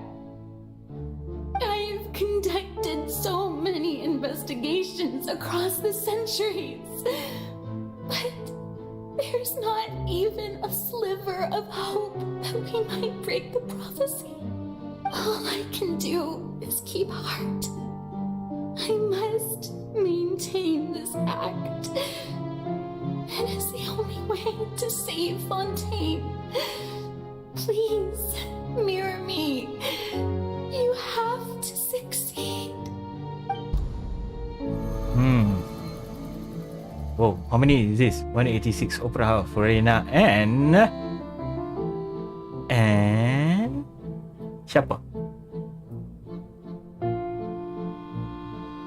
Farina, you don't have to shoulder this burden alone. Although I don't know what you might be keeping from everyone. Your people are more than willing to share your burden with you. That's my voice? That seems from where we are. Oh, Max. This is great. I didn't think this is... Share my burden. That's impossible. It was fated right from the start that this would be my duty alone. But even if your burden doesn't need to be shared, you can still choose to confide in someone. Just share it with me. I'm what you'd call a witness. A witness? Yes, I've heard that you came to Tevat from beyond the stars, yes. In other words, you never belonged here. And if Tevat is, in its entirety, a show on a stage, then you're just a spectator, aren't you? Yeah. If that's the case... He's right. I could confide in him, couldn't I? But if things don't play out as expected, the people of Fontaine will be the ones to pay the price. No, Farina, you shouldn't be selfish. But what if it's really alright? Farina, you've worked so hard for so long. Surely it would be okay to put yourself first for once. Just this once. Is it such an outrageous thing to do anyway? To find someone in whom you can confide your frustrations and sorrows? Surely it could not hurt. If you let this opportunity slip through your fingers, it might never come by again. Think about it long and hard.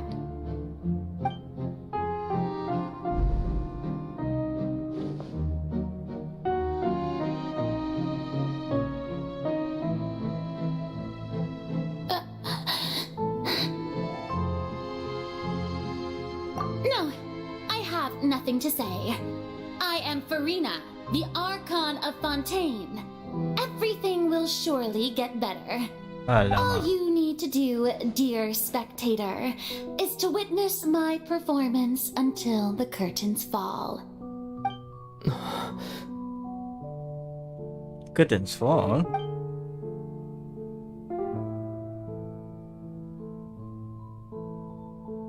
Fine.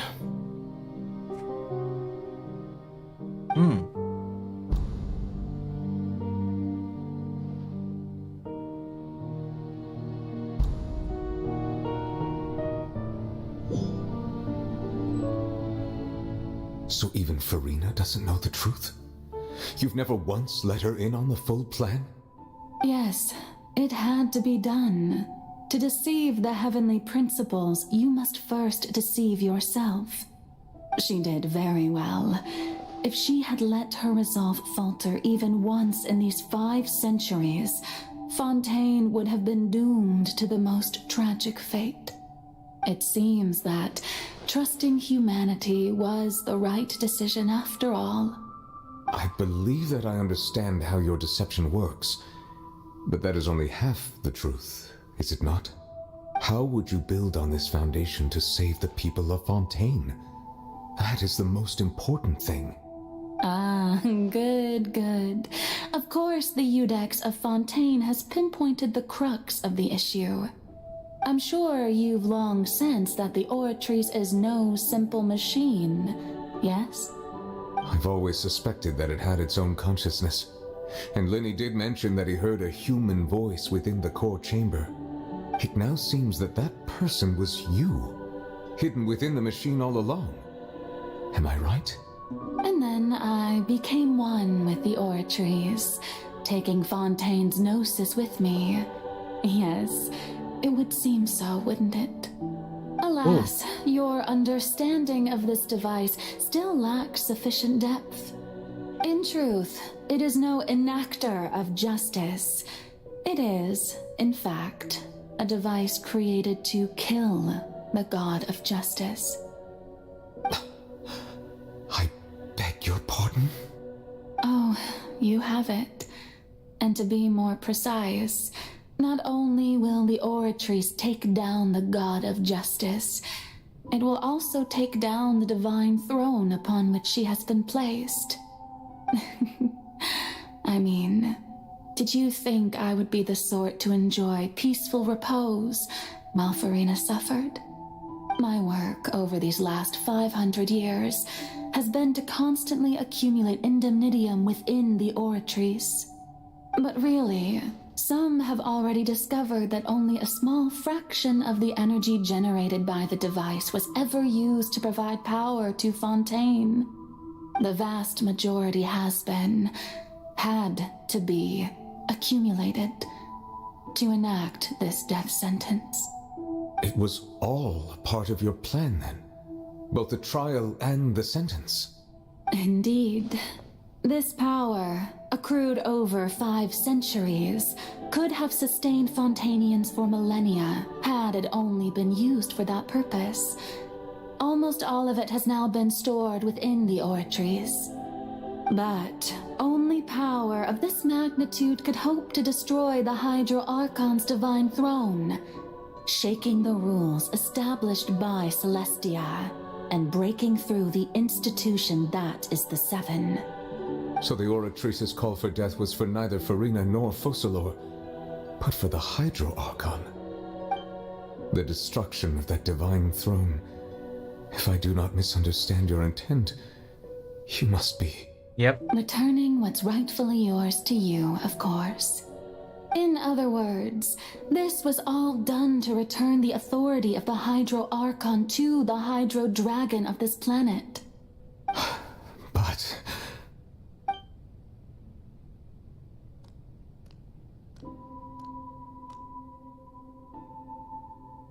Oh, what? Getting sad again, are we? The authority of the ancient dragons shall soon be yours once more, O Hydro Dragon Sovereign. And this is the face you make. All you've done throughout the years is just so you can sacrifice yourself at the very end. I've never quite seen it that way, you know. Even now, I'm quite pleased at how well my deception worked.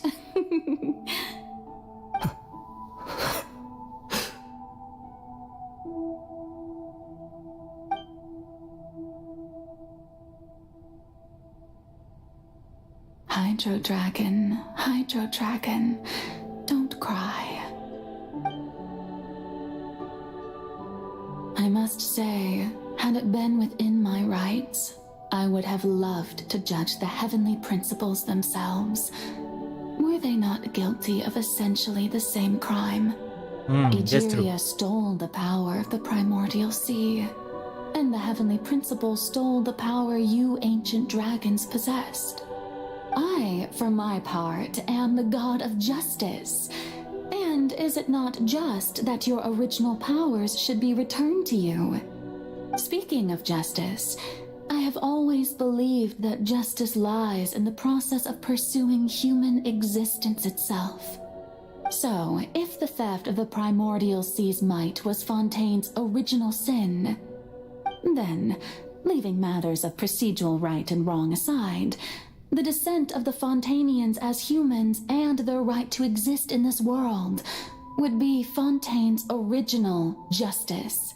In other words, existence was Egeria's justice, and to me, justice is the continuation of that existence. Defying the prophecy and ensuring that Fontaine's people shall live on, that should be the justice enthroned over all others.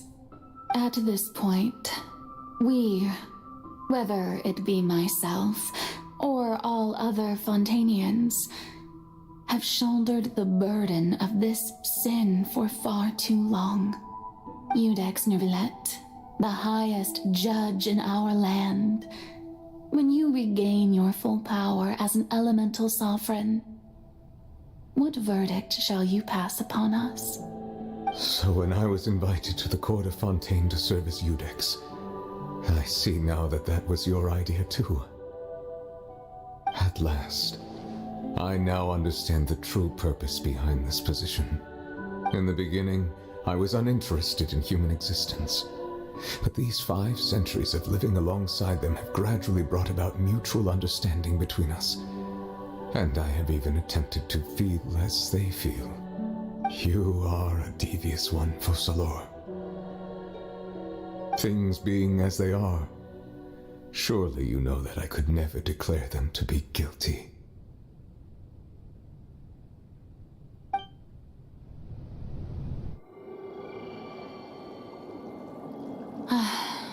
The hour of my execution is almost here.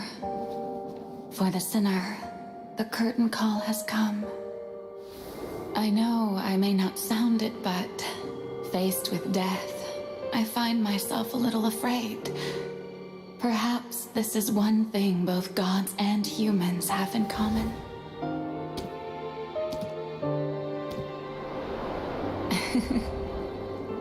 Farewell, Nervalette. I hope you've enjoyed the part you played these 500 years.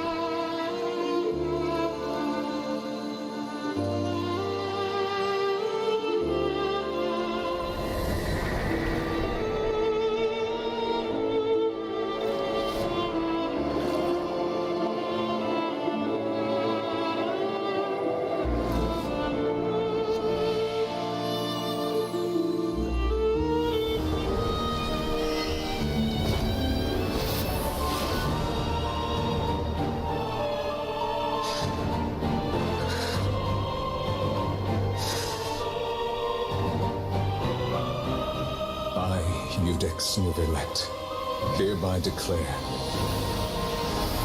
people of Fontaine, your sins are forgiven.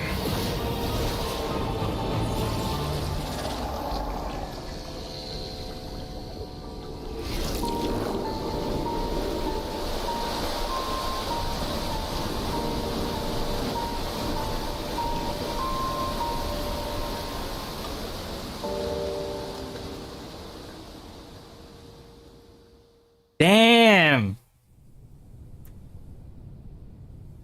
Damn, Zam, damn! What just happened? Has the death sentence been carried out? Was that bright light some sort of misdirection? I have a feeling that something huge just happened. But since we're all still alive and haven't been dissolved, I assume whatever happened was good for us. It's time to end this. We must mete out punishment to that beast. But didn't you say just a moment ago that it can't be defeated? I have gained the strength sufficient to deal with it. Through certain means, I now have the ability to separate the power of the Primordial Sea from that creature. We should seize the opportunity to pursue our quarry. You obtain the power. Traveler, now that the oratories can no longer function, I require an executor to help me mete out justice. You mean me? The root of the calamities befalling Fontaine. The beast that enacts the prophecy. Its name is the all-devouring Narwhal. Narwhal? Come with me, traveler. The hour of execution has come. Narwhal. Not Star Wars, you know, Narwhal. Is that Paimon?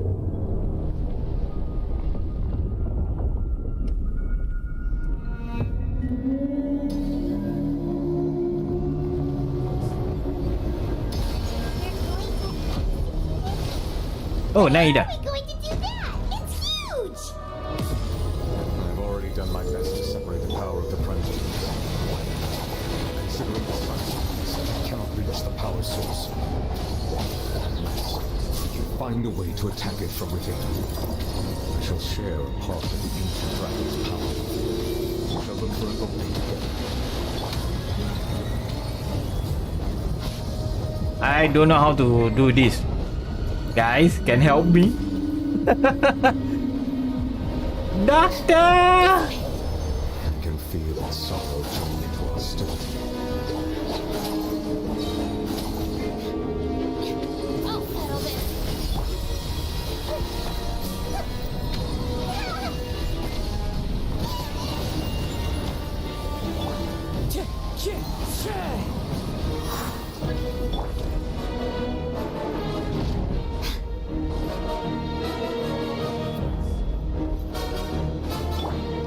The all-devouring narwhal cannot resist its instinct to devour.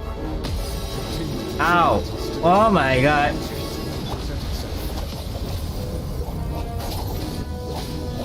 I should use some arrow, guys. Oh. Am I?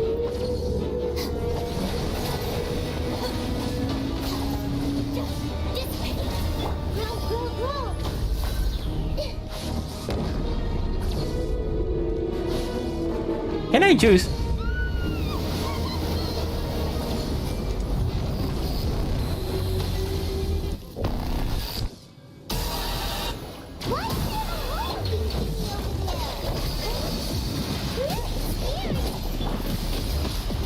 Ow! Quietly now.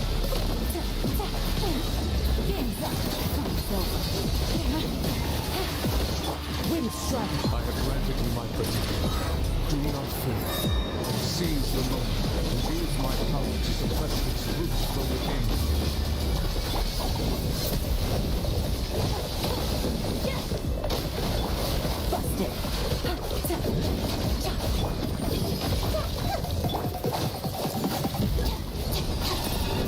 Destroy. How to destroy? You tell me. Okay, never mind.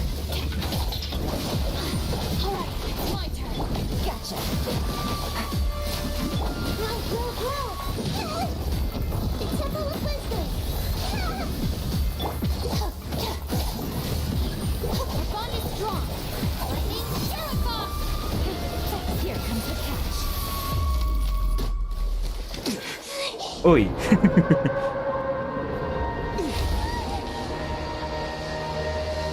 Okay, that's good.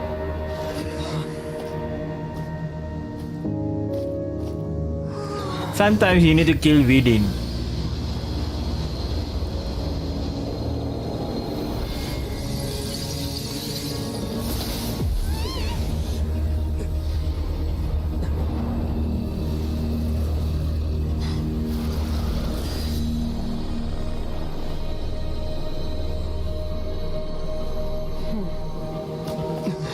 Who's that?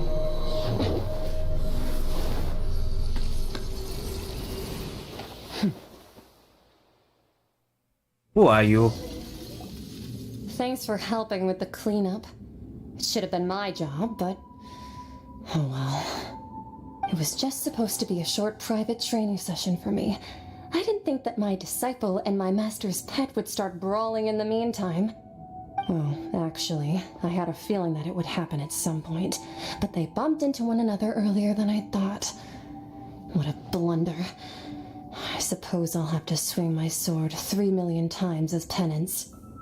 Disciple? Power. Who are you exactly? Hyman has an idea. From what she said earlier, she must be Child's master. Skirk, right? It's just that he gave us the impression that she was less talkative person. Oh no. I simply did not have anything to say to the weak.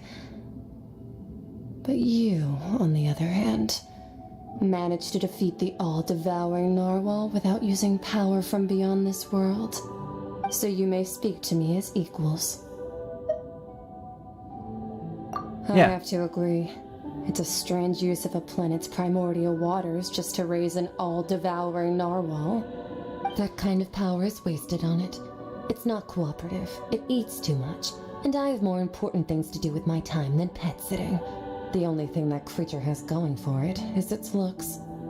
All in all, it fails as a pet. Miss Skirk? I think you might have missed the point. The point being? Well, being that this pet almost destroyed an entire nation. Yeah. So what sort of person is your master? Well, Child's master's master. that right? Oh, right. So you don't know him. Sorry, I assumed you did. His name is Sertologi. Sertologi? Siapa dia? I am unfamiliar with that name. Huh. So Master isn't sufficiently famous. How should I describe him then? Have you heard of the name The Fowl? The Fowl? Still nothing? Well, how about the Visionary? Vetterfalnir then? Or Gold Rhine-Daughter? Ooh, that one we've heard. Rhine-Daughter's part of the Hexen Circle. She's Albedo's mom, right? Oh, so you do know that name. To be honest, I also heard all of those names and titles from my master. I don't actually know them either. But I suppose you understand now, yes? My master is likely a similar sort to Rhine-Daughter. They are both pursuing some form of perfection. Wait! Oh. Didn't you also mention a visionary person? Paimon didn't quite catch their name. Actually, never mind that. I believe it expedient to inform you that the all-devouring narwhal used up nearly all its strength fighting you. Such roiling hydro energies will prove difficult for the planet's deep seas to digest. As such, the fontaine back on the surface has most likely been thrown into chaos. In other words, the prophecy that you've been fretting over should now be in full swing. What? Yeah, a bit surprised about Paimon. In nature, after all, the prophecy will surely come true. We know this and accept it. However... Not to worry. Focalor has already managed to deceive the heavenly principles.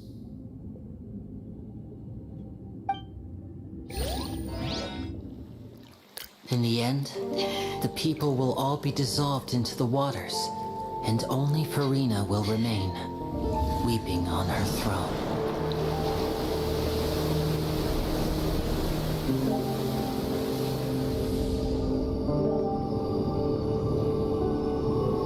Only then will the sins of the people of Fontaine be washed away.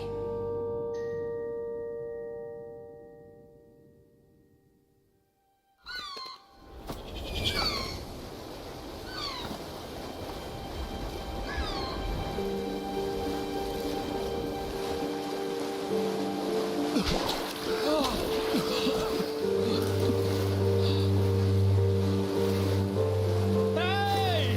Help! Over here!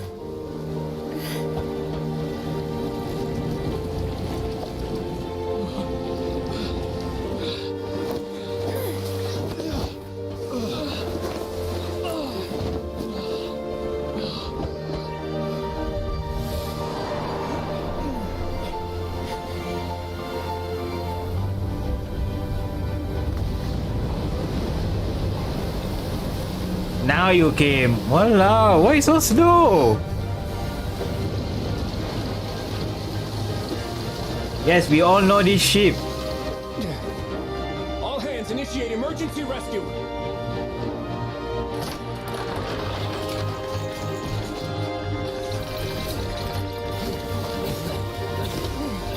Hurry!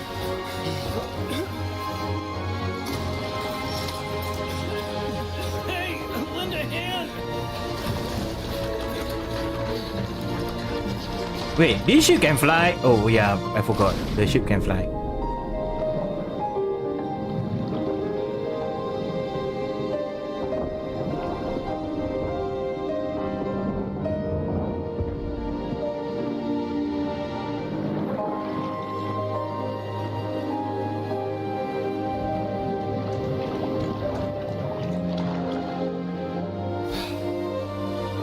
Look! The water's receding!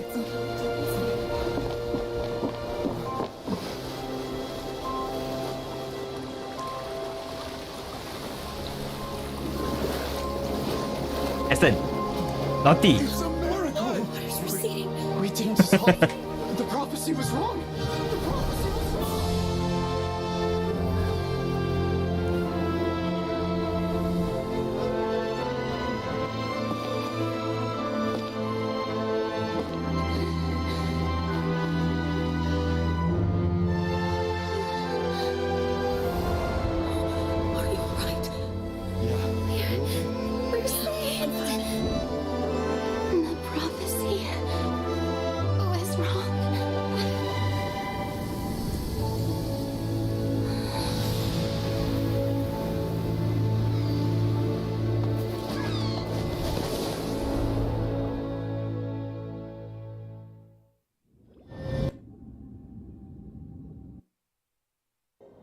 The soul renewed. The Spina di Rosula talks post-disaster rebuilding. I recently visited Poisson to meet with Miss Navia, spokesperson of the Spina di Rosula, and we spoke about Poisson's present and future.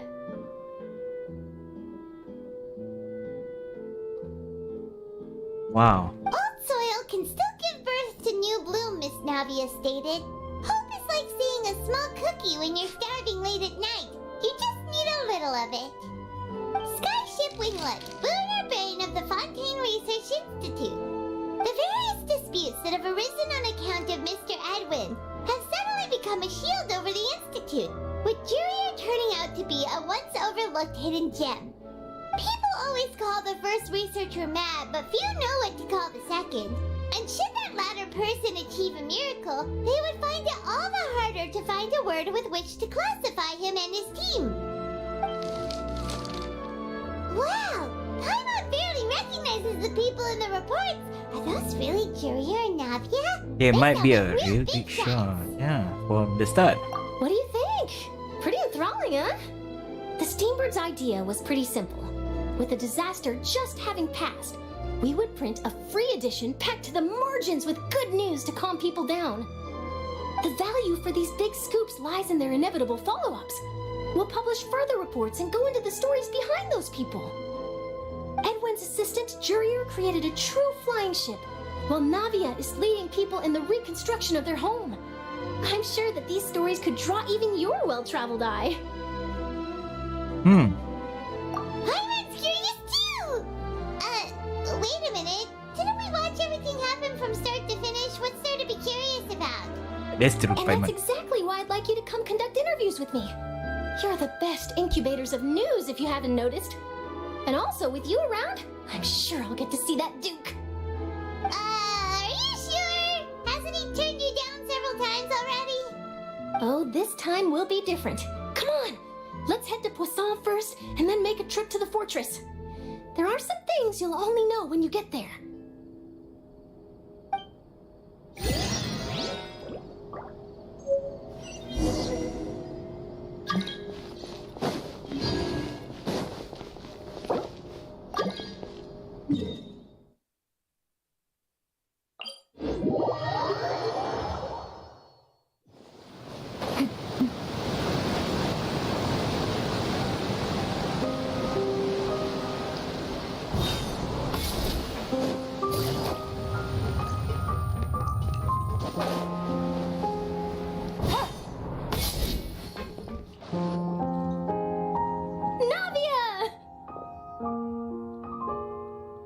Oh, it's you. What brings you all here? Hey, we're just having a look around. I'm here to update myself on how things are going here. Oh, the Fatui are here too. Let me introduce you. This is Mr. Garunt Snezhevich. He represented the Knave in sending us a large amount of supplies, and is helping with our work. Our residents are hard at work as well. Thanks to everyone, work is progressing nicely. We've lost a lot of people, but we're moving forward. That will have to be enough. Hello, Miss Charlotte. I'm a big fan of yours. I especially like that article you wrote last year about Fontaine's stray cats. But if you don't mind, could you not emphasize our role too much in your report? It's not charity we're doing here. We just happen to share the same interests as the Spina. I get where you're coming from. I'll keep it as simple as possible. Or would you be willing to feature as friendly neighbors? That would be fine. Thanks. Oh, you're back too. How are things? We finished laying down the construction materials. It'll be another hour before the workers are able to go over there. Huh? You're here too, Clorant? Well, her reputation's greatly risen after that whole duel business with Miss Farina, so she's here in Poisson to wait out the heat. All right. She really came here to help me out. There's too much to consider in the reconstruction of Poisson. The Spina has need of more decision makers. And, well, I do already happen to be connected to Mr. Callis. Oh, wait just a moment. Do you mind me asking a few questions? You know, about how you felt before the duel, about what it was like facing down a god. There's lots of exciting material there, I bet. Forget it. I'm sure you can find a better theme than that, Miss Charlotte. I see you're the same as always. Couldn't you do me a favor, for Navia's sake? Well, if we're talking about doing things for my sake, you might as well just take a few more photos of me. Or of the Traveler. It's better than wasting time persuading Chlorand at any rate. Of course I will. I'm not gonna let him off that easy. All right, then everyone who wants to be in the photo, gather up. And smile.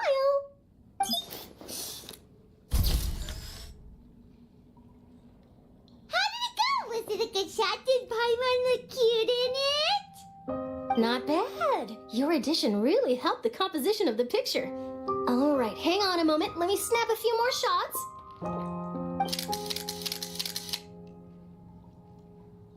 All right, that should do it. I'll be back here later anyway, so let's call it a day.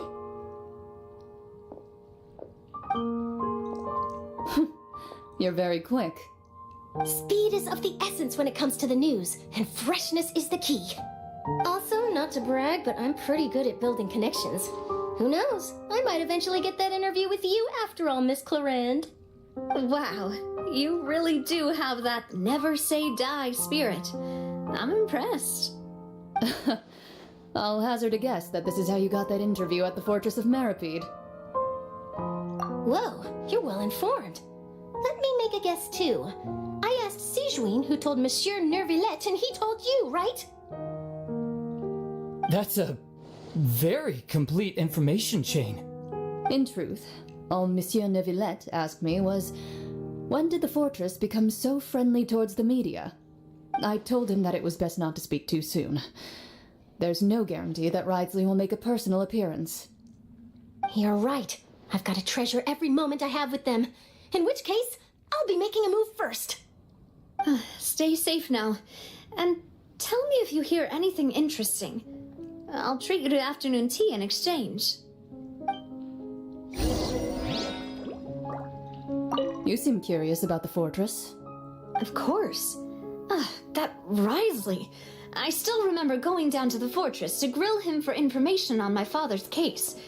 Boy, did he take me for a ride. Without telling me anything, of course. But he did invite you to tea, didn't he? 2 large pots of it, in fact. It was good tea, though. I have to agree. The tea there is very good. Speaking of that, would you like to have some today? I mean, you've got time, right? Well, I'd be partial to some shortbread. Wow, it's like we've got a menu or something. Sure. Good. What flavor of biscuits would you like, Mr. Snezhevich? Me? I'm fine with anything. But I would prefer chocolate, should you have it. All right. Leave it to me.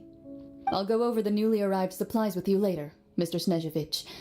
We should be able to finish the preparatory work today. That works great for me.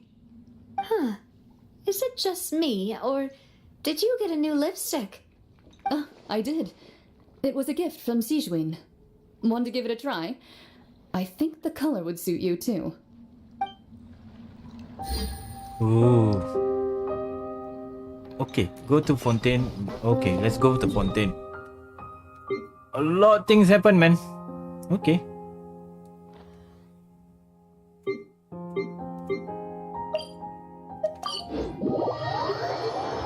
The flood, the take. Oh my god. Wow, guess we're here again, huh? There's a real nostalgic feeling to this place. Looks like you've been missing us. Duke! Did you come all the way to the entrance to greet us? Of course. I'm here to welcome you and our dear Miss Charlotte, whom our good head nurse recommended to me. It's an honor to finally meet the much-rumored Duke. Thank you for consenting to my visit to the fortress, sir. No need to thank me. But that said, I shouldn't be the focus of your interview. I trust you recall our agreement? Of course. All right then, this way. Wow, really dragging this story. but very interesting also. Are they going to get married? Hey, no need to be so nervous. I've already taken all the photos we need. Miss Charlotte, do these pictures really need to be published on the cover of the Steambird? It would seem that Miss Lorvine doesn't want her face to appear beside that of Mr. Jurier, Sir, please don't say things like that. But it looks like dear Mr. Jurier denies it. Might this interview be very important to you then? No, I just... This is my first time being interviewed, and I'm very thankful to the Steambird for... Now, I might not look it, but I actually did meet Mr. Edwin once. And I'll be honest, I enjoyed chatting with you more. You've definitely got more of that genius vibe going on.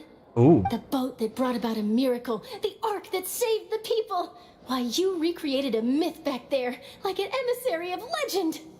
Still, if I might ask, where's that flying ship now? Huh!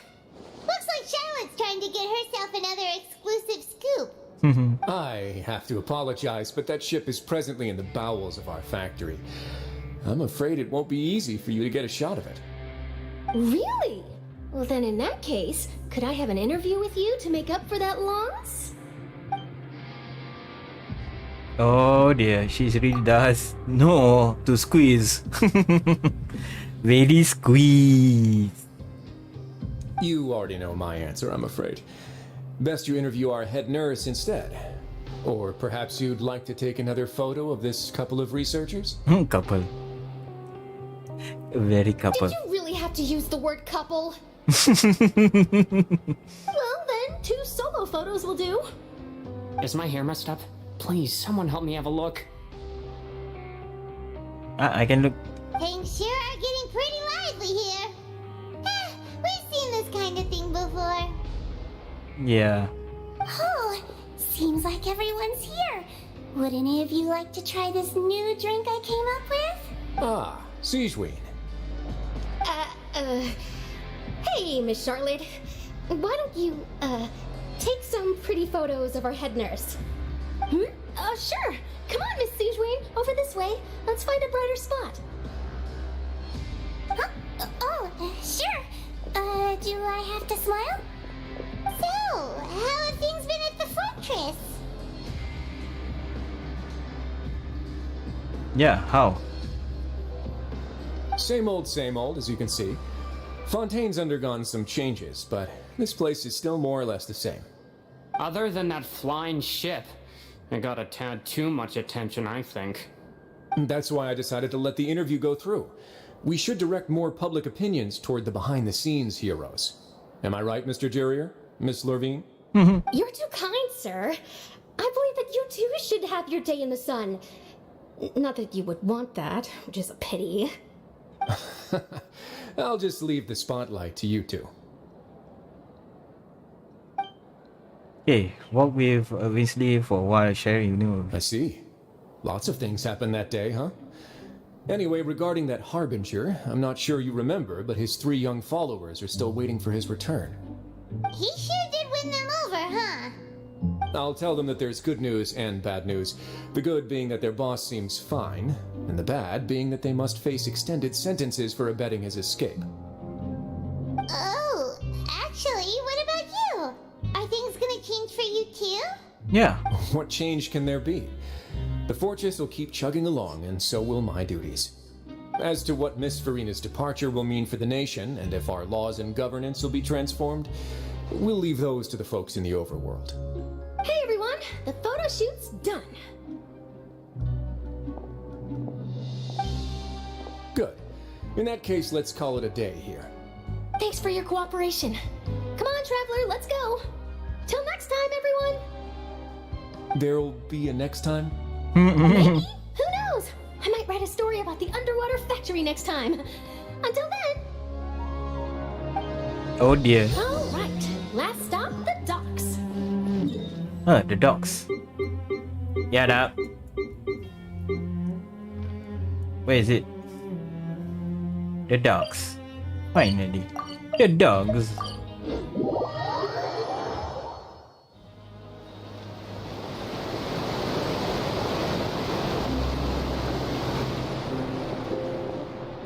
Is it below? Yeah, below. Okay. I don't want to use the lift.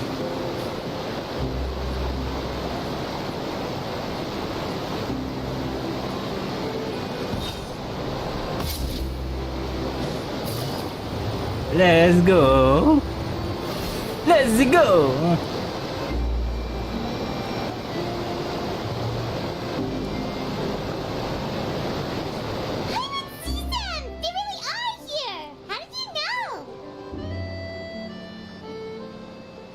Intuition? Navia mentioned that she stayed in touch with Linny and the others after working together. Apparently, they've been at the docks distributing these strange pockets the whole time since. Traveler, Paimon. Ah, and Miss Charlotte, too. Would you like a magic pocket? What sort of gadget is it? It's a wondrous bag that can be used to carry many things. The water level has returned to normal, but if you see any of your things floating around, you can use this to carry them. Or you could trick a friend into doing it for you. Trick a friend? I wonder which of my friends would fall for that. It's you. You could just make a friend like Fremine here. Isn't that right, Fremine? Is this what you meant by I'll help you make some more friends? To be honest, that sounds pretty sweet. Could I have your contact, please? Sure. Please, write down my address. You sure are working hard to help Fremine socialize. That's true. He was the one who proposed doing this. He even wants to assist in our magic shows. Sounds like that would suit him. Yes, I was planning to first introduce Pear as an assistant, and later Fremine himself. In the future, I think we can leave underwater escape magic to him too. That said, would anyone want to see a diver escape underwater? Oh, it'll work out. Every journey begins with the first step. He'll become a part of our show eventually. Lynette, could you come over? Miss Charlotte says she wants to take a picture of us. Got it. My, that Charlotte is rather perceptive. She got rid of everyone the moment she realized I had something to say to you. I'm doing alright. So, Father says that you did a great deal during the latest events. She's very grateful for your contributions to Fontaine. That's alright. We were more than happy to help. So, what's she doing now? Oh, I guess you haven't heard. Well, after Lady Farina left, Father and Monsieur Neuvillette opened negotiations, during which he gave Fontaine's gnosis to her as a diplomatic gift. Ah. A diplomatic gift? A gnosis? Yes, I was quite surprised at first myself. But when I thought it over, there were actually a number of things going for it. It could have been done as an apology for the incident with Lord Child, or as thanks for his help in tying the all-devouring narwhal down. Furthermore, Father did also lend significant aid to Fontaine and Poisson. That's true, but this is a gnosis we're talking about. Doesn't this seem a bit irresponsible? I would agree, but I've also heard that it seems that Monsieur Neuvillette has had a significant change of heart regarding the matter. So there's some reason for this that only Neuvillette knows about? I suspect you'll have to ask him about that yourself. Ah, yes, speaking of which, I did see him strolling around the entrance to the Fortress of Meripede a while back. I see. Isn't he real busy and stuff? Paimon didn't think he'd have the time for that. But back to the topic. The gnosis was given to the knave, right? What about Child? Yeah, where's Child? They say that he's returned to Snezhnaya to recover from his wounds. I hear that the recent disaster really did a number on his health. Well, I guess I can, call now for him one more war buddy. That's true. When you think about it, we've had loads of run-ins with the Fatui. To think we'd be allied with them this time. So shocked by such a simple switching of sides? Let's Oh. Father! Well, what do you know? Come to the docks to see how my children are doing and meet the traveler by chance. Please do not pay my accomplishments in Fontaine too much mind. I would have done them regardless. Are you going to take the Gnosis back to Snezhnaya? That is our duty as harbingers, yes. Don't be too preoccupied with sides. The goal of the Fatui concerns not a single place or person, but the entire world. With such a grand goal in mind, it is inevitable that we must wear many masks. Switching my masks is something I've always done. Will you keep your position? Well, that depends on many things. No one truly knows what the future holds. What good is honesty if you can't rely on it forever? Can we be like not enemies every time, you know? As for you, I very much look forward to our next collaboration. Good things cannot be achieved alone, and you've proved yourselves to be great partners. Actually, I just remember something. Please help us deliver this. A vision? All right. I'll remember to return it. Thank you for keeping it safe for him this entire time. And that's a wrap for me. Huh? You're... Greetings, Miss Journalist. Hello. If I'm not mistaken, there are diplomatic channels I'll need to report to take a photo of you. That is correct. So forgive me, but I will not be able to serve as a subject in your article. However, feel free to write as much as you'd like about our dear magicians and our upcoming rookie talent. I will. The sea breeze is quite pleasant. Oh, I shall continue my walk while the weather remains so agreeable. Farewell. Farewell, Father. Oh, she has such an intimidating presence. I didn't even dare to take a picture. Thankfully, I've already wrapped up all my pre-scheduled interviews. Thank you all. This'll be more than enough for me to write about, I'm sure. Don't be too nervous. Why don't you take a magic pocket before you go? Here, Traveler, Paimon, you take one too. To move things about? That's right. Funny. I was giving out magic pockets when we first met too. And what do you know? I'm doing the exact same thing right now. So many things have happened, but the pockets are still the pockets. Yep. I guess this must be life. We will all follow our own paths, and serendipity will lead you to your fated friends. All right then. We'll be handing out pockets in some other districts later, so we'll get going now. Have a good day, you two. Have a good day.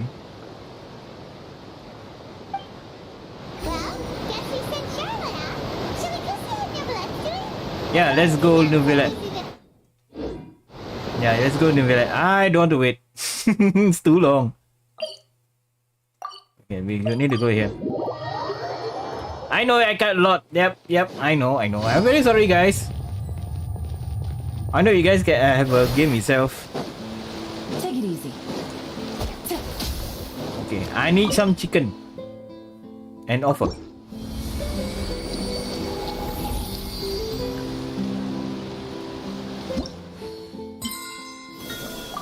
Okay, level 30. Should be more lah, but yeah.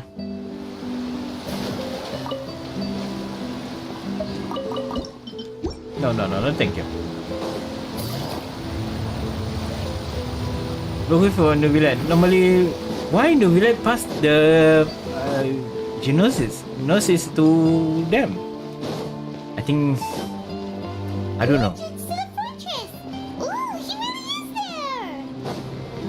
Let's go to him.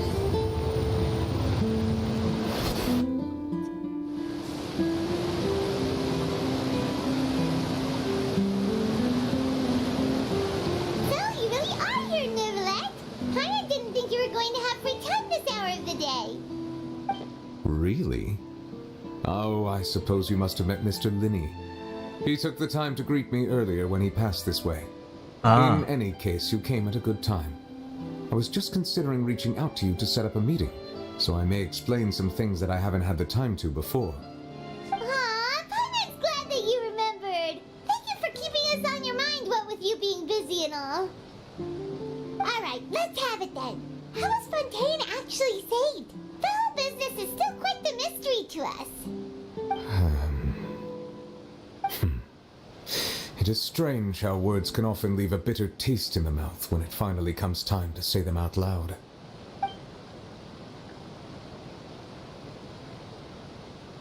He saw that day. Fosolor decided to have a whisper and use Farina and this perform to save. So that's what happened? I only saw Farina part myself. Fosolor destroyed the divine throne of the Hydro Archon and restored your power to you, transforming you into a fully fledged elemental dragon sovereign. But Paimon still doesn't quite get what you did to save the Fontanians from dissolving. For me, the authority of the ancient dragons refers to absolute control over the hydro element. Ah, yes. Fontanians were incomplete humans born of Egeria's use of the power of the primordial sea, with constitutions similar to that of mimics. But so long as those primordial energies remain within them, I could use the ancient dragon's authority to grant them true blood, after the fashion in which life was first brought into being on this planet. Oh. In other words, when I gave my verdict, Fontanians became true humans, Ah. and thus would naturally no longer be dissolved by water from the primordial sea. Fosolor must have counted on you to make that decision as well. Your verdict was the key to making the prophecy appear to have come true while saving everyone. Truly born. That means just now, like, he sucked up all the what they call it, the premier the water, sea water, suck out the thing out and change. Is it right? I don't know. Yeah, and in a manner of speaking, Fosolor finally managed to fulfill the original Hydro Archon's wish to turn Oceanids into real people too. It seems from your expressions that you still have more things you wish to ask. Yes, a lot. Ask away. I will tell you the truth as I know it. About the verdict that was passed on I have Chan. investigated his case along many avenues, and I have learned that he once fell into an unknown chasm when he was young. There, by chance, he awakened the all-devouring narwhal. But whether it be by sentiment or reason, that should not have been enough to consider him the root cause of the disaster. At most, he would have had tangential liability. As for the judgment passed by the Oratrice during the trial, whether it was due to that liability by association or Fosolor deliberately using him to buy time for us on the assumption that he would be able to hold the creature off, I cannot say. Guess Fosolor had Fontanians in mind the whole time. In the end, it was thanks to her that they finally became real humans. Hang on a second. Paimon suddenly got another question. Yeah. Back when Fontanians hadn't yet become real humans, were the children they had also transformed Oceanids? Life has always flowed like water. Do you recall how Fontanians would often come to the Fountain of Lucine to pray for children? Yeah, Lynette said the fountain is where all the waters in Fontaine converge. In truth, even those couples did not know that such prayers were no mere custom, but instead a form of ritual. Those Oceanids who were blessed within the spring water would later descend as new humans in the coming months. Paimon sorta gets it now. Either way, it seems like this ritual won't be of any further use, but it'll probably live on as a local custom. Ask away. I will tell you the truth as I know it. Yeah, about that. Risley said Farina has already left. What's that all about? Ah, Lady Farina. The people are only aware that her death sentence has not been carried out. She abdicated the post of Hydro Archon and left affairs related to that title to me, before leaving the Opera House. I related Fosolor's words to her faithfully and completely. After hearing them, she seemed neither saddened nor comforted. She simply said that she was tired and needed to rest. Having said that, she then packed her things and moved out of the Opera House, not unlike how an ordinary person might. But she's still got a place to stay, right? Yeah. You need not worry. I will make arrangements to ensure that she will not want for food, clothing, board, or travel. In truth, I am somewhat happy for her. The wear and tear on her spirit will, of course, take time to heal. But now that she no longer has to play the role of Focalor the Hydro Archon, she can finally lay down her burdens and lead a normal life. What about you then? What are your plans now that you've regained your full powers as the Hydro Dragon? After Focalor passed on, the Oratrice also ceased to function. This matter will directly affect our trials. After much careful consideration, I've decided to take over its role in our courts. From now on, I shall hear cases and pass verdicts by myself. Looks like you're still considering stuff from the perspective of the Udex, huh? As an elemental dragon, there are indeed many things that I must do. But this power and this duty, in a manner of speaking, you could say that both were granted to me. As such, before I attend to my other responsibilities, I must first and foremost continue to serve Fontaine as its highest judge. The duty of the Hydro Sovereign and the duty of the Udex shall coexist within my person. Additionally, the Hydro Archon's departure has brought about another problem, which is that the Opera House shall no longer produce indemnitium. That's true. That power was derived from the people's faith in the Hydro Archon, wasn't it? Wait, but the various mechs and machines in the city are all still okay. Where are they getting their energy from? As I am now, I have full command over New Musia, and it can serve as a complete substitute. Another reason why I cannot quite leave Fontaine immediately. Wow. This ancient dragon's authority stuff is really quite useful, huh? Ask away. I will tell you the truth as I know it. Yeah, about that. Oh, that's right! They say you've given it to the knave as a diplomatic gift or something! Leaving aside their intentionality, the two Fatui Harbingers have indeed done much for us during this crisis. Their sole remaining goal in Fontaine, at least at this point, would seem to be the Gnosis. The Oratrice has ceased to function. The Hydro Archon's divine throne is now no more, and I do not need the Gnosis's power. As such, it has lost all meaning for Fontaine. If the Fatui have impure designs, then we might as well accede to their request now, and avoid unnecessary conflict. That's true. What complicated considerations? Paimon thought you were just giving it to them out of gratitude to the knave and as an apology to Child. Ask away. I will tell you the truth as I know it. You will soon be heading to Natlan, I presume? Mm-hmm. I'm afraid that I have little talent as a travel guide, so all I can do is tell you what I know about that land. As far as I'm aware, Natlan can be said to be a nation of dragons. Wait, what? A nation of dragons? Nation Even of like you? No, I suspect that I would not find myself welcome there. Unlike ancient dragons such as myself, the dragons of Natlan have undergone long years of development and evolution. Large numbers of them have entered a form of coexistence with humanity. Natlan is also the nation of war. War ravages those lands like an undying flame. There is one other piece of information I got incidentally from my negotiations with the knave that I believe may be useful to you. The harbinger known as the Captain has thrown his hat into the endless ring of war. The Captain. Sounds like a real tough customer. Seriously, everywhere you look, there's a Fatui Harbinger doing their thing. I suggest that you fully prepare yourself before going to Natlan. In the meantime, Fontaine's doors will always be open to you. Ask away.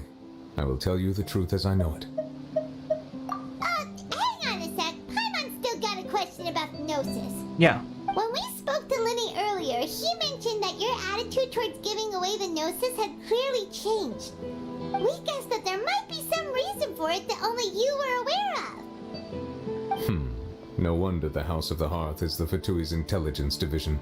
They are certainly sharp. So regarding this specific issue, I was just getting ready to share something with you. What is it? Yeah, what is it? In truth, I exchanged some further words with that lady named Skirk after sending you two back to the surface. It went something like this. Skirk.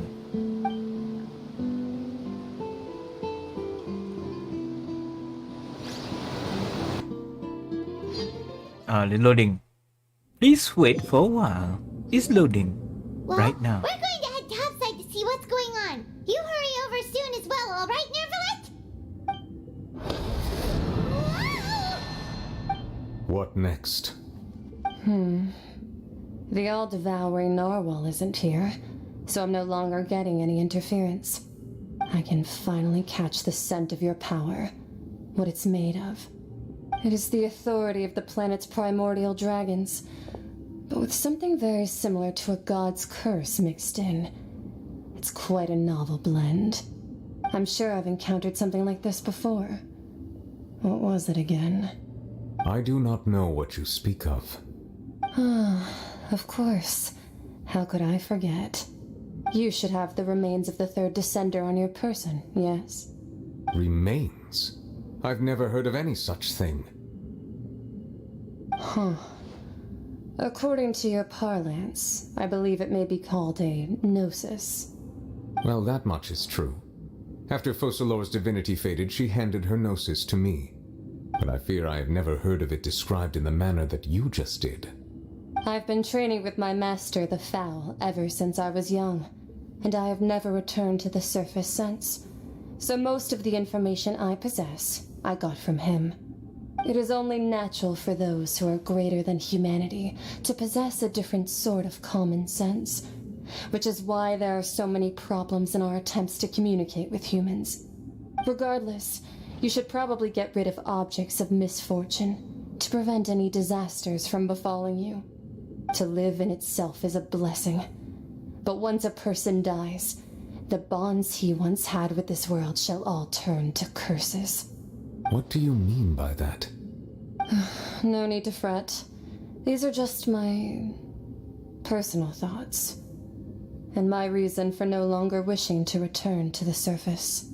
This third descender you refer to, who are they? And when did they die?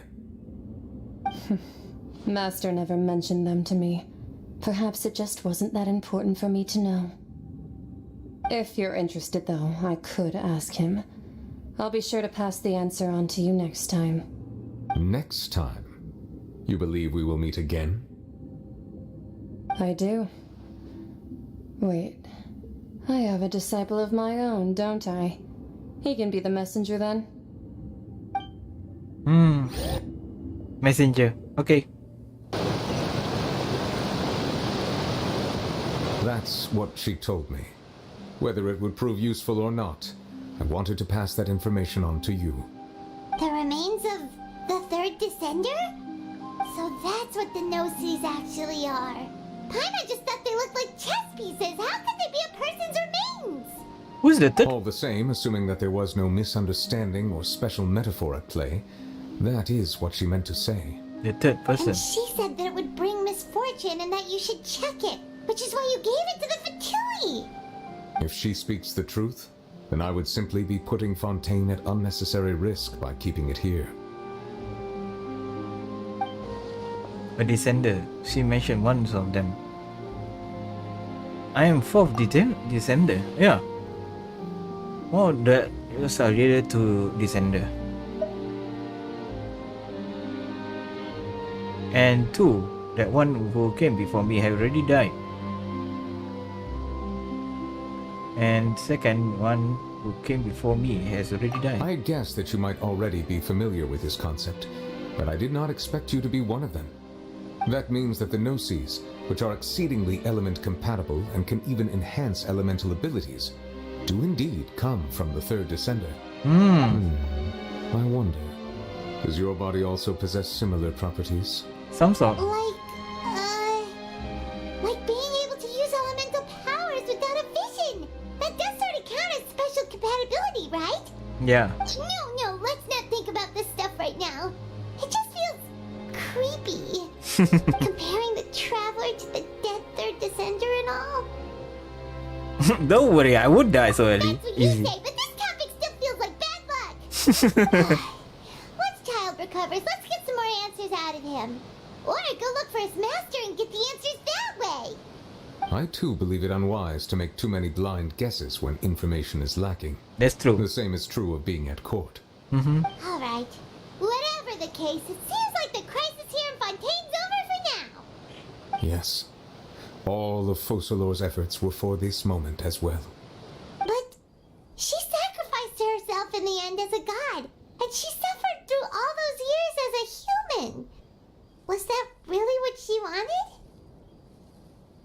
I suppose that would be the mystery of a god's will. Can you understand the will of the gods? I suspect not. But once in a while I too would guess that if wishes were like the clouds in the sky, they will one day return to the earth as raindrops. Life flows like water, and rain is the final answer.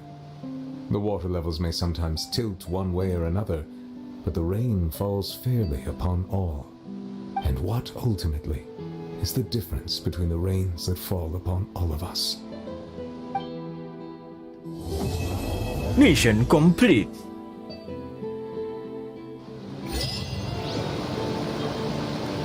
Wait, ask you something. It seems from your expressions that you still have more things you wish to ask. Yeah, but ask away. I will tell you the truth as I know it. Fontaine, Journey, yeah. I have no I question. suggest that you fully prepare yourself before going to Natlan.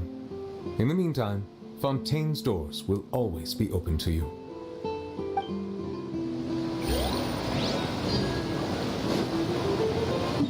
Okay. That's good though. Okay guys, I think that's it for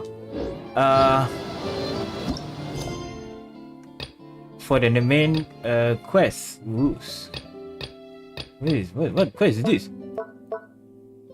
World quest. So it's a world quest. I think this purple one is a new one. They never said. Farina. Okay. This one will be next time, guys. This Saturday I will be not around. I'll be busy something else. Maybe at night, but nothing much. Maybe clear certain places. So yeah, whoa, there's a lot. Navigating the world is a whole lot easier with a few different identities. Oh to choose yeah. from. About this, let's. So Farina is a Farina, not a god. But Nouvillette, yes. Oh damn. Yeah, let's try her. Anyway, on YouTube, guys, see you guys next time. So I will be still playing on Twitch. So see you guys. Bye bye. For okay, I will off for a while, but I will this one. Okay, on Twitch, guys, still wait lah. I'm still live.